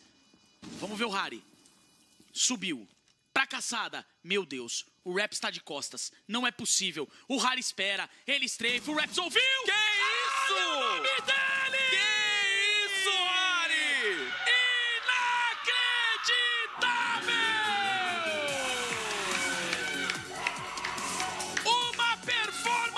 Memorável do Harry! Joga demais! Um monstro! Uma lenda! Ele é demais! Ele é o Harry, é o capitão!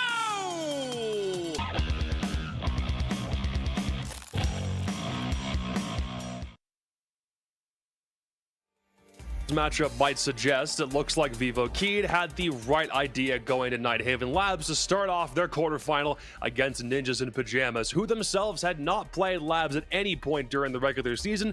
VKS take their own pick, and again, Lax, even though that was a 7-5, the number of times we heard both A's and Des be like, yeah, maybe this was a map that NIP probably should have left for some other time, not in this series, I kind of found myself agreeing with, because even when they got rounds back, it still felt like VKS had this in the bag from almost like the first round. Like it really had control. Yeah, and to be fair, I can agree with that. And then on the other sentiment, I can definitely see why NIP would, because when you look at, you know, how Vivo has played throughout this entire stage, their attacks have been horrible. So if you're thinking NIP, let's bring them to a map that we haven't showed. They look terrible on attack. They don't know how to adapt. They don't know how to work together. We'll just take advantage of this defense, maybe get a 5-5-1, maybe get a 6-0, and then pivot, and then, you know, close it out in 1 or 2 rounds. Obviously, that wasn't the case. I even said it. I was worried for Vivo starting on attack because they are the worst attack-rated team. But they did end it on a 3-3, which that is the absolute best-case scenario when you are obviously on a fundamental level. You just can't find success on your attack. So the fact that you pushed it all the way to 3, ended the half perfectly there, and then closed it out on your defense, it's no surprise to me. And again, hats off to Vivo for actually being able to work together, because they were actually utilizing their utility together. They were working together, and then they were also just playing just better together. Whereas NIP, this is always where they have struggled the absolute most, is their fundamental. They just are not fundamentally sound with their attacks. They don't know how to use their utility. They don't know how to utilize these shield operators. As you saw in many different instances, the shield would show up late before some of these engagements would happen, and Vivo would just run away with it. They would just take the 1st or 2 kills and get back to site, and then the shield shows up. Where had NIP just waited a couple seconds, wait for the shield to aggress, wait for the shield to take the attention away, they could have been the ones walking away with those kills. And I think Ace said it best here, and something that I was paying attention to as well, is their entries. We didn't see Fantasy. We didn't see Hates even being able to get onto the board. And when you think of Fantasy specifically, he is leading this team from a statistic point. Jeez, I don't know why I can't say that sometimes. But when you look at their kill record, even, I'm just going to say this out loud, Fantasy had 103 kills during the stage, where the team underneath him, the highest underneath him was 82, then it fell to 74, 72, 62. So the fact that Fantasy couldn't be at pinpoint positions, be able to get these entry kills, to get these opening points, be able to lurk around the map to find these opening kills, it definitely goes to show how pivotal he is when he is actually able to perform in his role. So going into this cafe, I'm expecting a lot coming out of Fantasy, and I'm expecting a lot more team play and a lot more teamwork coming from this team on a map that they're semi-comfortable on. Certainly says a lot when one of your highest rated players is your shield player on NIP, especially when a guy like Fantasy absolutely does like need to step up. So even if we want to point to that being the primary thing for NIP to fix heading into map 2, It's also down to Vivo Keystars simply playing a much better map than we had any right to see them play. When they open up with an attack win, even if it's on their map pick, they won 14 total combined attacking rounds the entirety of stage 1, and then they come in here and start their quarterfinal off that way. They get a 3-3 half. Again, on Nighthaven attack, that's relatively above average. So they were already beating expectations when we switched over to the second half. Everything was looking a lot better. But now we got to make a cafe shift. They're going to be. They have defense to start first. Everything looks like it's momentum at this point for NIP may not be totally lost because they did have a lead in map number 1, but they really need to win map 2. Cafe's their own pick in order to have a chance to save their season. Designates have the call to see if NIP's entire season could collapse right here and now. Ooh, I like it when you put it that way, to be honest with you, Jacob. The whole season could collapse here and now. Well, let's find out if it does. We are back into things here, Tim, for what could be the last map of the day. Of course, is assuming that we see this one end as a 2-0. Almost with their map, though, this should be one where they feel a little bit more comfortable. First ban coming out is going to be the Ying, no massive surprise, and Deimos going to follow from Vivo Keystars, continuing their hates campaign against hates. Just having a quick look. NIP do not look good for SI qualification either. So, like, you know, Jacob, yeah, hits the nail on the head there. You want something out of this season. You know, you want something. And at this rate, they're not going to be getting very much at all. It's going to be a tough one for them. You know, I think they're still possibly in the race for SI. They're a long way. You don't get me wrong, they're a long way behind. They would need a hell of a performance in Montreal, but they need to qualify. It's as simple as that.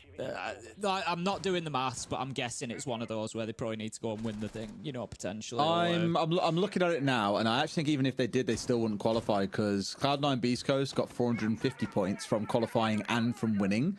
Like, right now, the team, the G2, that are sat in 16th, they're on 555 points.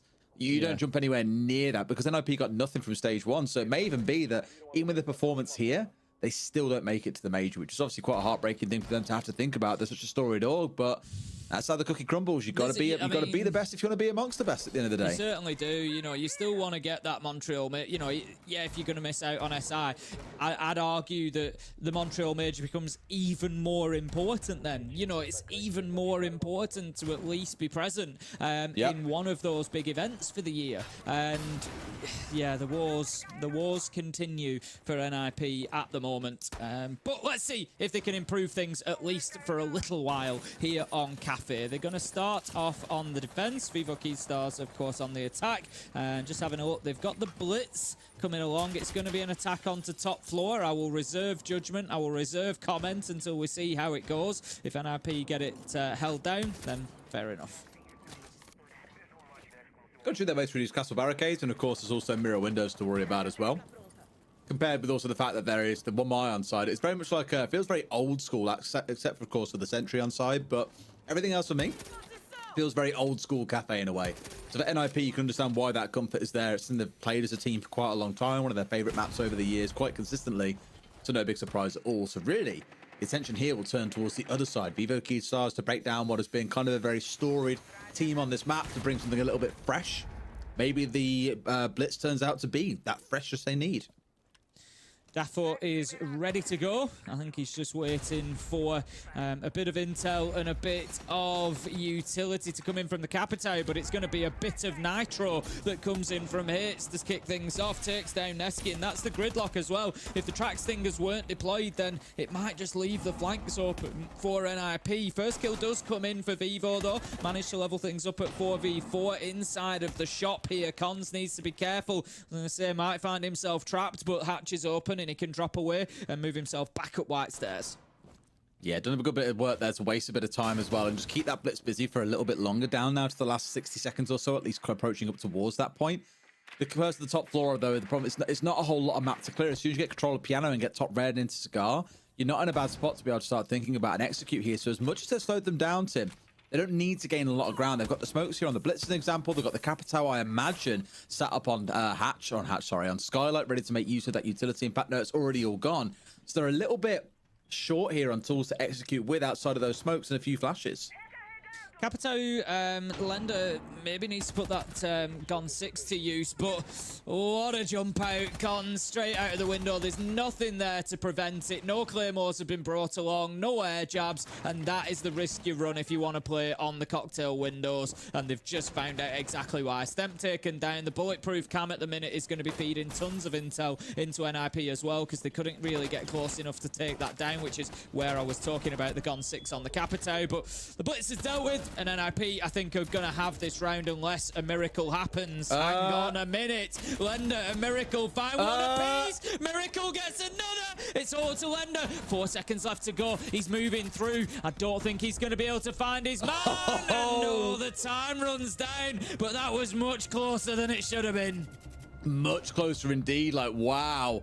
You're in a 4 versus 2. The clock's hitting 10 seconds. And you're thinking, this one's done. We're all good, boys. To only then find Miracle pops up and walks away with the 2K, and I'm just like, hang on a minute. Yeah, it was very fortunate the clock was as low as it was. Otherwise, I'd probably give that over towards Evo Keystars walking away with the round. So a little bit of a blessing. Looks like a little bit of a DC coming in here for one of the NIP players. We'll get that sorted out and then get the game back underway. But for them, at least in their dominion, the game starts out strong. Yeah, I think, like I said, you can see the difference already. You can see the difference, yeah, it was a close finish, but you can see the difference with the NIP team and the way that they played that round. Stuff like this, out of the window, get a nice kill. NIP were largely on top of that for the majority of the round, and it's just a different feel to round 1 and 2 back on Nighthaven Labs when I said, we'll get a real judge of how much they want to play this map or sort of how ready they are for it. It was definitely a case of they look a lot more comfortable here on Cafe. They definitely look like they're ready to play. I think Vivo Keystars are really going to have their work cut out. All right, and now at least we'll come back out when we get that sorted. And just in case you're wondering exactly what the bracket looks like over these LCQs, this is how things are currently stacking up. As you can see, we are currently on the bottom side of things. We are down, seeing how this game goes between NIP versus Vivo Keystars. The winner faces off against Black Dragons, and the winner of that game faces off of the winner between Furia and Fluxo. I know there are already a few nervous eyes cast towards Furia, because to not have the world champions at an event would feel weird. And similarly, a kind of story for Furia, they're not safe if they don't make it to the major, but they've got to fight their way through here and manage to win that grand final in order to make it.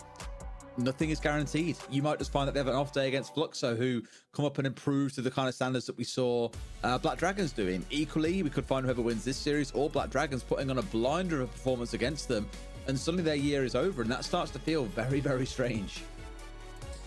It does, but all good things must come to an end at some point. And Furia, of course, the roster at least had a hell of a year last year. And whilst they, definitely not done and dusted, there's still a serious force in World Siege. It has definitely been a bit of a decline for them in Stage 2, and, maybe a challenge that as players we haven't seen them have to deal with necessarily before, this kind of position. And so we're going to learn a lot about that team.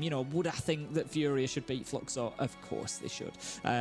Realistically, they should be heading through to that grand final to play the last of whichever of the 3 teams it is, Black Dragons, NIP or Vivo Keystars.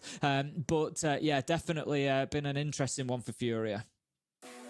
I was actually looking at the standings from earlier, and when I was speaking about G2 being on like 555, that was the max points they can earn actually if they go on to win the major. So I was looking at the wrong column. The current entry point is 250 points, where NIP currently sit down with, I believe it's like 75 as a minimum. They got 75 from the stage, but they have to go on to qualify for the major and do well there to be able to still get inside that top 16. Like I said, realistically, I think, let me just have a look at 2024. What was the qualification sort of like level to get in? Yeah, I'm just looking at what the sort of point standing was, the threshold. So it was 350 was the threshold for qualifying for SI 2024. So we're probably looking, let's arguably say somewhere around there. You're going to be looking for, if you're NIP, as you say, they're currently sat on 75. So they're going to be looking for at least 275 points if you want to be meeting that same threshold. And if we have a look at the teams who were in Manchester, you're talking BDS got 260. So this is where I say you need to be getting in towards that final. You need to be getting, if not winning it, at least as runner-up, really, to be, putting together. It's don't take it for a guarantee that will be enough or won't be enough. maybe the threshold could be lower. We're going to have a rush on here, Des. They've got the Gon 6 out ready, and the Blitz is ready to go. They've got the glass. It screams what's going to happen, but Sacco takes down Lender. Is that going to stop this potential rush or not? They're going to try and pepper the feet there. Can't find the kill onto the Blitz, doing a lot of damage. I tell you what, the Nitro will, though. It's Van Stemps 4v2. It's falling apart. I like the idea, at least, that's coming out of this one, but like you say, it has completely collapsed. Hates has just put a stop to this before it could even get started. Cute idea with the smoke bolt to block off Red Corridor, but Miracle, yet again, Tim, has got to work a miracle against 3. Yep, certainly does, and I think it's going to be a big ask now. NIP are just going to sit back into side here. You can see already, they're just going to hold their angles. They don't need to come looking for this kill. They don't really need to do anything. 1:50 left on the clock, so that's something at least, but I don't think Miracle's going to be expecting to be able to get too much out of this. He'll just take what utility he can. He's got an idea of a position there. He'll just go in and he'll have to take the gunfight, just see if he can get himself a kill and then go from there. To be honest, if he can get this first one, you start looking at a 1v2 and thinking that becomes pretty winnable. You know, if he can just find one of them, but for the time being, he's just going to toy with them from the door, and NIP are more than happy to just sit and wait patiently. And they've got more smokes to still play behind as well. That's the second one being triggered. There's a third one ready to go. So we'll keep on playing the same rigmarole here until he can't really get anything done. At least that's the right idea, though, because you can see the smoke did step across here and towards Prep. Might give himself at least a little bit of room to try and make something happen. But with these angles ready and they know exactly where he's pushing from, it's all too easy just to hold it down. As soon as they see the step forward come through, just start layering shots down. There's also a bulletproof on side as well. Let's not forget. You've also got the beeps coming in as well. Like, that's a bit miserable. It doesn't matter what he does here. They know exactly when he's inside the building, and Fantasy just steps out and finds his man. Easy peasy. Well handled to deal with the rush, but I also like the idea of the rush overall itself. If that Blitz gets inside a bakery and takes out a player or two, that suddenly completely changes the dynamic of that round. So well played to Hates. He's the one who held it at bay. Yeah, that Nitro was really, really big in that round. As it is, we're going to see them continuing on here, NIP. We're going to have a full rotation from them on their defense. If I'm not wrong, I'm pretty sure that is reading is going to be the site. We'll see how well my Portuguese holds up. No, it doesn't. 4 years. 4 years, Des, has had me forgetting. It was back in 2020, of course, that I was covering Brazil. A long time back, mate. Yeah, I thought that we had the word for library in there, but no, I don't. I would have mocked you more, by the way, but I was dunking biscuits into my tea. But it's very British of you, Des. I just got to keep up appearances, man. What can I say? Although they are malted milk biscuits, and they are like the superior biscuit. Honestly, Des, it's rare. Weirdly rare that you and I just immediately agree on something. It is like we bicker all the time, but when it comes to biscuits, we don't piss about. On that, we can agree. On that, we can agree. Oh, mate, the thing is, I'll go through a whole packet if I'm not too careful, so it's a good thing I've got a cast. Oh, it's so easy done. It's so easy done. Yeah, it really is. I tell you what's so easy done as well. It's picking up Lender for the opener. He's going to take him down again. That's going to be another entry kill. Something that Lax picks up on the desk was that NIP desperately needed to be improving that entry game. It's something that's been a real strength of theirs through Stage 2 in the games where they have played well, and they just weren't delivering on it today, whereas Hates now, he gets himself another entry, kicks things off well, and it is a good start for them. That's all 3 entry kills now that has gone their way, and I think, you know, no coincidence that on the back of that, NIP now find themselves 2-0 up on the scoreboard and with a good advantage in round 3. Yes, I mean, it sounds like their dreams are far from over here as well. Like we said, coming into this map, it is their fortress. It's where they're known to be most dominant. And yes, their record might not suggest that. 2-4 is not a great scoreline. But we spoke about this a lot a few weeks ago when we were talking about map preferences and how we work them out. Yeah, the results on maps for teams very rarely actually matter to them. If they feel good going into a map, they're like, yeah, I want to play Cafe. I know that we're good on Cafe. I want to play it. They could lose all 6 of those games and still think, oh, well, we got this wrong. Like, we still love the strat. We still love the map. Like, you know, but that thing went wrong that day. And then this happened on that day. And they kind of like, I don't want to say make excuses because the excuses could be very, very valid. But the outcome of a result tends not to really influence whether or not they'll find themselves going back to a map again.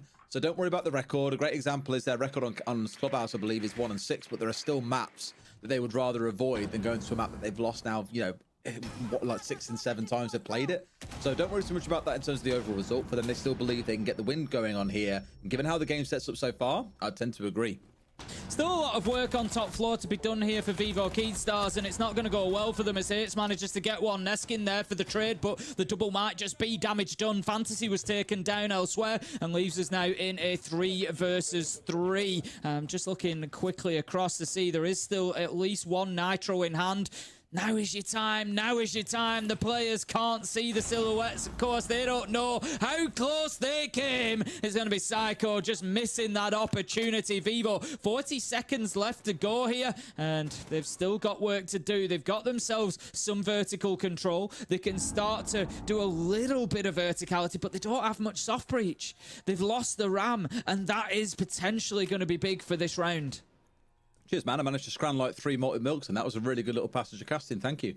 Yes. 20 seconds on the clock. They've got to make it all work here, and I just don't really feel like they've got too much of that available to them. They managed to get at least a trade elsewhere around the map, but Cons is dug in at range at this point. That's a great kill from Stemp, though. They've got what they need here, Tim. Can they make the plant happen? It's now 1 versus 1. Stemp's found 2 in the round. What's one more? Cons trying to find his man, stepping in across, but do they? No, yes, they do! Stemp with a massive 3K, and suddenly Vivo Keystars are on the board. Yeah, Stemp's just done a great job there. Like you say, that first one in the 2v2 really opens it up because it gives you that opportunity to get the plant down. 2v2, you don't want to put the plant down because it leaves your other player in a 1v2 effectively whilst you're hands off doing that plant. So by getting that kill, it means you can then trust him with the 1v1. And Stemp's more than happy to take that on. Diffuser goes down, final kill comes in. Better round from Vivo Keystars, really. NIP, I think they were kicking themselves. They had the opportunity there. They had top floor control. And Hits got a nice double kill, including the entry. They had the mirror windows. They had the utility up there. But Key were still able to go through and clear that out and use that verticality, or, you know, what little they had of it, to be able to then work down white stairs and get that plant inside of Dining. So well played from them. I think both teams are happy after that round. You know, essentially, of course, NIP wants 6-0. Everybody always wants 6-0. But if you look away from that and, you know, what's realistically always possible, NIP have got their first, 2 choice sites there. They've got them locked down. They've lost the 3rd choice. Not the end of the world. They just rinse and repeat now. That's it. I didn't have any malted milks in that break, by the way. Did you not? No, I think I need to stop. I've already gone through like a 1/3 of a packet, and it will become a problem. I think, to be honest, I know that I had a packet last week, and I know that they've been eaten. So I'm kind of disappointed now because you put it in my brain. And I know where you're going first thing tomorrow morning. Yeah, I'm not going to be able to do anything about it. So it's going to have to, maybe I need to, like you say though, I don't stockpile them because I'll just end up.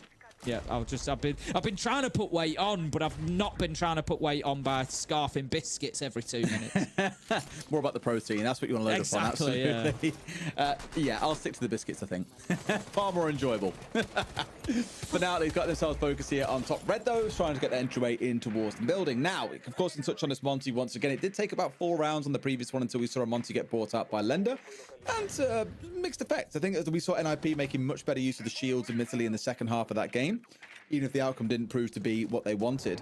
But what I like here is it gives them that easy control of the top floor. When you're worried about, are the players inside of storage? Are the players around piano? Are the players down white corridor? You can quite safely step into these different parts of the map and not have to worry about getting shot in the face on the step on through. So it does help them take that map control a little bit quicker. Here, they've still got a good, 100 seconds to play with, so a lot of time still to play behind. And they've already got themselves into a spot where Franklin looking pretty comfy inside a cigar and now trying to get control of piano as well. There we go. I was going to say same bulletproof camera that we saw giving them problems last time, giving them problems again, but this time they have the Ash on hand. That was a change from the lineup. Miracle does manage to take down Fantasy, who has continued on that slow performance there. We will continue to keep an eye on that, of course, but not going well for him so far. Good challenge there on the window. Nitro going to go out, not going to find its target. Pino takes down Daffo. 4 versus 4 as these two continue to exchange blows. Look at that. Neskin with a tight angle. Knows the man's below. Just can't pick up the kill. They've dealt with them really well here, Vivo Keystars. Like the challenge from Window, they had a player who's also on East Windows or maybe on the Skylight. I missed exactly where he was.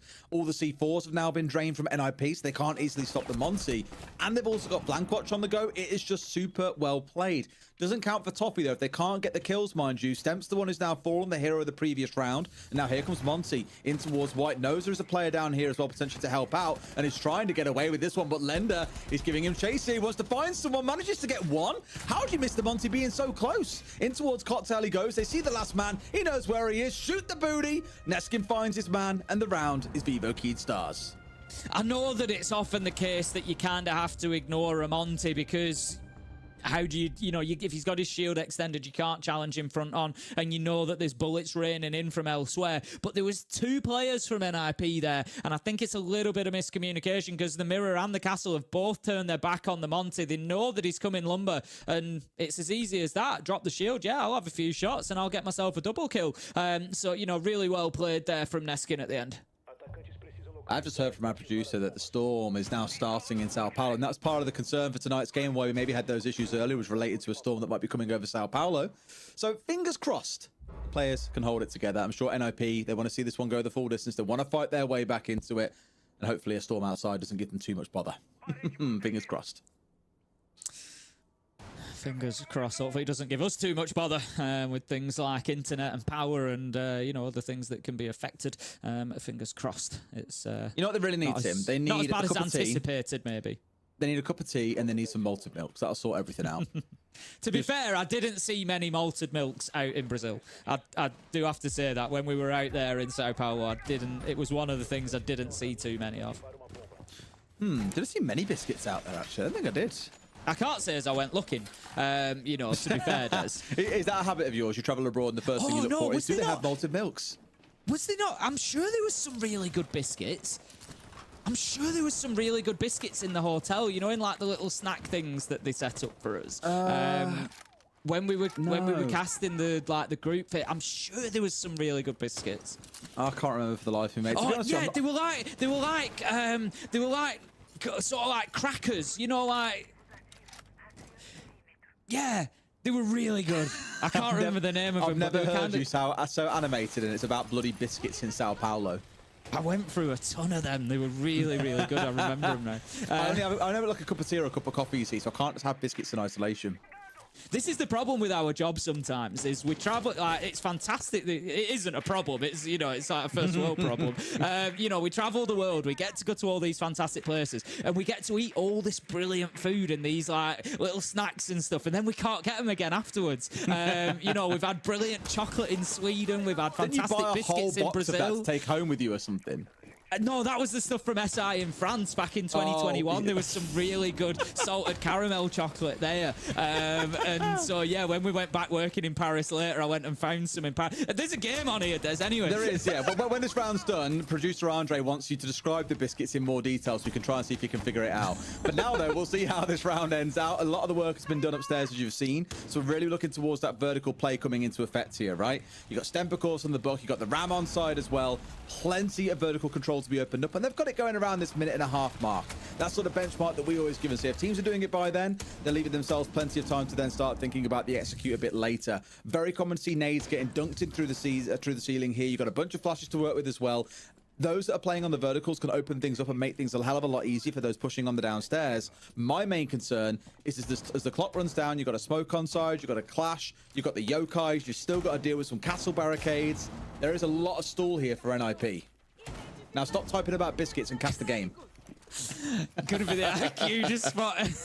You have given the most well-detailed and well-explained thing I think I've ever seen about a packet of biscuits that you can't even remember. IQ spotting out the clash there. They know that they're playing in the corner. It's going to be very difficult for them to drop down the hatch and to play into that plant position whilst that clash is there. So it's definitely something that they need to concern themselves with getting rid of. They do get an opportunity here to potentially clear out the VIP player, and that opens things up. Neskin taking down Fantasy Cons does find Dafo as a little bit of consolation at least. 10 seconds left to go, and Vivo Keystars are panicking here. They're just having to push anywhere they can, but the kills start coming. 4 seconds left to go. They're going to have to throw the diffuser down. They start doing exactly that. Lender's there. but he doesn't need to because Miracle and Neskin find one apiece, and somehow they've snatched it away in the dying seconds. And NIP, on their own map choice, are on the back foot. It's amazing how the Clash has basically stood there and just let that happen as well. Like, there's only so much that you can do, admittedly, as a Clash of Shields out. You're giving information, I get it. But they've ran in there, they've got a couple of kills, they've got the plant going down, and you're stood in the corner just like, hey, guys. And then eventually finding yourself getting shot in the head and just completely removed from the round was a little bit unbelievable. For NIP, things started so well on this map, but they are now starting to crumble. As you say, Vivo Keystars being up 3-2 on the attack feels like a crazy thing to say for this map, and maybe for NIP, it's not quite proven to be that bastion that they believed it to be. They have an attack timeout because they really know they've got to come out of this half at the very least at 3-3. And even that feels like a little bit of a loss. Yeah, it definitely will do. The way they started in the first 2 rounds was, it's no surprise to see them, pulling the tactical time. Was it a tactical timeout? Have I just seen that wrong? Yeah, NIP tactical timeout. Yeah, I was going to say it's no surprise to see them taking the tactical time out there. It's slipping away from them at the minute, kind of like the entirety of stage 2 has really. We've just seen them have these really good spells, and then just not be able, to secure the result at the end of it. And Fantasy still 1-4. If I have a look at how the entry is going for them, even the tide of that is turning at the minute. They got the first 3 entry kills in the first 3 rounds, and then after that, Miracle, Neskin, Vivo Keystars are starting to win those fights as well. All right. Are we moving, boys? Are we good? Oh no! Oh no! Has the storm come? We could be in bother here. I've noticed that Psycho hasn't moved. Yep, there we go. And that means the storm is rolling over Sao Paulo. That's unfortunate. I imagine we'll find ourselves with a rehost in this case then, because it's come out pretty soon. We'll have the bracket up again in case you guys want to look at something that isn't just our beautiful faces. Once again, you can take a look at this and see how things are going to play out. It's quite obvious. You win the grand final, you make it to the major. Nice and simple. Yeah, we'll get you the information. Have you found out what those biscuits are yet, Tim?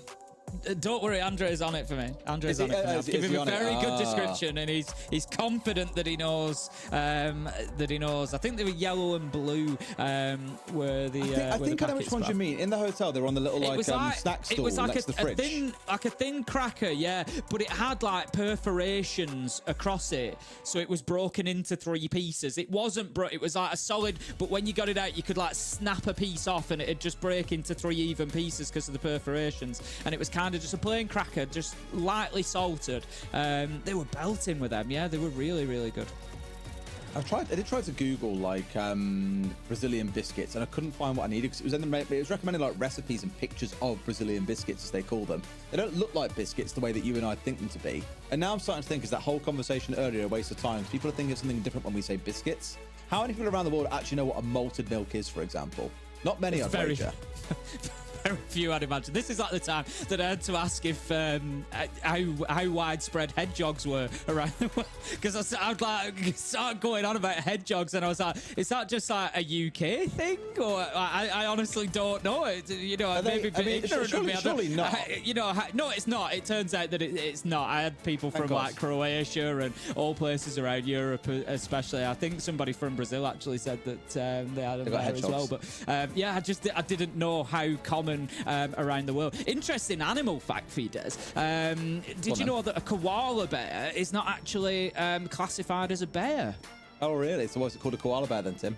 Well, it's a marsupial, but do you know, Des, why they're not classified as a bear? Why they're not classified as a bear, Tim? Because they don't have the qualifications. Yes, he's got him! It is all true. It is a true fact. They're not. I don't know why they're called bears. Because they don't have the qualifications. Is that really? Because they don't have the qualifications. Is that really how our last broadcast of the whole stage is going to go? Oh, I enjoyed that one. I heard your hook, line, and sinker. You see, I owed you that for the for the gardening comment at the beginning of the stream. Horticulture. We're even now. Good Lord, Tim. we've got to entertain ourselves somehow, Des. We've got some wonderful replays playing out whilst we try and get this lobby sorted. But you know, we don't know how things are going to shape up. We've got to keep the vibes up. This is a vibe stream now. It is. What else can we do though? We've got to burn some time while we're waiting for some players to jump back in. I'll tell you what, I've Googled dad jokes, and this one is terrible. Like, really terrible. But it's like a little one-liner. This goes, "Hi, I'm Cliff. Drop over sometime." Hey, the thing Just so is bad. with dad jokes, right? Dad jokes like the one I've just hit you with can be absolutely fantastic. But a very important person to me once taught me that it's all about the sell. He used to have some cracking dad jokes, but it's all about the sell. It's how you sell it, and you got to get people involved, much like I did. You know, Yeah, you kind of pull that wink, like the wink with the elbow nudges. One of those. Yeah. You know, you've got to get it so they don't see that it's a joke that's coming until you hit them with it. Do you ever turn to your daughter when you're driving? You reverse and you turn around and just go, "Ah, this takes me back." Don't, but I'm gonna start. That's Tim, a cracker. Tim, how much does the chimney cost? Nothing. It's on the house. Wait, I didn't know if These that are was good. going to be something to do with stacks. No, yeah, true. You can probably go a few ways with that one, can't you? Yeah. Nice. Yeah, these are all Deary terrible. me. I already hate myself reading them more and more. Ugh. Yeah, that's fair. I tell you what, Des, there was a lack of painkillers in Brazil when we were there. Don't go on then. What Because the were they, parrots Tim? eat them all. Hey! Brilliant. Oh, they're all oldies but goodies. What else is that we can pull out of this one? You know one that I actually really like here, and you have to think about it a little bit on this one. This is a dish best served cold, otherwise it's just water. Think about it. Think about it, let it settle. Just ice. It's a good one, that. I like that one. I think we do have a little bit of positive news. I won't get carried away just yet, but I think it might be looking positive for us Social. getting back into things. And I might also have the name of the crackers. So I think, they're in the blue packet. It's Club positive Social, yeah. on all sides here, isn't it? Andrea might have come through here. They are the ones, yeah. I recognise the packet, actually, yeah. Let me have a look. Go on, Club Social on Google. 100%. Yeah, definitely. Well played, Andre. Well played. MVP of the stream goes to producer Andre today. He's seriously come through there. Well, if we find ourselves at another event in Brazil, then we'll have to go and grab ourselves some of these Club Social original biscuits. They look pretty good, actually. I think I tried them. You know what I was getting into? There's nothing like drastically special about them. They're playing crackers. They were just. The thing is, I'm a sucker for stuff like simple stuff, just done really well. I get it. That's what they were. They were just, they're just a cracker, and you could say, oh well, they're just a cracker, but they were just really good. They were just done really well. But yeah, as I was saying, we're very fortunate. We get to travel all around the world. We, get to do these things, but we turn up so many places, and we have, some really good stuff, and you don't get to, necessarily go back and see it again or have it again, and it's like it's kind of good because sometimes like you'll have family or friends that'll be like, oh, I'm going to Copenhagen or I'm going to Sweden, or I'm going to kind of wherever, and you're like, oh, try this restaurant or try this place, and you've always got these like random little recommendations for something that you've been, and it's kind of cool to be able to share that experience with other people when other people travel there. But yeah, it's always a shame these places that we don't always get to go back to. You know what really buttered my biscuit out in Sao Paulo? It was like the little packets of they're like potato snacks. They're like little like crispy shells. I don't know what was inside them, but they were amazing. I must have gone through like 3 or 4 bags of them a day, and that's why I came back about 5 pounds heavier, by the way. But they were unreal. They were also on the snack shelf, but I can't remember what they were called for the life of me either. I don't have the level of recall that you do, therefore I've got zero chance of describing them to Andre, so they'll just forever live in my memory as those nice potatoey snack things that I had before. It was great. Well, I'm going to be trying to find myself some of those crackers in the UK. We'll see whether we can track them down or not. I had to do that for a number of things. I've been to Tokyo in the summer, and I had to do that with a number of things. When I got back, I was like, right, Japanese supermarkets in the UK. There's a couple of things that I need to be able to get. So See if I can find anywhere that's a little Brazilian. If you want really stockist. good teriyaki sauce, Sainsbury's is like the only place that does it, unless you can get the Blue Dragon stuff, and in which case that is banging. Because I hate it when you buy some like teriyaki sauce and it's actually more like the marinade. It's not actual sauce. Rather the sauce than when the it's sauce. like really thick and goozy, like thick and ooey and like goozy. Oh, what the hell am I saying? Oozy and gooey. That's the one. Oozy and gooey. That's the best kind of sauce. Wow, those are two really weird words to combine in my head. What the hell happened there? Well, let's get back into the sauce. There's enough wittering, enough nattering, enough yapping from us. Let's get back into this one. We've got Psycho back in the lobby. Long may it continue. Fingers crossed it will be the last of the issues that we see. And we can continue on with this one. We will see how we go, of course. 3-2 on the scoreboard at the minute in favour of Vivo Keystars. We are on the second map. If you're just joining us, it is NIP's map choice. Vivo Keystars were able to take theirs. Des is chuckling in the background. He's got something that he desperately wants to say. No. Desperately wants to take down cons. I was just watching chat because we're on a 4-minute delay. Just watching people like comment on you catching me with the qualifications thing. It's just hilarious. They're like, why is everyone so mad? That was a good one. He got him. I was like, yeah, he did get me. Cheers for that one random person in chat. Thank you so much. Qualifications. Give over. We love it. We love it. Take it for what it is. There you go. The thing is, people, they want to look cool, Des, and they'll say, oh, God, what a terrible joke. And then they'll be at a party, and they'll be telling it, and they'll be dragging people in, and they'll be getting them up line and sinking themselves. You see, they'll take it. They'll keep it. That's free from me to you. Yep. Cheers, Tim. Nice one. Cool. Otherwise, we're keeping a very close eye on the Monty in this round. Now, looking towards Lender again. We spoke about it so much throughout this series, like how impactful the shields have been. Admittedly, Vivo Keystars, they found a way around it on the previous map, so I'm a little bit concerned for NIP when the sides switch. But if Vivo Keystars get this 4-2 here off the back of the NIP timeout, let's not forget as well, this will feel like a real stinker for them being down. Only getting 2 defensive rounds on your half of Cafe, on your map pick, that's going to feel vile. Just going to have Miracle trying to overwatch from the skylight for the time being, but it is all about this push of the Monty. We saw the impact that it had last time. Lender does manage to get another one. That's going to be Pino taken down this time. And they just don't have any answer to the Monty at the minute. They've got the Legion brought along. The Gooman's not really slowing the progress too much at all. And you can just see how much he's dominating that space now. They've got the top floor almost. Surely it's going to be another one here as he's waiting for the second man to come in, but manages to get the melee kill. And Vivo Keystar's really starting to run away with things. And that's always the problem, right? Again, a 4-2 half is going to feel horrific for NIP to have to face off against. If they can get some good attacks down, sure, things can change. And I do expect we'll see quite a little bit of Monty. But at least as things stand, it has been a very comfortable half of Vivo Keystars. Psycho, all that is left against the onslaught of Keystars. May find at least one back on the other side, but there's still 4 more to find, Tim. We all know how this goes when there's a Monty on the other side. His goose is cut, as is the half for NIP. Yep, that's going to be job done for Vivo Keystars. I mean, let's remember that's the half, that they wanted to start on. That was their choice, given that it was NIP's map pick. They now go on to the defense, but I always have a bit of a lean for the defenders, coming in. It's their setup, it's their round, the clock is working for them. If we have a look, I'm just going to have a quick look at overall for Cafe in Brazil for this year. 64% defensive win rate, Des.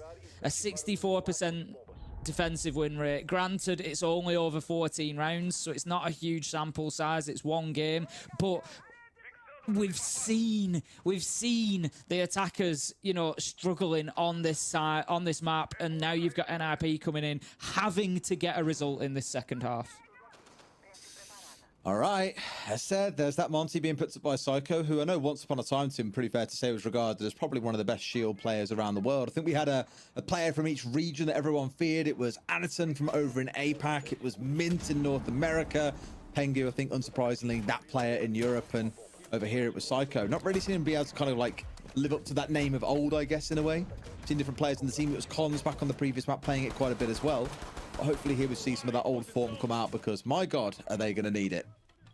Yeah, they really are. It's getting to desperation stations now for NIP.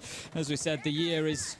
It's still theoretically rescuable. There's SI points on the table, especially if they can get themselves to Montreal. But I can tell you now for fact, if they don't get there through these LCQs, they're not going to be getting themselves to SI.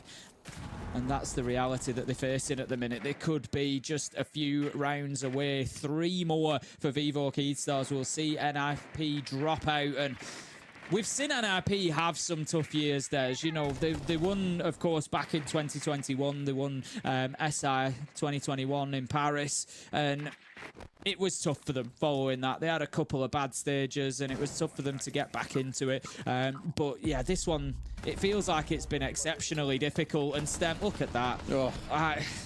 They've got to know that somebody's sat. Look at this. Is too on. easy, Des. It's too easy for Stem right now.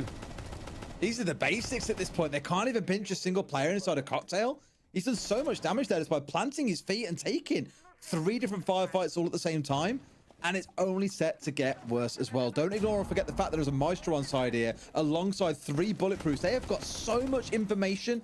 It's coming out of their ears at this point, Tim. There is nothing that NIP can do without being seen on this one. There is no Brava being brought along on side. They've got no real range destruction. They've kind of stuck to what they believe is the right answer, and they are being punished for it.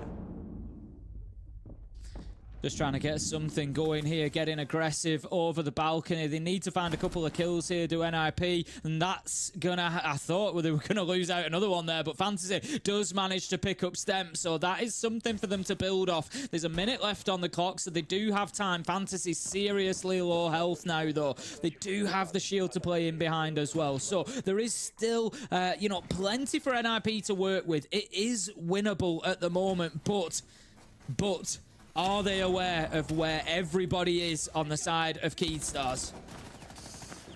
Not 100% sure they do. At least they've got enough coming here. They managed to kind of pinch themselves back together, and they're playing the verticals really well. But here comes the side swipe that we've all seen a million times before. Steps in and finds 1, finds 2.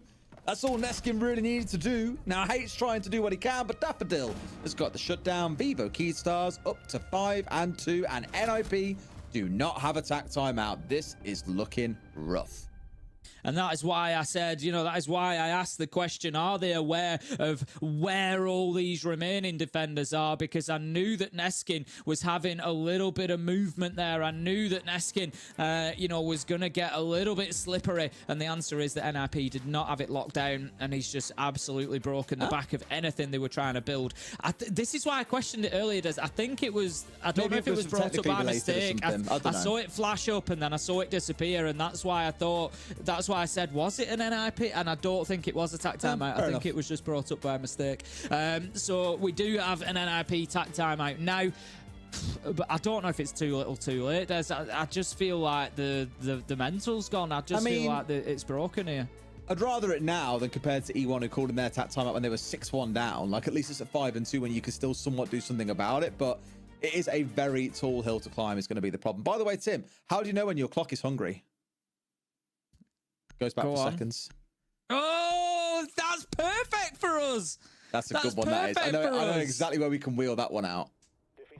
That's absolutely perfect for us. I love the phrase. I mean, I'd say afters, but it don't work in terms of the joke. But we've had many laughs around afters, seconds, desserts, all being the same thing. Going back for afters, going back for seconds. We love it. That's it, mate. That's it. That's it. Well, I'm sure at this point, NIP are wishing they could wind back the clock. It is looking miserable. 3-round deficit to try and catch up on here. Yes, they've had that attack timeout. They've still got chances to make things work. But like I said in that last round, big frustration for me was they did not look like they wanted to change anything for that round. They were bringing along what they thought was the right answer. It did not counter at all what Vivo Keystars had brought with the 3 bulletproofs and the Maestro on side. Bravo was nowhere to be seen. There was no real range destruction to play behind. And so every move they made in that round was just being seen by the other side. That cannot be allowed to happen. No, it can't. And I'm looking, I don't know, I look at operators like Oryx and I feel like he's one of those operators that you bring along when you're really starting to, you know, feel that confidence. I think he's, you know, going to be super mobile around the map, using the dashes, potentially up and down hatches, just really making it as difficult as possible for those attackers to track him down. And if they can keep Daffo, you know, out in the map and not killed, basically. They can keep him alive for as long as possible. It's going to be a big problem potentially here for NIP. He's one of those, real flank operators that can move around, relocate very, very quickly. So NIP are moving quickly themselves here. Fantasy straight in, nothing unusual there, but Fantasy, he got himself killing that last round, but they are few and far between so far today. Really, really tough one for him. And I wouldn't have too much faith or confidence in him going into those entry battles at the minute. That is a stack. That is a stack.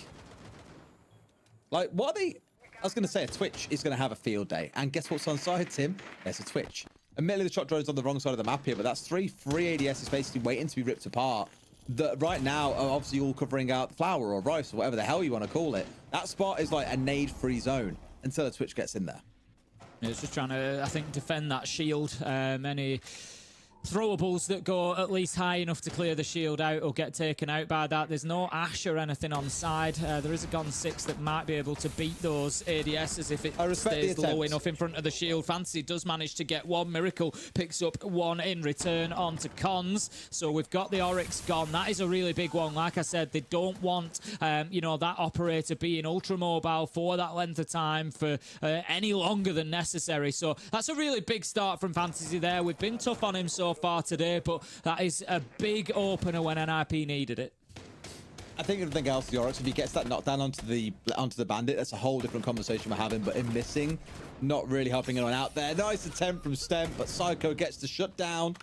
They're still falling apart though here, Tim. Only two left standing, both on half HP. A couple of bullets apiece, and they'll be out of this one. Looking pretty rough and miserable. Last smoke coming out here as well. I was gonna say force more damage on towards Fantasy there, but somehow he manages to escape the extra damage coming on through. Rounds his way towards the back here. Will he find anyone? I really doubt they're going to give him anything. He won't get an inch off this one. 20 seconds to play. They've got an idea as to where he's coming from. Now Psycho finds himself down as well. This one's looking pretty cooked. Yeah, it's going to be difficult. Fantasy moves in. They know he's in the freezer. He gets put on ice, and that is going to be match point, series point, lined up for Vivo Keystars. Coming into Cafe, we, largely thought this was going to be an NIP map, and we might see 3 overall, but it's like I said, there's, no, they didn't have the best record on it, 2 and 4. And you just don't know which NIP you're going to get. And if you get the good NIP, yeah, they're going to run rampant on Cafe. But that's not the NIP that we're getting today.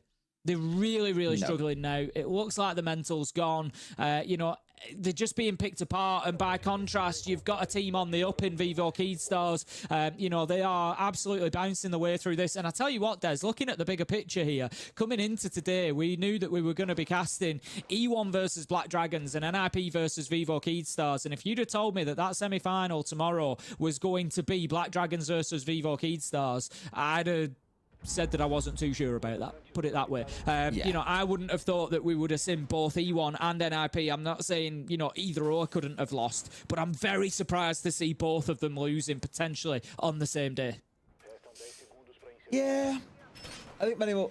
I mean, this result isn't exactly like super surprising, I think it's fair to say. NIP have been a bit up and down throughout the stage. They've been trying to fight their way in towards 6. Vivo Keystars have quite frequently been above them in the standings. So it's not like wholly unsurprising, more just the fashion in which it's been done is probably what is a little bit surprising. The fact that we saw Labs definitely was one surprise in itself, but the fact that NIP are getting absolutely battered on what they would probably consider to be their fortress of a map is the biggest probably letdown for themselves, I'd expect. And all the questions that will come out about this now, I imagine, is, do the team look to make further changes? They've already made 2 recently. Do you dare go on to make more? Ideally, no, but will they be forced to? It's certainly, like you say, the questions they've got to be asked, isn't it? I think at this point, you're probably looking at the lineup they've got. I think you probably stick with what you got and you give it more time, but it is always difficult just this is a stat, right? Fantasy is 4 and 18 across this series and 1 and 6 on the entry. What a day to have a bad day, though. Mate, this isn't a bad day. This is like the worst day of your life in terms of performance. Like, what on earth is going on? We need something for like the opposite of a life game. We need something.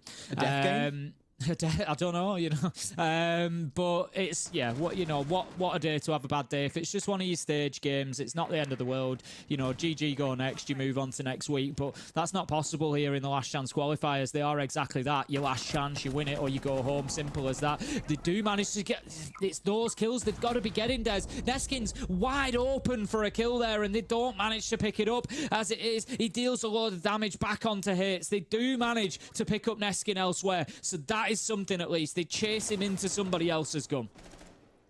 Congrats on Fantasy on getting his 5th kill of the day as well. It's a nice start.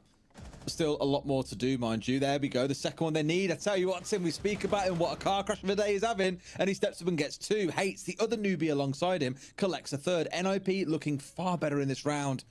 On sheer virtue, they managed to at least keep the other side out of this game for now.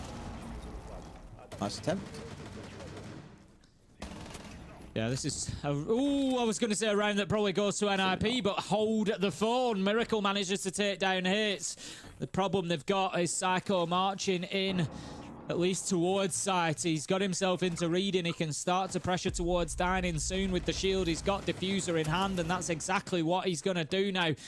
Tuberau looking to get that Zoto canister out just to halt the movement a little bit. He's able to get a beautiful kill. Lender taking down Fantasy. Here we go. Miracle manages to get one as well. He's unfortunate that his teammate gets taken down with a Monty in a 1v2. It's always going to be tough, but Miracle, he does have a chance.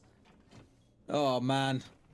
If he pulls this off here and just crushes the dreams before they've even really started to even have a chance of surviving, this would be heartbreak for them. But it's a Monty that still stands. One of the hardest to win in these kind of situations against. Just step across and find the one. And for now, at least, NIP keep the dream going. And that's what it... Well, is it a dream or is it a nightmare, Des? I guess the ending will determine which it turns into. But right now, it's certainly feeling more like the latter. Yes, they get one round, but the problem that they've got here, NIP, is that Vivo Keystars have basically got the choice of the map as to where they finish this. They're going to be able to rotate through every single site. They can just try to find somewhere that they're comfortable. All they have to do is cheese one round, essentially. But, you know, no matter what it takes, whether it's bringing a clash, whether it's, you know, bringing the maestro, whether you're just doing something a little bit unusual just to force one over the line, that's all they've got to do. And this time they're going to try reading instead. This is the battle, right? And I say it all the time when teams are at this stage, whether at match point like this, is Vivo Keystars only have to get this right once. NIP only have to get it wrong once and they completely lose everything. It can be one player they haven't droned out. It can be one C4 which just happens to catch a player out seemingly nowhere. Those can be the things that will cost them this game, and it's why I'm still really nervous and apprehensive they can get this one over the line.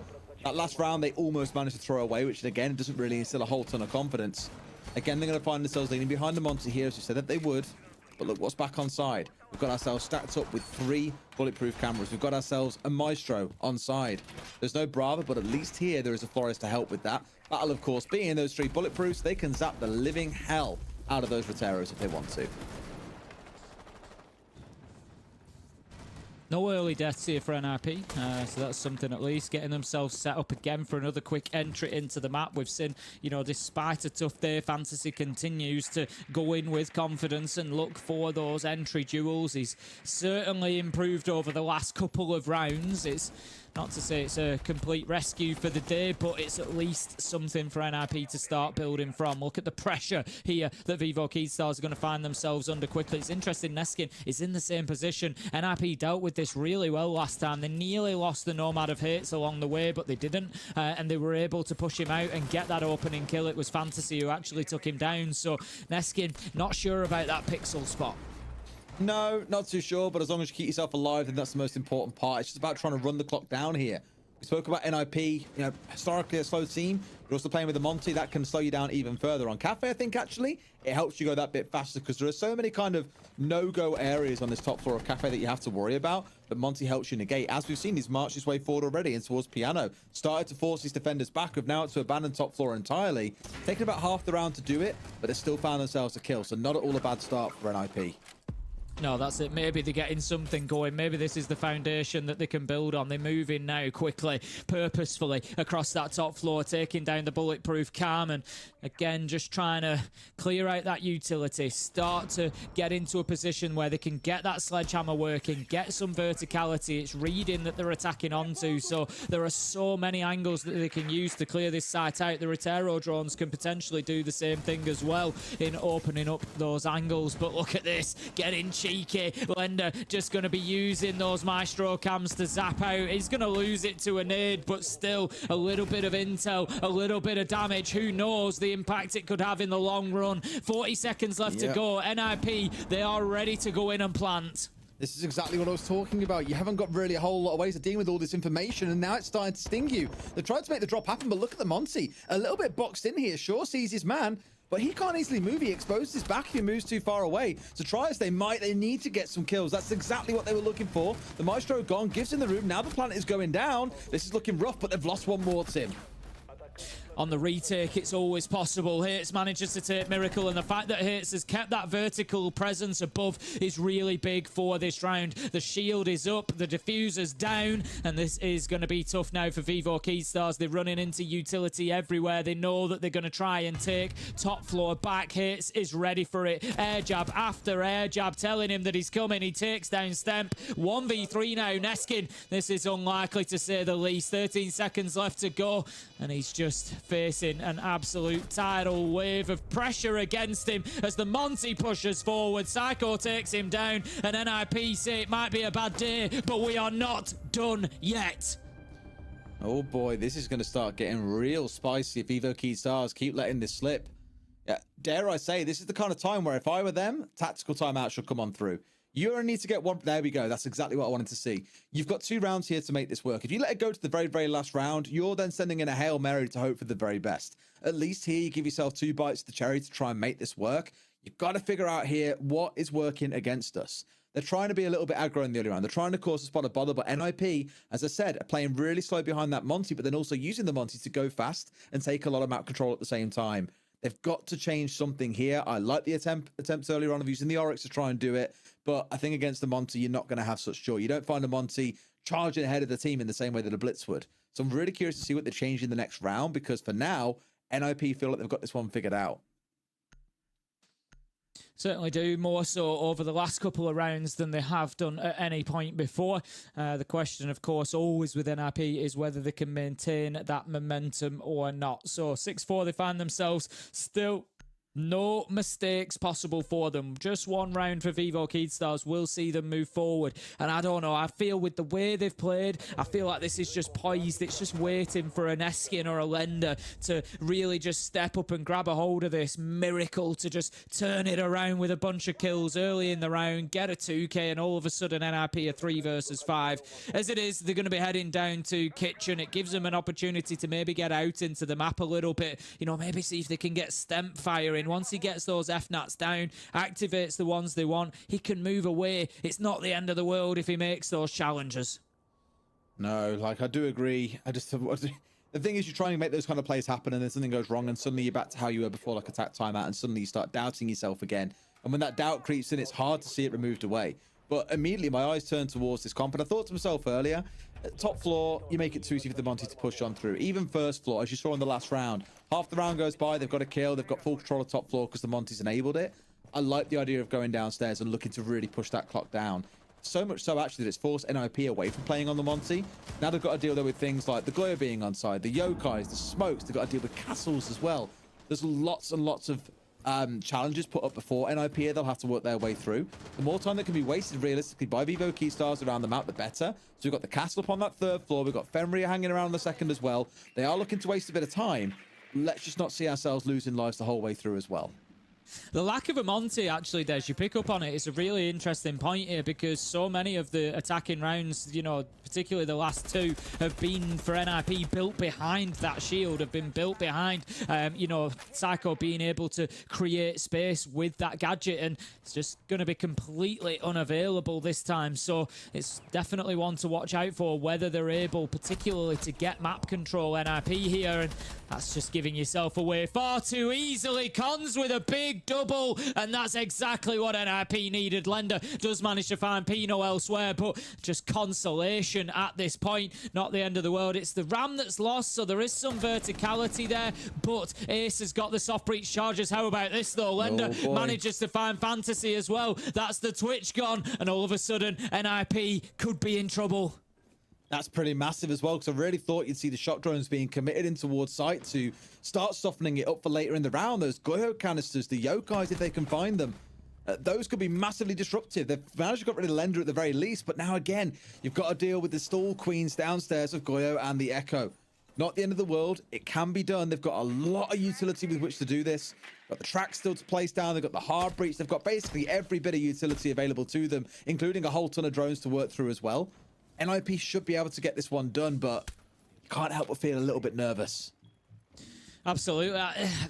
I look at Lender up on the top floor there, and I think, does he really need to be peeking those stairs? He's wasting time. He knows he is. If they're coming up the stairs, they're only coming to challenge him. He could have just kept himself somewhere like Freezer. Just keep yourself really off the radar for 30 seconds and just burn more time. Help your teammates back in sight rather than taking that challenge on. It's always one of them. It's, you know, if he gets the kill, you say, yeah, it's genius. He's locked down the top floor. So it's not hugely a criticism. It's more just wondering, you know, whether it might have been a better option to keep himself hidden out of the way. For the time being, the Yokai drone likely to be spotted out by the counter drone. They know exactly where the Echo is located, but with 12 seconds, they've got to get this going, Des. And the Yokai could be critical, but it's not going to be as Neskin gets taken down. It's all up to the Goyo. He's hitting shots left and right, but the diffuser's going to be going down. Doesn't have time as Psycho finds the final kill, and the comeback continues. A couple of pixels to the left or to the right, and we are talking about a very different outcome right now, but those Goyo shots just weren't quite connecting onto the heads the way that he'd hoped.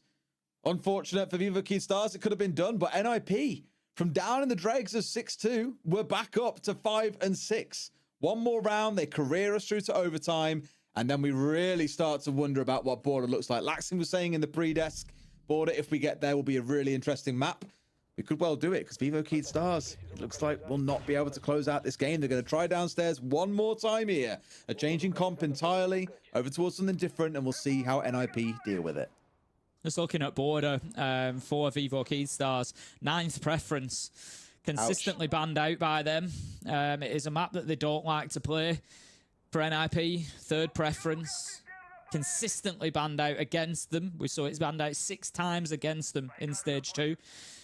So I don't want to put too much weight on this round, Des. There's overtime potentially to follow if NIP are able to get the win here on attack. Vivo Key Stars, it's not necessarily their absolute last time, the last opportunity, but I look at it and I think, you know, no, it's not a guarantee that NIP go and win Border, but it's a map that Vivo Key Stars don't like playing. Does their entire LCQ run hang in the balance here in round 12? It has done for the last 3. What's one more? I'm sure they're thinking to themselves. But I said it back when we were down at, 6-3. It only has to go right for Vivo Keyed Stars once. For them to see things close down. For NIP, it only has to go wrong once. So I know which team will probably be thinking to themselves, you know what? We haven't got to get this right too many times. Whereas NIP has said every single time has to be the right time. Seeing a lot of the Capital on this map, and it's still going to keep on raining on through. Why not? One of my favorite operators in the game, I speak about him often. The fact that he's got the Gon 6 now as well, also really, really powerful. Lots of gadgets you can rotate through as a secondary, but also the fact that with the fire, you can make players move, and the smoke, of course, sets you up for what smoke grenades otherwise offer, the ability to get a plant down inside a smoke. You know, really good, very, very versatile as an operator. The fact that he's a 3-speed too is absolutely great if you're a bit of a fragger. So I always love it when teams bring him along. It does open up some really interesting opportunities for you.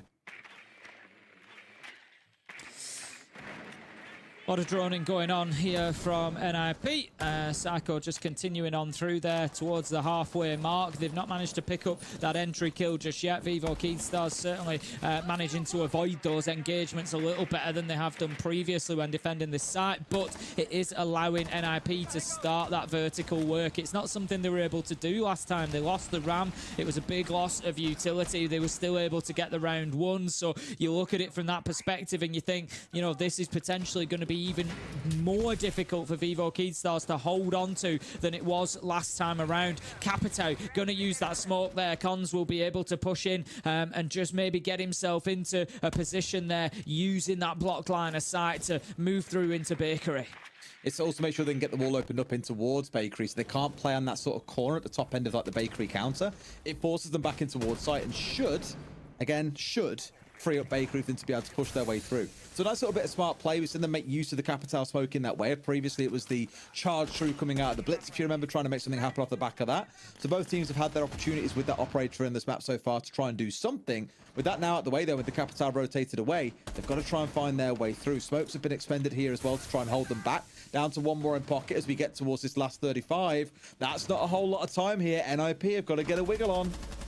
And the problem for NIP is it's getting to a point where they're going to have to get it right first time. There's not necessarily going to be an option for going in and trying again. They haven't got court check sorted out yet, so potentially any plant that comes in can be prevented by Stemp. He's the warden. He's in the perfect position, but he's not going to be able to do anything because he can't get the angle onto the Capito. But two big kills come in. The plant does go down, but it's man advantage for Vivo Keystars. And plant being down as well. I mean, NIP are without the numbers advantage, sure, but all they've got to do is hold place here, and Hates goes absolutely nuclear when you need him most. 2 kills coming his way, and they're not going to be able to retake the vertical. You send 2 players upstairs, you guarantee or at least hope they can get a trade.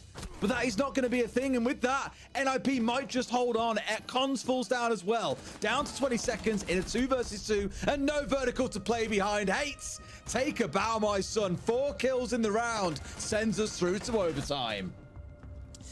I think that maybe Vivo Keystars were just a little bit weak in that defense. They'd struggled holding the entire map, so fair enough, they make the decision and say, we're just going to hold, down on site pretty much. But I commented on it at the time.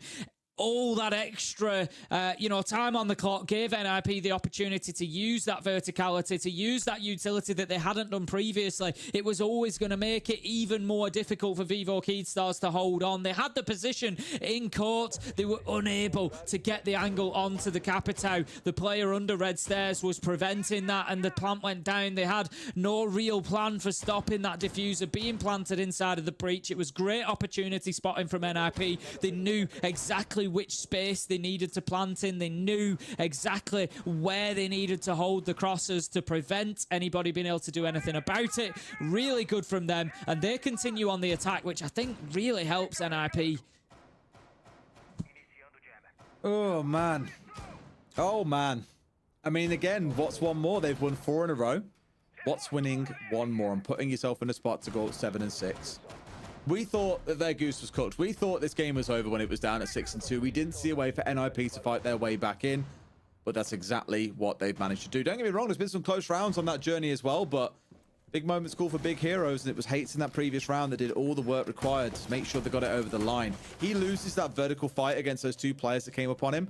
We're probably having a different conversation right now. It's the post-game desk. Jacob and Lax are back on here having a chat about it. Again, big moments call for big players, and that's exactly what he was there. Let's see though if this carries on here into overtime, or whether or not we can see a bounce back from Vivo Keystars. As it stands, only 30 seconds in, of course, nothing too chaotic going to start off, but already there's a bit of pressure starting to build around them. The thing for NIP is with the lineup they've got here, looking mainly towards that sledge, they want that vertical control. They want to start getting these angles opened up and starting to expose some of the players, especially around train itself. But now at least Stemp is dug in, and of course he's on the dot. Proper ranked hero here as well. Looking with that heel, trying to hold with the heel on the top floor, sorry, trying to dig himself in and keep himself in a dangerous position. Got to be careful that he doesn't find himself pinched out too soon, so knowing when to drop away is just as important as being there in the first place.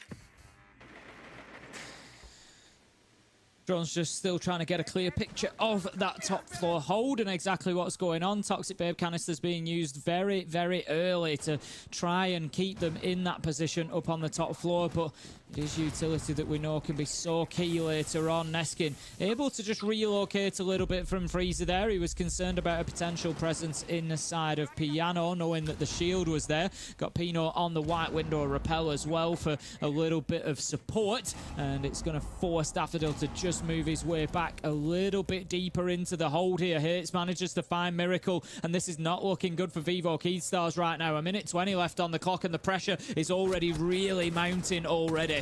Oh, and 2 kills come their way. I was going to say, even Fantasy started warming into the series as well. There he comes with the 2 big kills from being on 4 HP. That is not a bad outcome at all. Down to just 2 players left here, and Vivo Key Stars are about to find themselves on the opposite end of a match point here. Not an outcome they thought they'd land at, given how this map started. No, absolutely not. It's been all in their favor. Let's not forget they were 6-2 in the lead at a point. NIP have now won 4 in a row. This would make it 5, and that was on the back of Vivo Keystars winning 6 in a row themselves. NIP just on a huge turnaround right now. Lender just trying to work his way out of the train car there and get any sort of unpredictability that he can, any sort of angle. That's a big kill, but straight away, even though he took the shield down, the challenge was there. 1v4 becomes a 1v2 though, Des. Juice yourself, my son. You got a little bit of time. Obviously, he doesn't know it, but he has got time here to get himself healed back up before he gets pushed in on. In fact, comes away from that one. Oh, but Hates knows exactly where he is. Why wouldn't he? Wonderful shot to close things out. NIP at 7-6. Single round, and Border is upon us.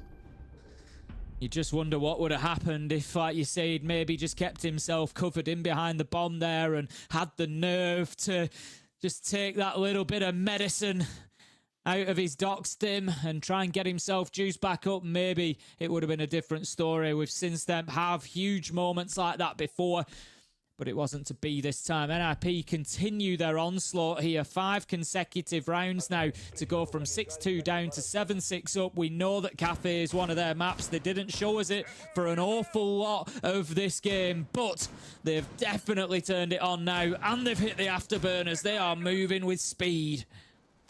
Oh, I mean, mate, this is real raw copium right now, or hopium, I don't know what you want to call it, but Vivo Keystars, you hope here with an attack on side, they'll be able to get something out of this as well. Just build a little bit, break the momentum, essentially, that NIP have now had for all those rounds in a row. 5 rounds back-to-back they've managed to pull off to get to this stage. A single attack might yet prove to be enough for Vivo Keystars here to get themselves back into the game as well. But they are looking pretty out of it right now. When you start looking at the stats for this map, for example, Miracle, as we know, has had a wonderful time. 14 and 7 he finds himself. Lender at 12 and 8. But the player on the other side that's causing such a headache for them has been Hates. 15 and 7 he currently finds himself at, and it's been a nuisance for them from start through to finish. Top floor hold it's going to be for NIP. If we have a look back to the first half, it is one of the 2 sites they were able to successfully defend. They defended top floor and they defended kitchen.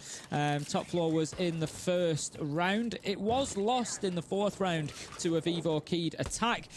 So obviously they're going to be looking to replicate that. Vivo Keyed Stars didn't have the Monty on side. Oh no, they did have the Monty on side, sorry, for that attack. Lender brought the shield, brings it again now, and we've seen the power that he's able to bring, moving through Piano into Pixel down to Lumber. It's his route. We know that that's likely where he's going to push, and the question is, what can NIP do to stop it? At the minute they're going to lose Pino. Miracle takes him down. That's the castle off the board.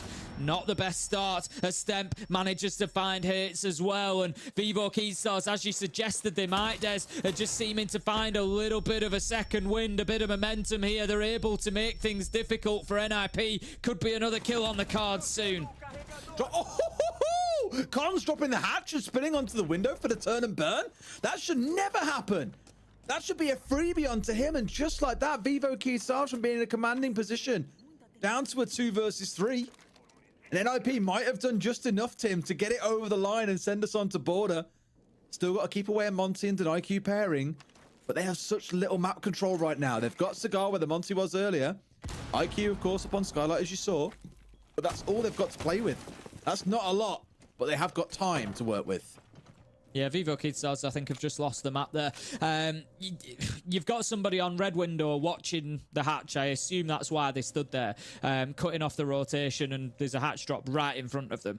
You can't lose that fight. It's as simple as that. Cons drops down there and hits an absolute beauty. Don't get me wrong. You know, that's absolutely fantastic stuff from Cons. But from an attacking point of view, it can't be a fight that you lose. And they've got a man disadvantage now. Things go from bad to worse as Cons managed to find Lender. and it looks like NIP are on for a huge comeback here, Des. Let's not forget, they were 2-6 down, and it looks right now like they're about to win this 8-6. They are just looking for one more kill in this 3 versus 1. They are circling, they are pushing. It's going to be Psycho to find it, and what a comeback. 6 rounds in a row to push us to map 3. That is something spectacular. They pulled off there what so many of us were convinced would never happen when they were down at 6-2. They looked bruised, battered, and broken. They'd lost 2 of the rounds in a row, only to go on and win the next 5. That was pretty spectacular. Fair play to NIP, Tim. It's going to command a map 3 to see who walks away the winner. And I don't know who's going to take it now. We've seen both teams play well, but what I will say, a lot of that map, that came down to Hates playing as well as he did. Yeah, it did, and I think it really puts NIP in the driving seat. I said this earlier, Border, it's a preferential map for them. It's very frequently banned out against them because they're known to be good there, and I just think they've also won Cafe. It gives them the momentum. It gives them everything going into it. Vivo Keystars, they're going to be smarted after losing 6 rounds in a row. It's just so bruising, so bruising to have to try and deal with. They'll have to kind of pick themselves back up now as well, in the same way that NIP did between maps, you know, no doubt themselves when they were sat down there at 6-2. They found a way to battle their way back into things. They even lost the round after their attack timeout, as we saw at 5-2, yet managed to climb their way back through. It can be done, but going into that map, as you said, that is just not in Vivo Keystar's wheelhouse. Not something they ever really employ, not something we really get to see them play very often, if at all. So it makes you start to feel a little bit nervous for them. For NIP, it can feel like a real smash and grab because, reminding it what we said earlier on, whoever loses this one properly, you're pretty much guaranteed to not be making it to the major or to SI. Well, not to the major, obviously, but making it not to SI either because you'll be down too low in the global standings. This is really critical because it's not just about one event here. It's 2 events that we're talking about. Whoever wins it, they're in with a great shot. Just remember as well, if NIP, you know, let's look into the future a little bit. If NIP get themselves to Montreal and have a great performance there, you know, without doing the maths, gonna need a semi-final minimum, I think, to look at SI qualification. You know, potentially a grand final. If they do that and they make it to SI, you know, let's never forget that for a long time they were 1 round away from not making it to Montreal, if that's how it plays out. If that's all it comes down to is one hell of a map come back to start, a little bit of a revenge tour, you'll absolutely take it. But some of these replays burning out, I mean, you can just watch the score at the top of your screen as it just keeps on ascending in towards the side of Vivo Keystars. The questions will always be asked, you know, how the hell did they let this one get away from them? I think they're going to be asking those questions, Des. They're going to be looking back on these tapes, definitely. You know, wondering how, with 4 opportunities, how did we not get one of those rounds? That's all they needed over the line. And I think a little bit of it was down to a couple of players just kind of cooling off. You know, Lender had been playing so well. Neskin had been playing really well. And they just kind of seemed to cool off a bit in those last few rounds. As soon as 1 or 2 defenses were lost and NIP was, you know, started to maybe get up to kind of 6-4, and you start thinking, nobody stepped up on the side of Vivo Keystars to say, we just need that big start. I think there was, I can't remember, I think it was the 12th round maybe, they got the early kills and NIP were just able to overturn it. It just didn't matter, and I think a lot of it is probably about NIP's performance there. It's just Hates time and time again, isn't it? Every single time you see a round that looks like it's going to be chalked for NIP, it always seems to be him that was stepping up and making himself heard, coming out with these big 2 or 3Ks. It didn't seem to matter what was going on the other side, whether it was Lender or Stemp or Miracle having a big round. Hates was just always that guy that seemed to be present at the big moments when his team needed him most, including in this round here as well. This closing shot, really wonderful to see. Otherwise, again, it becomes another very vexing round where you're in a 1 versus 1 and things look like it's potentially lost for the attackers. So when you need a player to step up, he's the one. I love that shot from Cons, by the way. Getting that shot onto the museum player is absolutely brilliant. Yeah, best shot that we've seen, best kill that we've seen today, and probably will do. It's such a tiny sliver that he sees of him, still takes him down, and it was so crucial as well. Beautiful stuff from NIP, you know, taking nothing away from them. They've come in and they've won that really, really well to say they had such a tough start. And still another map to go, as you've heard. So let's get out to a break, and when we come back, we'll break that one down a little bit more before we get into Border. See you soon.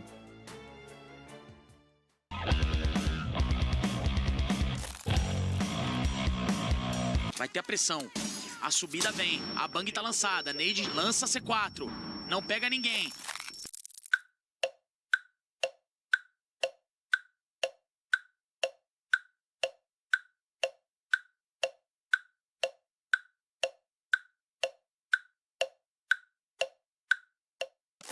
Pino rotacionando.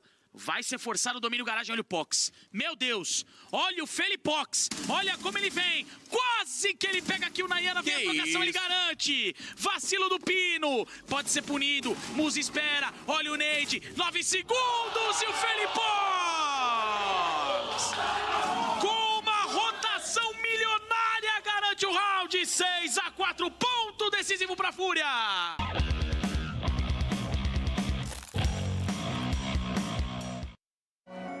Ouais, choc-les, choc-les, ouais, choc-les, choc-les, choc-les, ouais, voilà ce qu'ils me disent, les entends parler et ils maîtrisent, j'arrête que pour rappeler la mise, petit pas sur la piste, et le succès je l'ai pisté, disque la place du premier, fais monter la côté, sur moi tu mises gros, tu connais déjà l'équipe, ça criera au complot, je prends le double, on est quitté, je fais la magie des chiffres, la somme je la triple, la concurrence la dribble et le stade est en délire. Ça fait choquer, j'arrive pour tous les choquer. Toute la foule elle est choquée. J'espère que t'es accroché, accroché. Gauche, droite, esquive le rageux. Coach m'a rajouté du temps de jeu. Dans l'action, ouais, je me sens en feu. Je suis on fire, fire. Je fais la différence au compteur. Money time, ça shoot sur le buzzer. Je suis on fire, fire. Choqué, j'arrive pour tous les choquer. Toute la foule elle est choquée. J'espère que t'es accroché, accroché. Choqué, j'arrive pour tous les choquer. Toute la foule elle est choquée. J'espère que t'es accroché, accroché.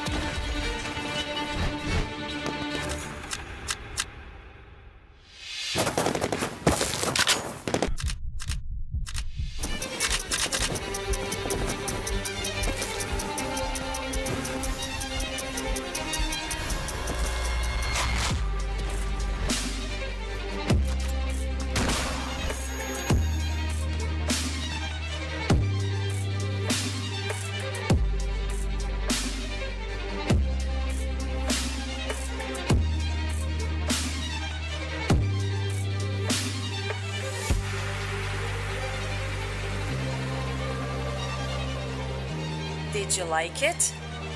Then buy it.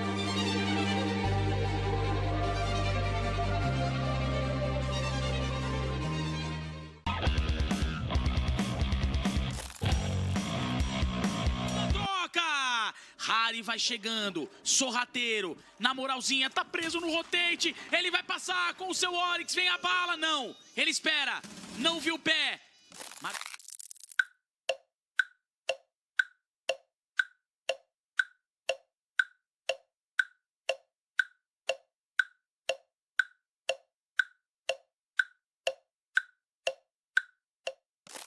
Marcou, espera, na calma, O Harry tem que jogar na boa agora. Vamos ver se ele consegue mais um clutch. O jogador vai tentando estreifar para buscar a informação dele. Harry consegue dar bala. Derruba o Lukid. Agora falta o Raps. Vamos ver o Harry. Subiu.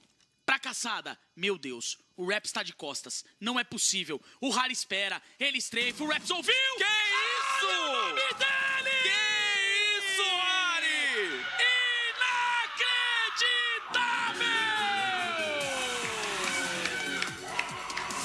Uma performance memorável do Harry! Joga demais! Um monstro! Uma lenda! Ele é demais! Ele é o Harry, é o capitão!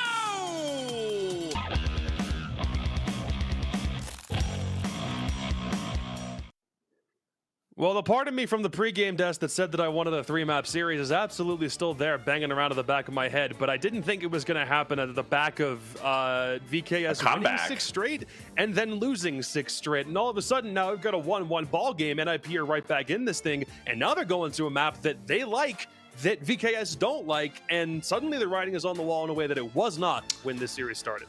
Yeah, I want to tackle both teams. I want to start with Keystars first. Obviously, I want to commend these guys because when you looked at their entire stage and their statistics, they are absolutely horrible at attacks. But when you look at this playoff so far, or this LCQ, they are looking phenomenal. I mean, that Cafe attack, when they pivoted, once that went to a 2-2, you really saw the transition in the team's dynamic of how they wanted to approach each and every single site, using each other properly, using the utility operator, utilizing the shield properly. I mean, the play from these guys on their attacks, it just is such a tremendous difference from what we saw during the stage, where had they been playing like this during the stage, we possibly could already see them qualifying for Montreal. That's a little bit of a tall ask, a little bit of a tall order, but then you switch to their defensive half. I mean, you switch to their defensive half, and then they started to crumble. And I think the biggest factor of that is because they went up so fast, it wasn't their map. They got a little overzealous or weren't overzealous enough. They would sit there and they were waiting for the mistakes for Nip. They wanted Nip to make the mistake. They wanted Nip to fall into their trap. They didn't want to work hard for it. They just wanted to let Nip slip on in, maybe use too much of the time where Nip always has, not utilized any utility, not utilized the shields, not utilized their team play, and just kind of fall into that win and then secure themselves into the semis. But that is not what happened. And that is what I love from NIP, because as we've highlighted many times throughout the stage and throughout just their performance, especially on an attacking half, they are poor with their coordination. They are poor with their utility. They don't have a general idea of how they want to approach certain sites. They are not so great at problem solving, but that's exactly what we didn't see in this situation. We saw problem solving. We saw them working together. We saw them implementing that shield extremely well, taking the aggressive engagements, taking that map control, pushing them out of power positions, and forcing them into unwinnable positions for that matter. And you could see the sheer resilience. And when you got to think about, long historic players of Pino and Psycho, I can only imagine that those two were the one that were leading this charge, leading their team to this victory, and showing the true resilience. Because if you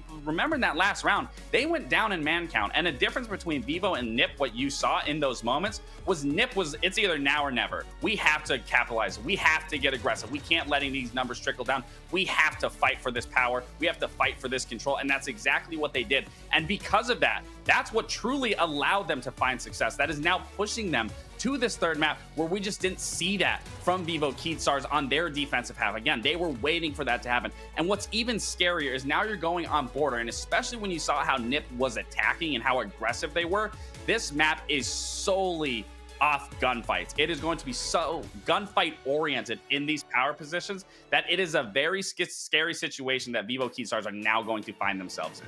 Turnaround for Fantasy has also been pretty good too. He was 1-4 at a certain point in this one, and then suddenly on the half swap turned things around. He went back to 11-12 before Cafe was done. 17 kills for Hates in that game. Fantastic, especially considering it felt like both of them were the two guys who needed to be lights out in map 1 but weren't. They came back, turned things around, and now they send us to Border, a map that we've only seen NIP play the one time. They beat Fluxo on it over the regular stage. Not a map that VKS have played at all in the stage or anywhere during the LCQ playoffs when they were playing teams that weren't tier 1. Never played it, banned it out constantly. So the question now to you, Lex, because we didn't see NIP play any of Labs before, they lost it, very clearly didn't look like themselves on that map.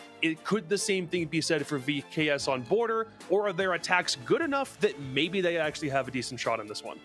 the thing is, it's really going to come down to this attacking half more than anything for either side of these teams. If Vivo Keystars can shut down the attack on their end for the defense, or NIP on the other end, if they can shut down their Vivo Keystars attacks, that's where this map is going to either be won or lost in, and then it's just going to be completely shut out whoever switches that side. So really, this first half is really, for me, going to truly determine who's going to walk away once they switch to that attacking side, if they find success on their defensive end. Well, suddenly we have a really desperate best of 3 to find out who wants to be Black Dragon's opponent in the semifinal worse. Is it going to be VKS or NIP, and whose season is over right here and now on Border?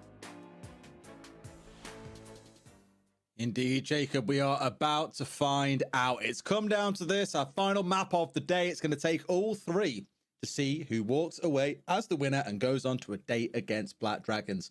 I didn't expect to be here, Tim. I don't think any of us did when the score was 6-2. Yeah, here we find ourselves. Like I said, it comes down to this. The band staying the same as well. Still seeing that Deimos band coming in against Hates on the other side, but Ying again being taken out by NIP here on Border. Yeah, I think the big question over the first couple of rounds is going to be how mentally prepared are Vivo Keystars for being here. Like you say, there'll have been a point where, you know, I'm sure you try not to think about it as a player, but you can't help it. You're 6-2 up. You think, yeah, we're probably moving on through here. And yet they find themselves going to map 3, having lost the last one and having lost the last 6 rounds of play consecutively. If that continues here for NIP on the defense, which I've got a feeling that it might, it's going to be really tough for Vivo Keystars because it's just going to keep them out in the cold. So let's get into things. It's going to be Border. Warden and Azami round out our bans. No major surprises there. The Warden ban is kind of an interesting one. We don't see too many Warden bans, but obviously super popular, super powerful operator for good reason. But this time is taken away. And as you say, Ying and Deimos rounding that out. With the Ying ban, I look at it and I think how, you know, necessary is the Warden ban. I guess you've still got the smokes issue. You've still got, you know, your normal flashes and things. But we'll see as we progress on through. You know, take out the Warden, maybe give yourself the opportunity to use those things, I guess. Well, I remember speaking of this before when we had I think we saw a ban over in EU, or I can't remember if I was speaking about it then or not. I can't fully remember. Maybe it was around the Ying ban, but I was basically saying that some teams, G2 are a team that I think up when I say this, are really good at bringing along 9 flashbangs and basically recreating Ying's frustration. So even though she's banned away, good teams will still be able to play a very heavy flash game, which is what I think you'll see coming out here. Now the fact that Warden's offline just means you haven't got to worry about bringing along EMPs to deal with him, for example. It's kind of more like the old days here where you can basically just overwhelm with utility and there's very little the other side can do about it. Yeah, I'm looking and saying, okay, do you bring like a Wamai, for example, here to try and stem the bleeding a little bit? They've got to be very careful, though, because without that on side, yeah, this is about to get really overwhelming very, very quickly. That's why I think you've got things like the Glass on side here, along with a couple of smokes, to really try and do some damage, because nothing can really respond to him. Yeah, they just lined up for a classic East take here. You know, get yourselves into Archives door with the Monty, get somebody on Sandwich Window, get somebody on Ventilation Units, smokes out, use the glass, get the plant down, I think is, you know, largely going to be the intention here. We'll see whether NIP are prepared for that, whether they're set up and ready. They should really be expecting it. Out comes the Toxic Babe canister, and the Monty is going to have to push in through it. Is there an opportunity? He's waiting for that smoke, and then gets into the corner to start putting the plant down. Shield goes down on his back. Look at this, aggressive from Miracle, going to actually sit inside of that smoke there, manages to go through, but more importantly the plant is stopped with a Nitro coming out, and it's a lot of work from underneath for Neskin to try and take Fantasy down, but 3 versus 3 and the diffuser down in no man's land. This could be tough for Vivo Keystars. NIP might have just stood up to that rush. It's a real good example, again, like where we see player outlines and just think, oh my god, if he shoots right now, he kills 2. Like, Neskin had 2 players in the lines of his skeleton key there, and I was like, oh my god, if he starts pulling that trigger, he could well walk away with 2. Still gets away with 1, and yes, it was a really good response by NIP to the Monty. Double smokes going down into either corner to make it hard for him, a C4 straight into the other corner to catch him out. They were just ready and lined up for that assault there, even with the glass being placed on the window. They've still got about a minute to work with here, so it's far from over, but still, it's looking like NIP should be able to hold on. Not going to be able to take down the Rotero drone. It was close run, but the Rotero will detonate. I'm not sure really how much use that's going to be, but it will at least tell them that they've still got somebody playing in this position, looking to hold on to CCTV. Neskin trying to work underneath, continuing with the skeleton key. 40 seconds left to go though, and Vivo Keystars, they need to start scrambling here, because the reality is they haven't really done much work towards an alternative plant here. It might be a case that they have to go looking for kills, because the whole plan was get inside of archives and get it down there. They haven't recovered the case, so they don't really have too much of an option. Cons is there with one onto Dafo. Stemp, after getting one, can move into CCTV. 12 seconds left to go, 2 kills to find. NRP, they're just going to be patient. No, they're not. Psycho's going to step out and get the kill, and that's going to close out round 1.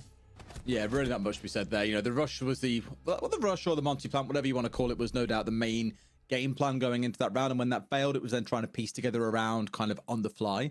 There's no way that you sit there when you're drawing up strats saying, oh yeah, what happens if we end up in a 3 versus 3 and we've lost the Monty and the fuse is down here and this is happening.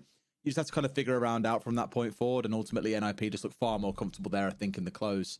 Now we go then to the first floor, and I think I can understand enough Portuguese there to understand that that is saying Vents and Workshop is going to be the next site.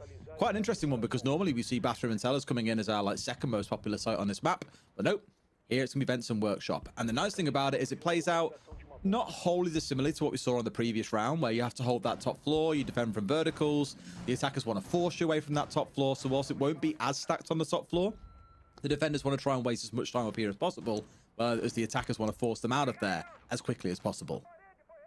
Yeah, and, you know, if you've got the right angles opened up, you can get pretty much 100% coverage from upstairs as well onto the site itself. So, yeah, no reason to necessarily leave too many bodies down there. We've got set up in CCTV as well, so it looks like NRP going to be going for the full hold pretty much.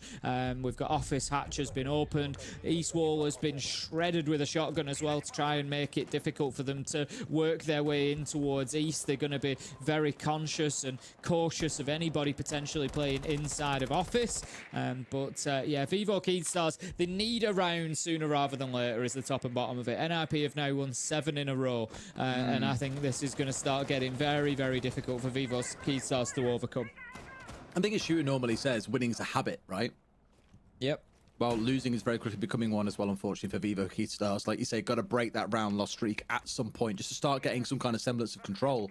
Yeah, still not looking like they're approaching things terribly. They had a nice idea in that last round, even if it didn't come off. I would say that it's very easy in Siege for a tactic or an idea that you might graft it on paper or you try it in scrims and it works really well. You bring it to an official and try it, and one small thing changes or goes wrong or a player's in a different spot and you look like absolute idiots. Like, oh, you didn't consider that? Like, man, are you guys stupid? And so I always like to kind of make sure that you're thinking about the intent behind a lot of attacks or strategies, because if that pulled off one in the last round, there was no C4 coming out, that plant probably goes down. They've got the glass on the cover, for example. Everything starts looking good. So they are close. Just so far, NIP have done a very good job over the last X many rounds to keep them at bay. Yeah, they have, and they're continuing to do so here. Border is one of those maps where you want to really fight up at the boundaries. You don't want them getting inside any barricade, any door, any window. You want to prevent them being able to move in comfortably and get established. And NRP are doing a very good job at that at the minute. Vivo Keystars haven't been able to get themselves into top east. It's a minute 30 into the round before they've been able to clear Psycho out of CCTV. Cons picks up the opener onto Lender, looking to get more as well. Miracle does pick up Psycho eventually. 4 versus 3, 4 versus 2 as Cons and Pino find one apiece. Diffusers down as well, and it looks like things could go from bad to worse here for Vivo Keystars. They're down to an IQ and a Grim to try and get something going, and honestly, Cons is just on fire at the minute. Someone try and stop him. He is unstoppable. A 4K in the round for himself, and it feels like we're seeing a very different NIP. They look very at peace, very in control of the rounds as well, which is the most crucial part. And it's weird saying that for a team that's on the defensive border. You know, anyone, if you ask anyone, you know, how does border exist in the map pool? Pretty much everyone will say it's attacker leaning. There's so many soft walls. It's very easy to open it up at long range for the attackers with their superior scopes and higher damage guns. They'll tend to make life quite difficult for the defenders. But at least as those first 2 rounds have gone, outside of a potential Monty plan almost going through, I'd say NIP do not look troubled at all. And already I'm starting to worry here for Vivo Keystars. Yeah, it feels like sometimes you just you get to that point where you know a team have hit the slippery slope and they're on the way downhill, and Vivo Keystars are certainly that, and they're picking up pace along the way as well. NIP, instead of Bathroom Tellers, interestingly, going to take us to Customs instead. So always a tough site, really, because you've got that window directly into site. It is a bit of a weakness. You can get a plant down inside of there. It can be held vertically, so you're going to see, I would imagine, a strong NIP presence inside of CCTV. I'd like to see them open the verticals up onto that window, because you've got to have some sort of deterrent there for otherwise maybe I'm just looking across the attacking lineup, no shield on side, but still you know, potential for somebody to hop inside of there and get a plant down. Big one for me with this site is that although it's like a stalemate in chess, where it's like it's so obviously there, like, oh, it's a window, you can jump inside, you can literally hold down plant and the diffuser will go down. It's like, whoa, really? It's so close to the external? Sure, but there's verticals that you've got to worry about contesting. There's players inside a bathroom you've got to worry about contesting. There's players inside of the very site you're trying to plant in that you've got to worry about at the same time. There's just so many things to stop you, and because it's so, like, boxy and cagey in there, it's such a small area you play inside of. A C4 or a smoke is pretty much guaranteed to hit anyone trying to get the plant down. So you have to soften up everything else around it first, which normally starts with top floor control. And that's exactly why you can see NIP with 3 or 4 players up on the top floor right now. They want to try and stop Vivo Keystars, getting that vertical control, softening up the site itself, and then trying to make a plant happen.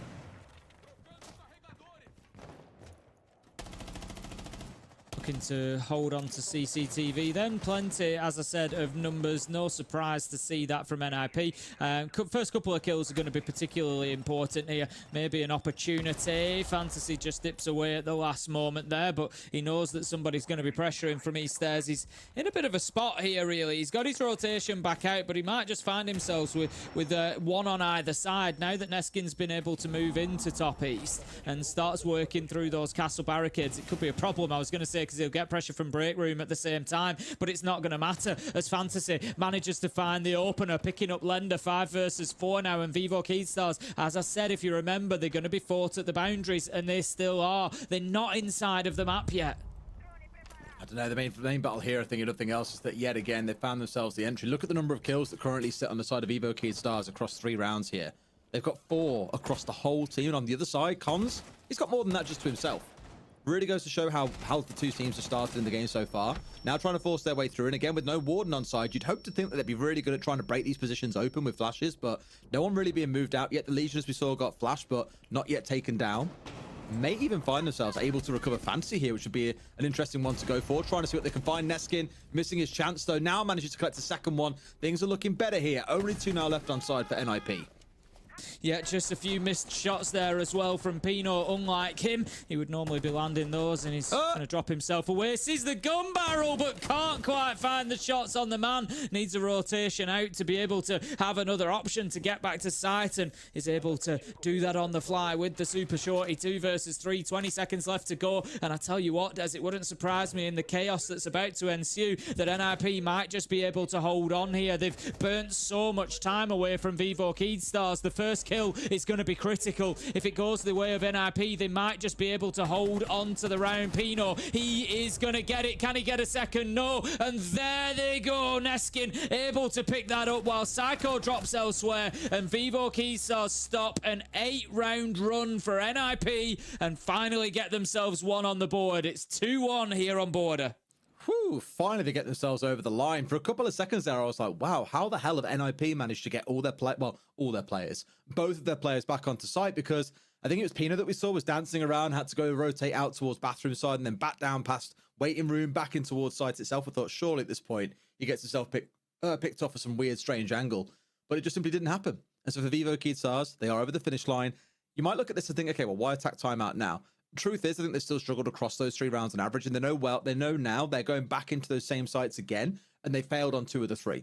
They've got to figure something out here, probably starting with an alternative to that top floor attack that doesn't see them having to go through with a multi-plan, for example, that not being the crux of their strategy, because clearly NIP are expecting that. They've got to get creative here and do something a little bit different, and part of me probably thinks they weren't coming into this 100% expecting to play Border, now in a spot where they've got to try and think of some things on the fly.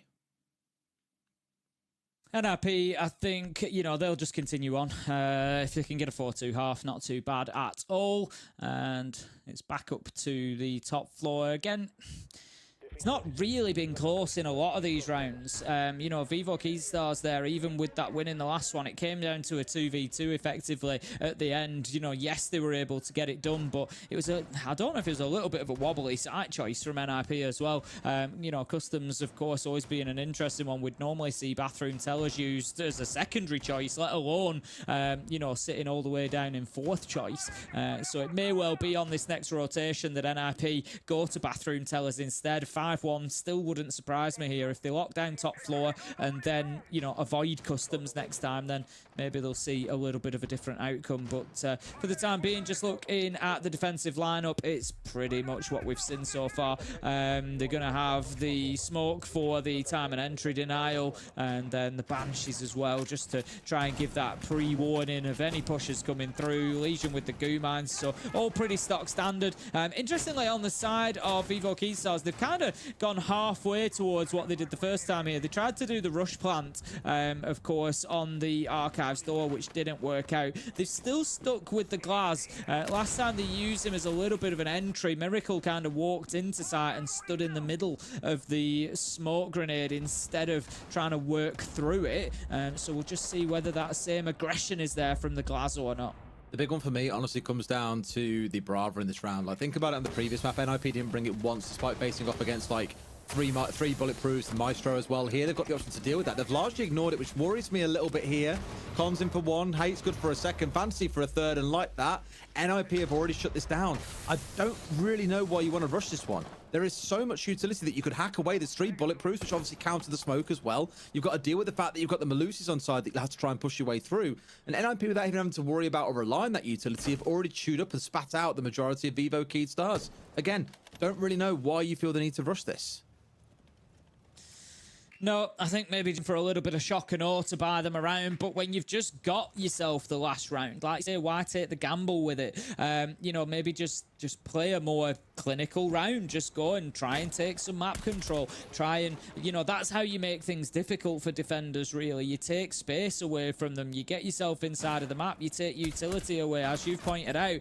You know, the rush has really got to be something that just catches them off guard, and you kind of get away with it once. You know, maybe a mentality there of, well, they're not going to expect it a second time, but you know what? They did, and you've lost to a flawless round. NIP, they halt any momentum Vivo Keystars were going to build as soon as they start building it, and we're going to see them go back downstairs to vent. I think they can win this one again.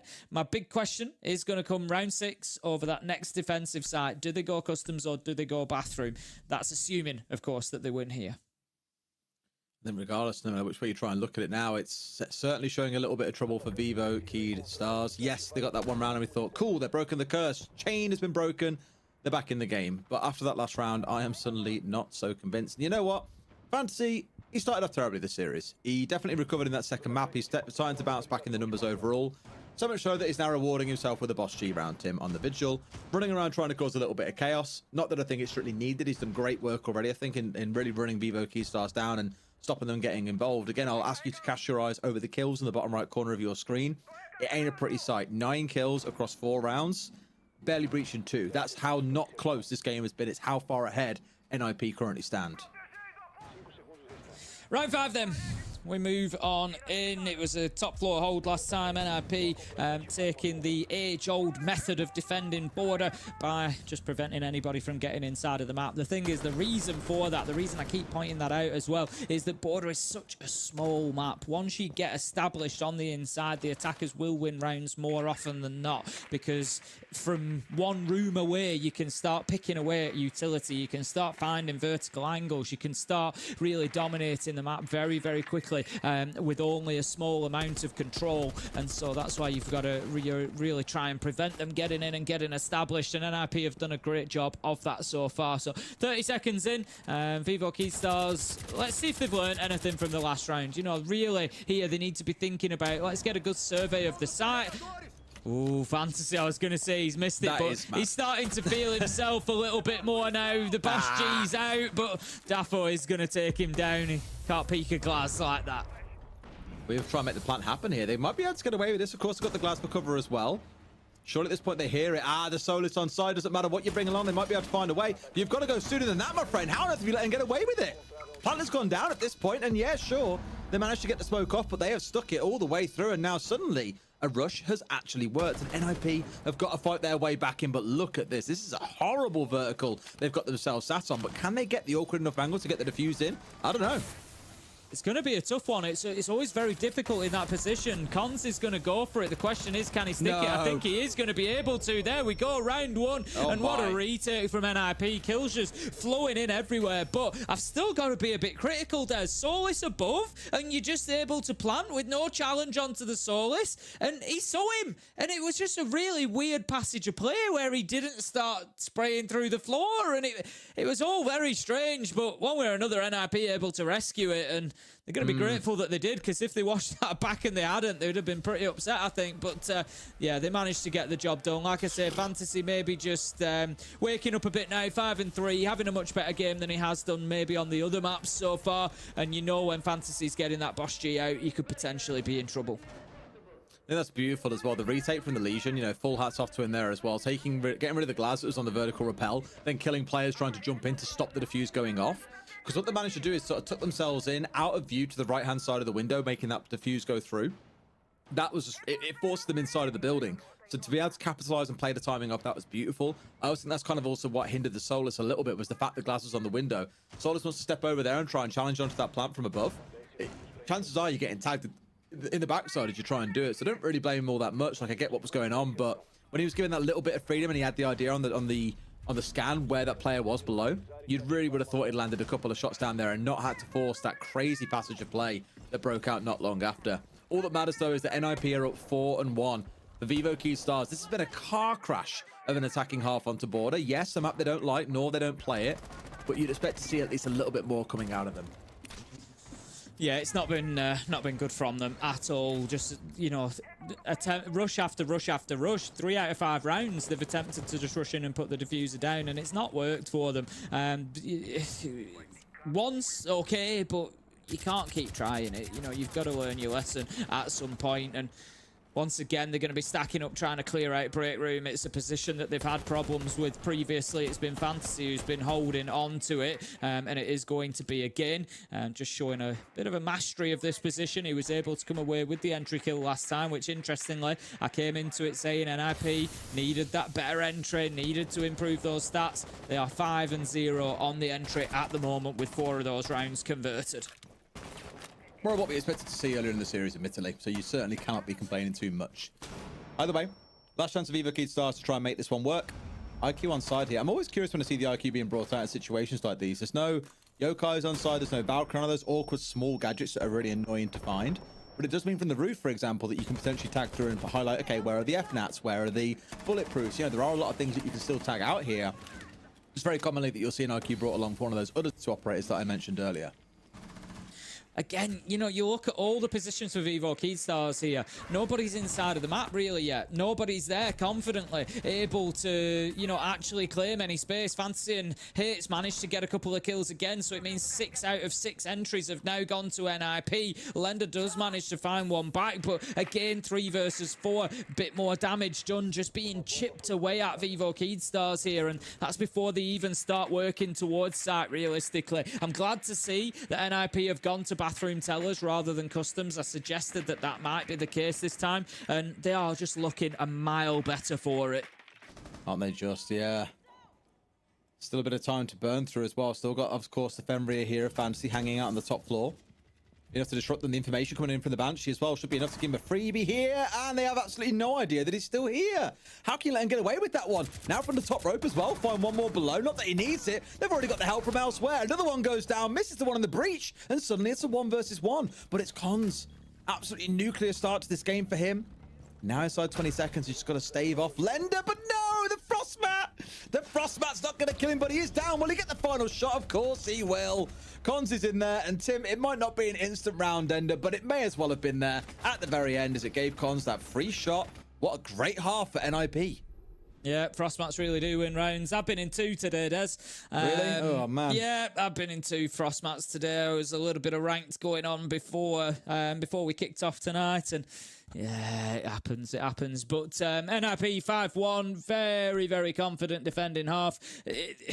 I was a little bit frustrated with Fantasy, you know, going over the balcony, and he gave his life away a little bit, really, especially when it's a 2v2 there. He guarantees himself the one, but he leaves Cons in a situation that it's losable in that 1v1. You know, Cons has been playing well, but you could drop the round quite easily there, and I don't know how necessary it was, but ultimately Cons played it well. The utility did its job, and unfortunately for Vivo Keydstars, it is another loss. But, and it's a big but, they get themselves onto the defense now, and that might just change things up a little bit for them here on Border. We've just seen NIP able to dominate because of how small the map is, just taking those fights constantly out to those barricades, out to those balconies, not allowing Vivo Keydstars any room. They have to replicate it. They have to do the same thing here. They have to get aggressive. But the thing is, NIP have made that look easy, but given the fact that there's an Azami ban, for example, the amount of time that NIP have spent playing inside of Break and CCTV is no mean feat,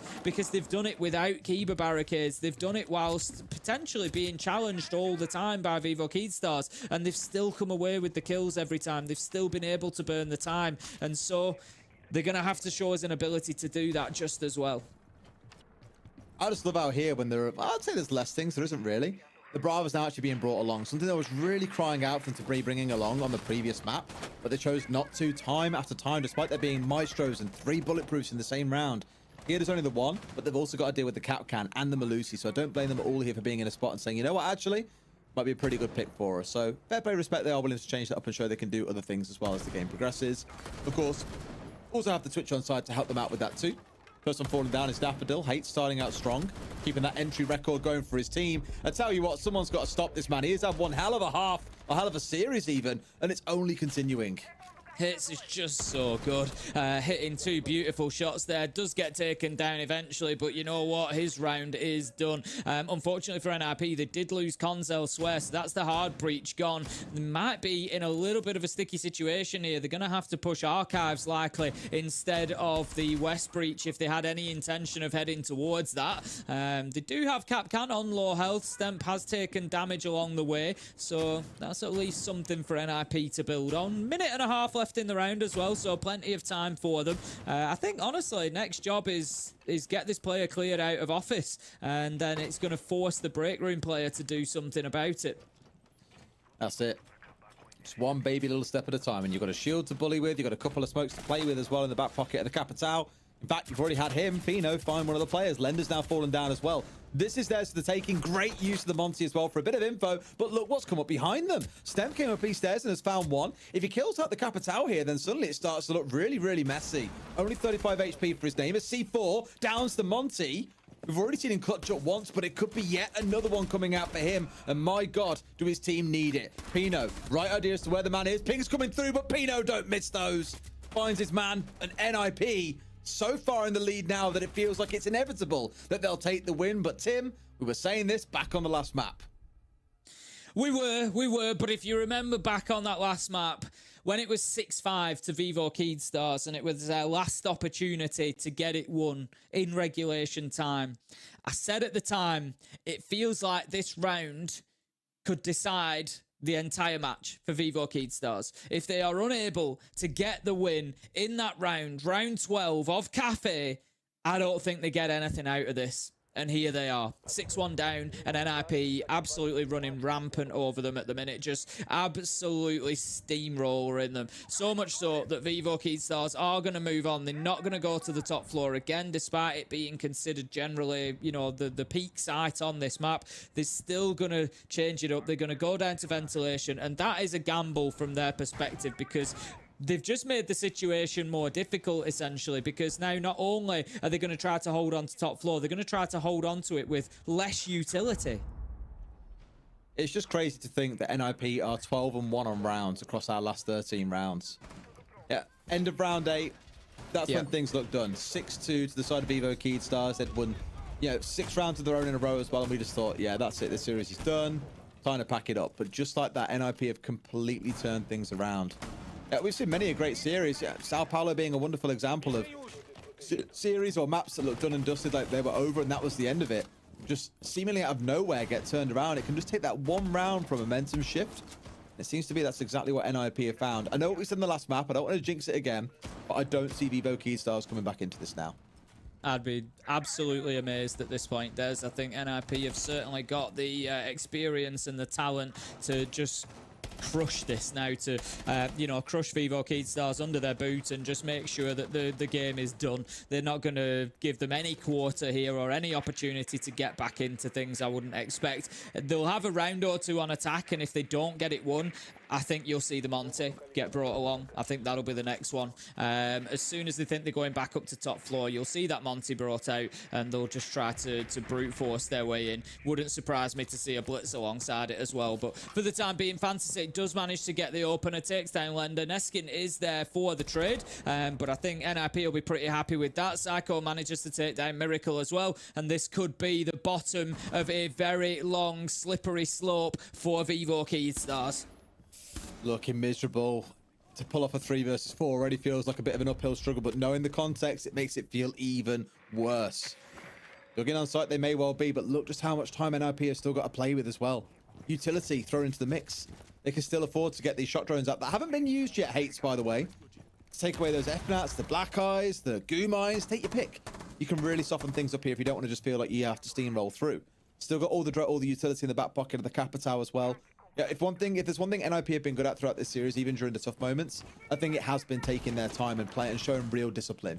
Falling back when they've got a numbers advantage on the defense, taking their time on the defense and not feeling the need to rush. You can almost say the opposite for VKS, the ones that have played quite a lot of rushes throughout this series and have ultimately paid the prices. NIP have time and time again dealt with it very, very well. Yeah, absolutely. There's been, you know, whilst there's been mistakes, whilst there's, you know, Night Haven Labs wasn't the best map we've ever seen for NIP, there's still been good siege there, lots of it. You know, like you say, the fundamentals have been very, very good. 2v2 as Pino takes down Dafo. Surely not. To go from a man advantage down to potentially this, sure enough, they're finding what they need, and now it's all onto Pino. Great map from him so far, but he's got to close out 2 more. That's the thing, he missed the man off towards his right-hand side there for a second, and sure enough, it's scattered to the wind in towards Fountain and Stemp. He has kept his team in it with that round. Now, surely not, Tim. Surely we're not seeing a spin around on its heel. No way. It's very early in the process to talk about it yet. There's a long way to go. Vivo Keystars need to just take this 1 round at a time. They will need 5 rounds in a row to level things up.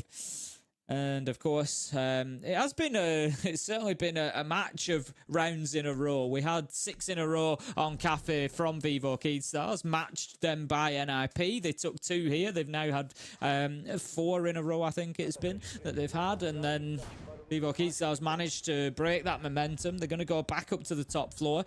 As I suggested, Psycho straight onto the Monty, and I think that might just be the difference maker. We'll see how it plays out, but I think that Psycho is one of the best shield players in the world, has been for a long time, and I think it's going to be very difficult to deal with him here. I think that shield is going to be used to create space. We've got an Amaru on side, so I'm kind of wondering, is there going to be a zip up a hatch here, or is it going to be in through a window? It's getting switched out to a Capitao, so there might be a little bit of an effort for an Archives plant here, potentially. They don't really necessarily have everything that they would need. They do have the Nomad who could help. We'll see what they're going to go with. There's no Ying on side, so you can't use the Ying as you would do normally for an Archives plant, but in lieu of the Ying, I'd bring something like a Grim to prevent the swing around desk. Look at that, though. Cons starts things out. Stemp was the hero last round. He's not going to be this round as he gets cut down within 15 seconds. And he was the only thing that made round 7 competitive as well. He had a 3k back in round 7, a 3k in the prior round. You know, it's Pino who won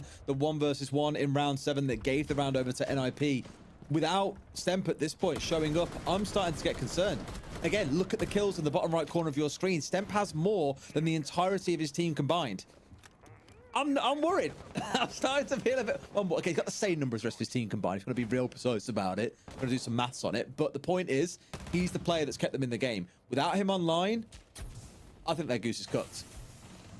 I think you could be right, Des. I think you could be right. You look across the numbers there. Really not many on side. They're going to need somebody else to step up. Blender, that's too easy. That is too easy. Con's giving himself away there. Just a step out of break. 3 versus 3 as NIP did manage to get one along the way, but Lender's still in a tricky position here. Andy's on the right operator. It's going to be difficult for Psycho to push him potentially, but instead they're just going to head straight on into Office. Need to be checking Fountain so they can be aware that there's one on that side, but there's a big hole in the wall, so he can't extend too far. Needs to be careful, one on either side. This is a good setup from Vivo Keystars. You can't move forward at this point, so again, it's a little bit of a stalemate for now. One stepping away from Fountain, that means that actually could turn with this back into this and start to look aggressively in towards side to his right. So of course, isn't aware if he's going to get peeked towards the left, and sure enough, he goes to do that, and look at that. Off towards the side, through the soft wall, he's paid the price. Didn't realize, I think, that wall was less soft, and has been punished for it. Vivo Keystars might be able to make it 2 in a row here, unless we can see Pino go nuclear, but no. It's Miracle who goes big in round 9, and even without Stemp, they managed to get it over the line. Do you dare to dream, Tim? NIP have gone off the boil a little bit in the last couple of rounds. Lack of intel, lack of information, simple as that. If the Monty's going to be pushing in, they have to be aware of the player to the hard right inside of Archives, because it was just too easy. It was an absolutely free kill, and what a kill. If you want any free kill, you want it onto the Monty. So yeah, great stuff, great positioning from Vivo Keystars. I love how they played that. One in Fountain, one in Archives. I'm just going to distract you enough so you're not worried about the one on your right-hand side. You don't know where he is, and it was just really good teamwork. I really wish I'd screenshotted both of Laxon's messages. He messaged me on WhatsApp saying, like, as a former pro and analyst, I said the team that could defend the best would win. Vivo are cheeks. He's then deleted both of those 2 messages and simply wrote a 3rd message that reads, NIP are horrible. Honestly, Lax. Such a sucker. That's tickled me. Very good. But he is right. Like, both teams are cheeks. It's not looking good. Neither team, it appears, can particularly get any attacks over the line on one of the most attacker-leaning maps in the pool. It's so weird. But let's see if they can make it happen now. Like, do you dare to dream? I keep saying it, but after this round, I think similar to what we saw back on the previous map, if it goes 6-4, NIP, you get that attack timeout button in. You've got to figure something out. You only need the 1 round. That is it. Surely you can find it in the next 3. Still setup going on, no surprises. Only 15 seconds into the round, no problems there. But a hard hold of top east stairs there. We can see castle barricades, we can see barbed wire. There's going to be, you know, as much as possible to try and prevent NIP taking control of that area, because they know that it's going to be a great beachhead for them if they want to start taking over this top floor. And it's Office particularly, they're going to be looking to get control of Office, Fountain, Archives, and then they can start pressure in sight with some vertical. As it is, not too much soft destruction on side, if any at all, actually. Yeah, they've got the soft breach charges on the Hibana, but that's going to be about their entire option alongside the Roteros. So, particularly at the minute, Pino and Hates need to make sure they're keeping themselves active in this round, because they don't want to lose that soft breach. You can't get tons of lines of sight into the site itself here, but you certainly can into workshop, and you certainly can into areas that you need to ensure that players are not sort of lodging themselves in as defenders. But now at least, you got Fantasy searching, hoping to find someone who's unfortunate to step across him. No one yet doing that, but there are a couple of players he has to worry about here on that second floor. As you can see listed in the bottom right corner of your screen, 4 players currently up on this second floor that they need to force out. Fountain now being opened up as well. We'll start to put on a little bit of that pressure, but this is where the defenders should be able to step their way back here, drop down through the hatch, get themselves into a better spot. Just look to try and waste time and utility here for as long as you can. And ideally, take the Monty with you if you can, which might prove to be quite safe, might prove to be hard, but he's down to 50 HP. This is looking a little bit dicey, actually. There's a Monty in the room with them. 3 players coming in, but like that, 2 kills have gone the way of Vivo Keystars. NIP biting off more than they can chew. Question is, where was this Vivo Keystars 6 rounds ago when they were losing one after another? Stemps manages to take down Hates, and when you're in a 2v3 and one of them is a Monty, it's almost a 1.5 versus 3. The fewer players that you have on your side as an attacker, the less powerful the shields become. I know that they're great at the minute, but they are still a shield with a pistol. You don't have that support, and the fewer players you've got, the easier it is to isolate operators like that, and that's when they're at their weakest. As it is, gonna have to just drop into sight. potential opportunity to go for a plant here, but he needs a little bit of support, a little bit of cover, and he's not going to get it as Stemp takes down Pino. Miracle finds Psycho, and Vivo, they keep the dream alive, Des. Mate, this is ridiculous. Tap timeout right now. Call it in. I'm matching the T sign. Let's go, let's go, let's go. They need to have a chat. This, I don't know. The thing is, they didn't start out bad. They just kind of hoped to really, I think, catch and pincer on a couple of players on the side of Evo Keyed Stars. But the crucial error I think that NIP made was they assumed there was only going to be one player inside of Fountain.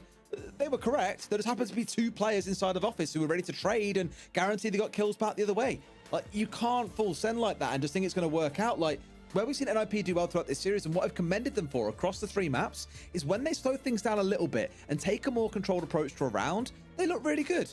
Why are they feeling the need to play like Vivo Keyed Stars did and play hyper aggressive, a little bit rushy, try and like push past the point of the round where you're currently in? That is what keeps on costing them here. It's what's letting the other team back into the game. I said I was concerned when Stemp was shut down, but they always found a way through. And even now, he's found himself up on 15 kills. Vivo Keyed Stars are doing this. NIP need to slow the hell down. Do you remember when it was 6-2 on Cafe to Vivo Keyed Stars and we said, no, and Happy, no, they don't bring it all the way back. And then one round at a time, they clawed their way back into it. And then it was 6-1 here on Border and we said, no, surely not. Vivo don't claw their way back into this. And here we are, 6-4. Only 2 more opportunities for NIP, and it's certainly going to be creeping into their brains, surely, at the minute. You know, that things are starting to slip here. They're going to be attacking this time onto Ventilation and Workshop. But last time around, Bathroom and Tellers, they never confidently took control of top floor. Vivo Keyed Stars were able to keep a hold of it, and that's the key. That is the key for the attack here. They have to get in, and they just need to get full top floor control. Bring along, hold the flanks however you want. I wouldn't hate seeing a Nomad here. Just bring it along, get in, and just take top floor, whatever it takes. Air jab off both sets of stairs, and then just work the verticality. Just attack this site as you normally would. But instead, we're seeing so many battles everywhere but site. How many kills have you seen in sight so far in this map on Border? Basically none, the answer is very few. Very few. It's ridiculous. And even after a tap timeout, I am still no closer to being NIP faithful than I was when they were down earlier on. You can't put, like, you wouldn't put like a horse on either of these 2 teams with how things currently stand. Just neither of them are finding themselves in a spot where they build any real consistency across the maps. It's been that back and forth nature where you believe in one for so long, think, oh, these guys have got it done. They're up 6-2, 6-1. That's easy. They can take this easy, no problem at all. And then they struggle to do exactly that. And I'm just expecting at this point, in a couple of rounds' time, you'll be saying those words, Tim, that indicate there are 3 more rounds to decide who actually walks away the winner. It's ridiculous. Rotero drone going to be used for a little bit of soft destruction there. Just give a longer angle down towards half wall. Start helping to make some progress on this top floor clearance. You wanted NIP to go a little bit slower, Des. That's exactly what they're doing this time. We haven't had them lose anybody yet. We haven't had them just sort of rushing in and trying to steamroll this defense. But I'm just wondering how they are going to make any progress towards this top floor clearance, because at the minute it looks like they're trying to ignore it. They're going to move in through detention, look to just go maybe direct to site, get a couple of kills down here, catch people as they come back, possibly. Okay. Fantasy with a beautiful one onto Neskin, but the trade is there, and that's something VKS have done fantastically well so far, is continually trade out these deaths. And this is the thing, like, I speak about slowing things down, like, where's the drones? Where's the support? Where's the player looking to play off him and trade him there? Like, you've given Vivo Keyed Stars the opportunity to find that, but offered no real support over towards Fantasy. He falls down early in the round, so now Black Eyes are a thing throughout the entirety of the map. It just screams messy. Like, I get it, being opportunistic is a great thing, but not when it starts costing you rounds or costing you map control at this point. I'd start to feel a little bit worried again if you're an NIP supporter for this round, because they've just shown there that even despite the attack timeout, they're still making some of these basic errors. Bravo Drone just trying to capture FNATs, bulletproof cameras, anything that it can, just trying to wear down sight. But as you say, I look at NIP at the minute, 4v4, are they in a position to be able to execute if they need to? And the answer at the minute is no. They don't have top floor control. We can see that Stemps on Malusi, he's the one to watch out for. He's been absolutely huge so far for VKS in this matchup on border, but he gets himself taken down. Pino's there. Is that going to be opening up the space that NIP need? No, it is not. Dafo, Miracle, one apiece, 2v2, 15 seconds to go. Can NIP get this done? They don't have the diffuser in hand. They need to retrieve it if they want to be able to do anything, and they can't. Lender gets it. Pino, he's trying to find the final kill. 4 seconds to go. He's going to have to stick this. He runs out of time, Des. We're going to 12 at least. I cannot believe that you're in a 2 versus 2 with 10 seconds on the clock, and you've dropped in, and knowing you haven't got the diffuser, so you've got to find kills to get to the diffuser, and your first thought is shoot the bulletproof camera. Like, what the hell? That started all the way back at the beginning of that round. I touched on it at the time. Fantasy's going in, cool. He spotted an opportunity, he's got a freebie. Fair play. Instantly traded out. No drones at his feet, no support from his team. That player's then lost. You've lost the gun, you've lost the map control that you had, you've lost the ability to deal with the black eye cameras, just everything starts working against you. NIP did not learn from that TAC timeout that they need to slow things down and get a bit more control in this game.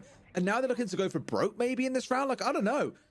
It just feels so uncoordinated. I know Border is a chaotic map, but even the way they're playing it is looking ridiculously chaotic right now, and it is costing them big time. Laxing has now deleted his third message. I can't wait to see what the fourth one is. I'm sure that NIP can, because, you know, right now, they can't buy around. They can't buy around. That's 4 in a row that they've lost. They just need one more. They just need one more. I don't know what it is about this matchup and teams getting themselves onto 6 and not being able to just find that final push, get over that final hurdle. But they continue to try. Vivo Keystars are going to be trying to hold on to Office. You can see that the bottom of the east wall was being opened up there.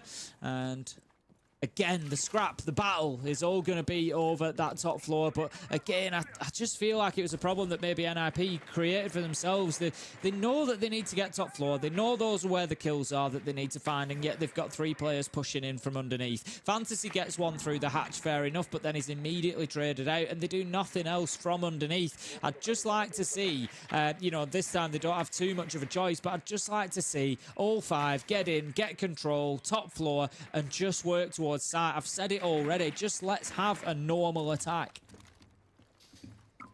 I think Lax is very sad that I outed him. Bless his soul. Just don't say dumb things, Laxing. It's fine. Here we go. Opening kill, though, coming the way of BKS. A second as well. Oh, my God. It's actually going to happen. NIP, Pino getting one back onto desk and elsewhere. But at least the things have started. They're getting cooked. They've tried to make a play off the back of the Doka Be Cool coming in. They've got the glass. They've got the smokes. They're just trying to get map control at this point, though, Tim. And already found themselves losing 3 players. Oh, I can't believe you're going to have to say the line. It's looking ever more and more assured, isn't it, as each second goes by. 2 versus 4 now for NIP. They've lost a lot of the utility that would have helped them if they needed to put the diffuser down. The Lion scans are gone. The glass scope is off the cards. They are now down to Brava and Dokkaebi. Dokkaebi does have a call remaining, so that is at least an option for Cons to bring that in, and maybe it helps them narrow down a location or 2. But to be honest, VKS are just going to keep themselves inside of sight now. Then Pino, he manages to find one, taking down Lender. Brava Drone goes out 2v2 as Cons manages to find Miracle. You said they were doing it, Des, but it might be NIP that are doing it here. They don't want an extra 3 rounds. They want to get this done and dusted here and now. I don't even know who I want to win this anymore. I don't even know who deserves to win it with how these rounds have been so back and forth. It's absolutely ludicrous. Evo Keystar started out at 5v3 in this round, yet somehow we're back down to a 2v2. We still got a phone call in the back pocket of Con. I was going to say, if he did not use it in this round, I would actually cry. I'm so glad he's pulled it out here as we've got 30 seconds to go. They'll get a lot of map controls to play behind, but equally, the defenders have got info here. We find themselves marching on their way forwards. They know what's coming in. They know where the push is coming from. Can the attackers find anyone, or will they get completely clapped down? Straight into 2 goo mines as well. Not ideal for them. Rounds in and finds one. Nice angle here that Cons has taken up, but is now going to find Daffodil, who's off towards his right-hand side, I believe. Will he have time to be able to press his teammate here as well? He'll definitely try and go for it. Give it a second. What are you doing? Oh my God! Steps off for a second and goes for the 1v1. Tim, you can say the line. We're going to overtime, Des. Who would have thought it? 6-1 up. NIP have been unable to secure the win here on Border, and we're going to get 3 more rounds potentially. NIP will continue on the attack. This is not looking good for them, Des. Oh my God. It's so funny because back on the last map, we were celebrating for the fact they got to start on the attack. And now we're just like, oh my God, no, they're starting on the attack. Ugh. I can't believe we've had a 6-2 given away and a 6-1 given away. It is absolutely bonkers to comprehend that that is what it's come down to. Absolutely bonkers. One thing that I will say. Yeah? Neither of these two teams are going to go to Montreal at this rate. Black Dragons, mate. I'm telling you. Black Dragons have got it in the bag. It's all good. Neither. I'm sorry, but if you're going to give up 6-1 and 6-2 leads, you're not going to beat Furia. It's as simple as that. Even if Furia aren't on a great day, you're not going to beat them if you're going to give up 6-1 and 6-2 leads. If you can't get that final round over the line against a team like Furia, no chance. And that's, you know, that's most likely who's going to be waiting for them. It'd be a big upset if Fluxo are there. You know, with all due respect paid to Fluxo. Yeah. Tim, you may as well have just said, I don't think a team is crap, but coming back to that whole conversation and then mention Fluxo's name. Like you did earlier on. Who were you talking about earlier on when you said that? Fantasy. That's the one, yeah. I don't want to single anybody out, but Fantasy's not been very good. You basically did the same thing there except for Fluxo. Fantasy's been much better here on Border, to be fair. He has been much better, yeah. He has been much better. But better enough? Maybe not. And it's going to start things out. It's Psycho taken offline. How is the Monty? Please, bro. Stop, man. I can't take this anymore. Psycho, you're no longer officially the old school best Monty in Brazil. I can't talk about you this way anymore. I'm so sorry. I told you. Horrible. I told you, coming in on attack gave VKS now a big advantage on the defense because NIP are in shambles at the minute. Well Lender, what are you doing, Lender? Absolutely. Yeah, there's just no need for it. Don't be throwing yourself out of the door there because you've just given up a great advantage that you had. You were 5v4, you've taken the shield down. The round is looking like yours, but now look at what's happening. You're being ground down. Your top man Stemp's now been taken out. You're 4 versus 3, and all of a sudden you're wishing it was 30 seconds ago and you could stop yourself throwing yourself out of that door. I don't think it... Honestly, I know they've got the numbers advantage, but I still cannot believe. Like, I just can't get behind them at this point. They've given away numbers advantages time and time again. They know there's a player now inside of Break who is very much isolated here and could get pinched onto. They hold him off and cut down through 90. They're in a great spot to be able to stop him being able to rejoin his team. I'm just not convinced they'll be able to find the man here. They've got 70 seconds to play with. Now we see the ace down on the deck. I was about to say not finished off, but the C4 did just that. Fantasy at least has stepped in and found one more. Do we finally see them get over the line, Tim? They're in a position where they could potentially get a plant down here if Hates can get into the position that Fantasy's in, essentially. There you go. He's just trying to get in there now. I was going to say, really, you've got the wrong player in behind the bomb chassis here. The Lion is going to go for the plant. Hates gets taken down by Daffodil. Pino onto him for the trade. 2 versus 1. Fantasy might have to get it, but no, Neskin, he's there to stop him. It's now a 1v1. 35 seconds left to go. The tension is palpable right now as Neskin dips down behind the little metal barricade. He stops. He knows where he is. He finds his man and takes out Pino in the 1v1. Neskin holds on and VKS are in the driving seat. Oh my God, this game is fucking ridiculous. What is going on? What is going on, Tim? How does it keep happening? We're throwing rounds away. Like, oh, I don't even know. It's baffling. It is absolutely, like, I don't know whether to laugh or cry. We're at that stage of desperation in my life right now that we've had maps thrown away, rounds given away in somewhat spectacular fashion. This should have been done long ago. Both teams have had significant advantages at several points when they've been sat at match point with 4 rounds still to play. A 4-round in 5-round this map cushion, and they still can't get it done. It is absolutely baffling. And yeah, I'm enjoying it. but I'm not going to say that I'm enjoying myself enjoying it. It's like type 2 fun. In the moment, you hate it. Afterwards, you look back and go, yeah, that was an experience. This feels like the reverse. In the moment, it feels funny. Later on, I'll be like, what the hell did I just spend the last 3 hours of my life casting? It has been so back to front and so inconsistent between rounds in terms of control they've both got. I don't even know what to say. Neskin should not be able to clutch out in that situation. You're in a 3 versus 2, for God's sake. You've got 75 seconds to play with. But it keeps on happening. I do not understand this game. Dafo's kill was critical there. It was great. That was amazing. I'll give it to him. A brilliant player. Yeah, fair play. That's the moment that turns it on its head there, because, you know, the diffuser's going down at that point, and I just feel like, you know, Fantasy had made that push on into site, and I even commented at the time saying the wrong player's gone in here, really. You know, Hates needs to be the one in this position. He's got the diffuser in hand. He needs to be. He could have put it down. Fantasy was there for long enough. You know, it was just too much time wasted on the side of NIP that allowed Dafo to get into positions and then deny that plant. So fantastic stuff from VKS. They keep themselves in it, and interestingly, back on Cafe, we had VKS take 6 rounds in a row. We then had NIP take 6 rounds in a row. And you guessed it, VKS have just taken 6 rounds in a row. This is a joke. I don't think I've ever seen it in one. I don't think in a best of 3 I've ever seen 6 rounds in a row 3 times in a row. No. It's made for I know a there's very been other little watch. bits in between, but I don't think I've ever seen it in one series that we've had 6 rounds in a row taken by 2 different teams.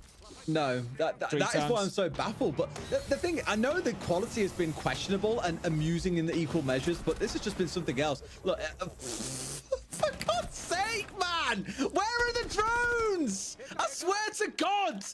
Oh, neither team deserves to make it with this kind of performance. I'm sorry, but this has happened round after. I'll tell you what, I'll go off again for 3 minutes if I carry on. Let's just cast the round, Tim. This is just absolute chaos at the minute. Fantasy has been downed on the smoke now.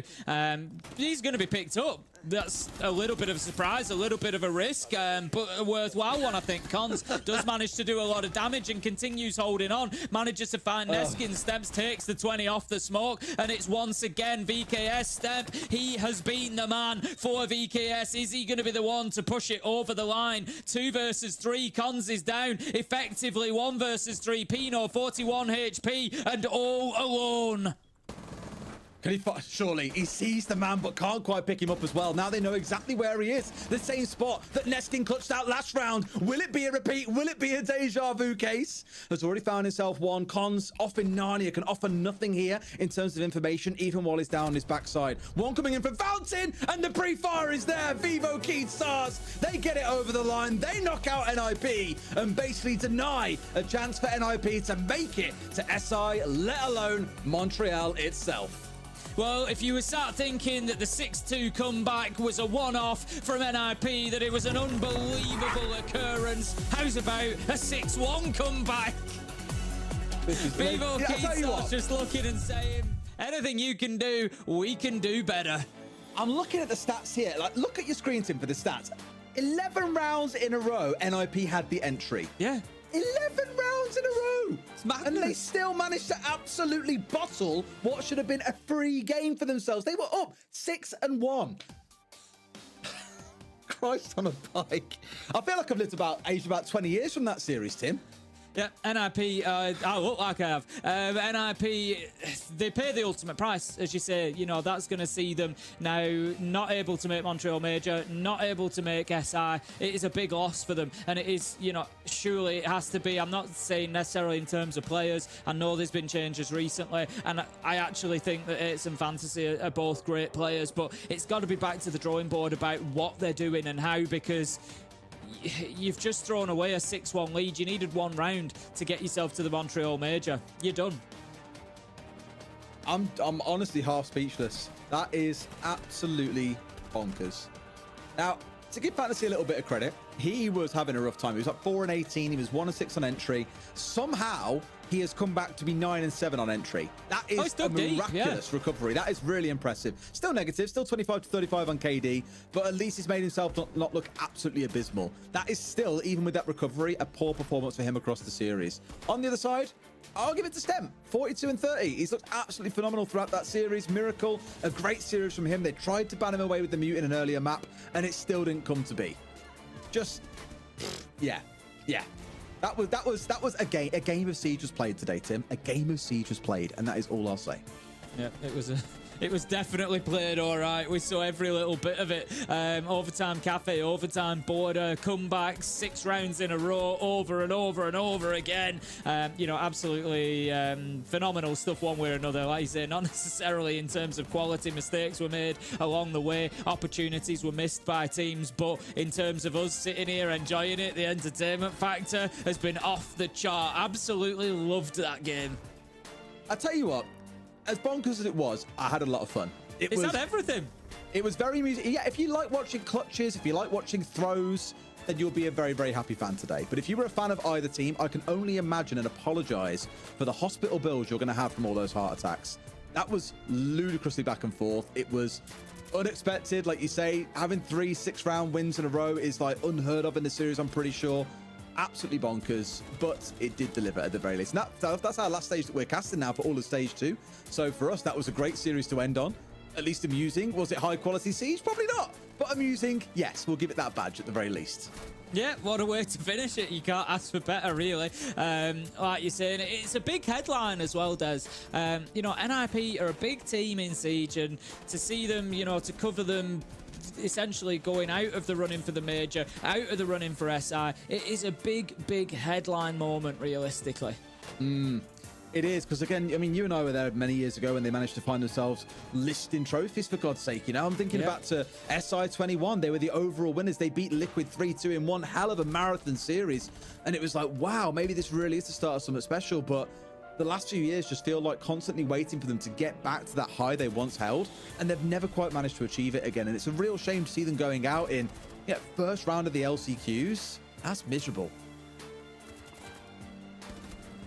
Like we say, NIP not really one of the teams that we expect to, even be in that LCQ position to begin with, but it speaks of the quality of Brazil when you look at teams like NIP, like Furia, finding themselves in these last chance qualifiers, not even getting those automatic spots into events like Montreal. It just, and I said this, if you this is our last, remember what we said at our first, and coming into it, you said in Playday 1, I've not really done too much Brazil before, there's some really big games today, isn't there? And I said, yeah, and there will be every single play day because of the depth that you've got, and that is how it is here. And I think this result and others just go to prove that. Well, of course, we've got a lot of time to see what NIP are going to do with the team. Does it stay as it is to give it more time to gel and work together? Are there further changes in the making? We have absolutely no idea. But for now, we can, of course, celebrate Vivo Keystars on an emphatic victory, should we say. It was definitely a bit of a heart stopper. However, it was very entertaining from start to finish. Let's go over to the desk and see what they've got to say about this game. Appreciate it, gentlemen. There are a lot of things I wish I could say on broadcast about the way that this game went, and I do think Laxing will probably be a little bit less PC about this than I will be, but congratulations to Vivo Keystars for knocking off what used to be a World Championship winning team. Even if it's been a couple years, we keep thinking that they're going to have that dig down deep gene to win a couple of matchups, and to be fair, at least on one map, they did do that and then forgot how to use it on map 3, and that's why we are in the position that we are in. VKS went crazy with 7 straight rounds on border to confirm themselves a semifinal berth tomorrow. Laxing, give me your thoughts, because this one was nuts. I mean, my thoughts for NIP is they picked up Dak Prescott and, just obviously put up a wonderful performance, to say the least. But, I mean, for Vivo Keystars, I mean, a huge bounce back, a huge show of resilience for them to be able to come back off of that, especially losing how they did the first map, and then that huge resurgence from NIP to bring it back, and then to go up as much as they did in terms of that length. I mean, the mental fortitude that this team has, I mean, it definitely is a major winning team mentality. But for both these teams, I mean, so many misplays, so many areas of errors. I mean, I believe Ace said neither of these teams are making Montreal. And I mean, I partially agree with that. If you're going to have this kind of performance where small mistakes, over-peaking, overzealous, not reading the situation properly on both ends, that you're not doing it here. And this is the beginning of the competition. It's only going to get harder once you find yourself in the semifinal, let alone the grand final, and then even going to Montreal. Whether you get that ticket or not, you're going to be going immediately home if you even can't find that success there. But still, you still got to give it to Vivo Keystars. They did put up one hell of a performance today. They really showed their resilience, really showed their tenacity in today's match. And Stemp specifically, I don't think we talked about him enough throughout this match. We did and not. Throughout that last game specifically, it was more of a Stemp show than it was any other. Because, I mean, yeah, some of the other players did have some clutch moments there. Neskin pulling out that 1v2, I believe that was. But still, I mean, Stemp put up that performance that he had similar to with FaZe, where he was dropping a 20 bomb. Unfortunately, they still lost. So thankfully, Stemp dropping a 20 bomb here did persevere and push them into that semifinals. And certainly makes that semifinal against Black Dragons tomorrow way more interesting. We got Miracle in the interviewer's chair to talk about how this one went, and I certainly want to pick his brain. Dude, congratulations on the victory. I just want to touch base real quick. Last time when you played NIP, it was a 7-1. It wasn't a close matchup, but here you seemed, obviously not just because you won the game, things were way better on maps 1 and 3. Did they change up very much from the way that they played earlier in the stage? Did you feel like you were playing the same team? How did it go in this game against Dip today? I mean, the first game that we played against them, it was Bank, and I think they were more prepared on that map than us, so, I mean, the results showed it, so we knew we were more capable than that, and we were more prepared for this best of 3, so it shows. I mean, I don't think they changed much, it's more than that we were more ready for them. Well, I want to ask you, Miracle, and congratulations. You know, you being one of the more experienced player on this roster, when NiP had that comeback and they won Cafe, and then you guys go into Border and they go up 6-1, what is going through your mind, let alone your mind, the team's mind? Like, what does your boot camp look like? What is everyone saying in these moments? What are the vibes, and what allowed you to just bring this back and win it all? I mean, we were just saying, like, I mean, if they were able to make a comeback, I mean, we can also do and do even better. So we were able. I'm glad we were able to do it. We never give up at any moment, and we just persevere. Like, if we were to lose, like we were gonna lose. Like, give them a fight. You know, we're gonna make them work for that victory. So. I do have one more question for you. Sorry, Jacob. I just got to ask, are you yourself, are you happy with this victory and the result of it? Yes, of course. I mean, being able to make a comeback on the third map after that second map, it sure feels good. It shows our resilience. It shows the result of the effort we are putting in is making us happy. For sure. We were giving you a lot of credit for your attacks being a lot better because that was the biggest struggle back in the regular stage. But, yeah. I mean, to pull out a 3-3 attacking half on Labs is really good. And then Cafe to win 4 straight is honestly really good too. Why was it so good for those 2 maps? And then why did Border happen and then only 2 attacks on that whole map happen? What shifted there? I mean, I guess it was more on the takeoff preparation. Like, we've been practicing the labs and cafe a lot more time than Border. Like, we didn't have Border like until the mid-season, so we just started practicing just about a week. So, I mean, a few things were still out of shape, so we're improving on the map still.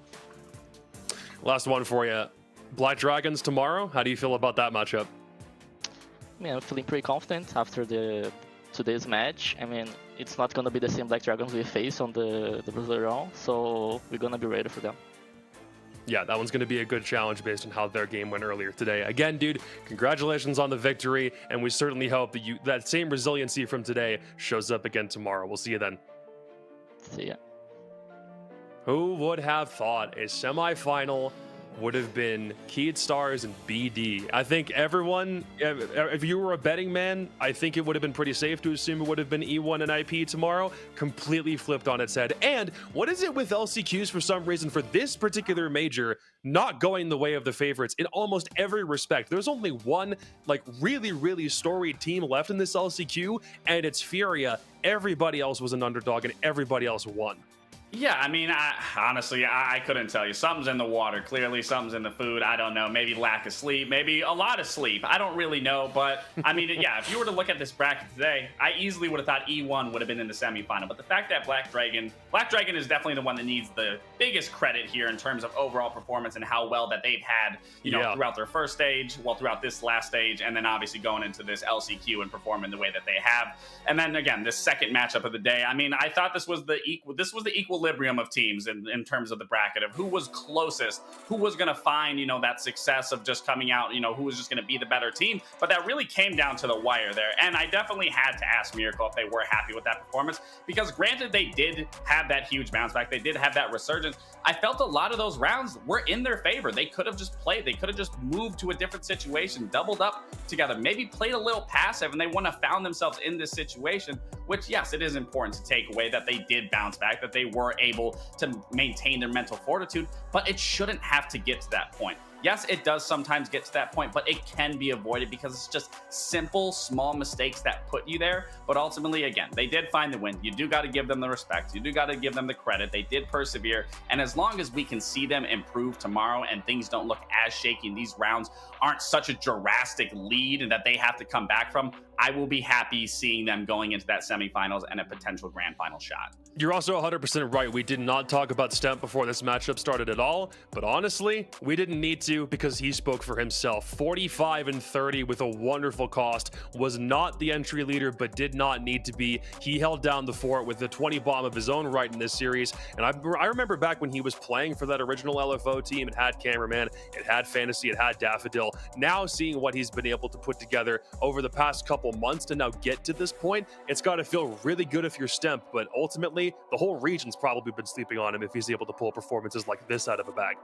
Yeah, absolutely. And it's great to be having performances like this from such a standout player such as Stemp, but it's also worrisome because when you look at teams that rely on a solo player to get the job done, to keep the team alive, you look at a team like M80 where it's relied on solo plays, it's on hero plays. Stemp here specifically in 2 games, in this phase game and now this game in the LCQ, was the sole factor why this team could even muster out some of these wins, could keep it competitive. You don't want to put it on a player to be dropping 20 kills to help you find success. Yeah, it is great when you can have a player do that, but you don't want to rely on that because obviously what you've seen throughout the stage, Stemp hasn't always had a consistent performance that way, where he's always dropping 20 kills. And even when he did drop 20 kills the previous game, well, the last game that they had where he did drop 20, they lost it. So I do want to see more team play. I do want to see this coordination from them on their attacking half, because if they can just find success on those attacking halves, just like we saw throughout this matchup and throughout this series, they will be a strong contender going forward. Well, Stemp is going to a semifinal, and so are Black Dragons. Here's the schedule for tomorrow for 2 teams that are trying to punch their ticket into a grand final. The world champions Furia are still very much in this. They've got a matchup with Fluxo, the underdogs who beat MIBR yesterday, and then BD and VKS make up our second matchup. This is not the way anyone thought this LCQ was going to go. Even if Furia are still heavily favorited to get all the way to Montreal through this bracket, whoever comes out on the other side is going to make that game a super entertaining one. Yeah, I think both games are going to be really entertaining for the most part, especially Fluxo finding some victories finally. So that's obviously great for their side of things. But I mean, even that last game, that is the game that I'm looking forward to the absolute most, Black Dragons versus Vivo Keystars, because I really want to see the consistency from Black Dragons and see if they continue to put up the performance and teamwork that we were seeing today. Because again, that was a night and day difference. If you watch again throughout their entire stage, you would see constant errors, constant mistakes, constant misplays that you would just have to question, what are you doing? Why are you doing this? Whereas today, I can't say that I really saw that from them. So again, it's good that they're able to bounce back now, where everything has to be left on the line here, because if you don't make this event, you're about to be sitting out for a long time. And if I'm not mistaken, there's no way, even if any of these teams, well, not them, sorry, not if I can, Black Dragons, even if they make Montreal, and I think if they even won it, I don't think that they're able to make SI. So just being able to qualify for this event, still competing, and get everyone in a major will just be such a good positive note for going into the future. 2 teams are trying to make their international debuts, and 2 teams are trying to get there for the first time. I think also, by the way, Fluxo and BD, as 2 teams who were at the bottom of the standings coming in through stage 2, there is a possibility that both of them could be sharing a grand final on Sunday. Not saying it's going to happen. I'm just saying the possibility, based on the way this bracket shook out, 100% exists. Thanks a lot, and everybody in chat, please give Laxing his flowers. It's his last day before the end of the stage, so please, whether it's on Twitter or in chat, Homie Dog has been doing a wonderful job, and now it's time for a well-deserved vacation. 100% right. Thank you very much for joining us. We are done with the quarterfinals. 2 semifinals tomorrow, same time, same channel, same place, and then a grand final on Sunday to determine the 19th team going to Canada. Have a good one. We'll see you tomorrow.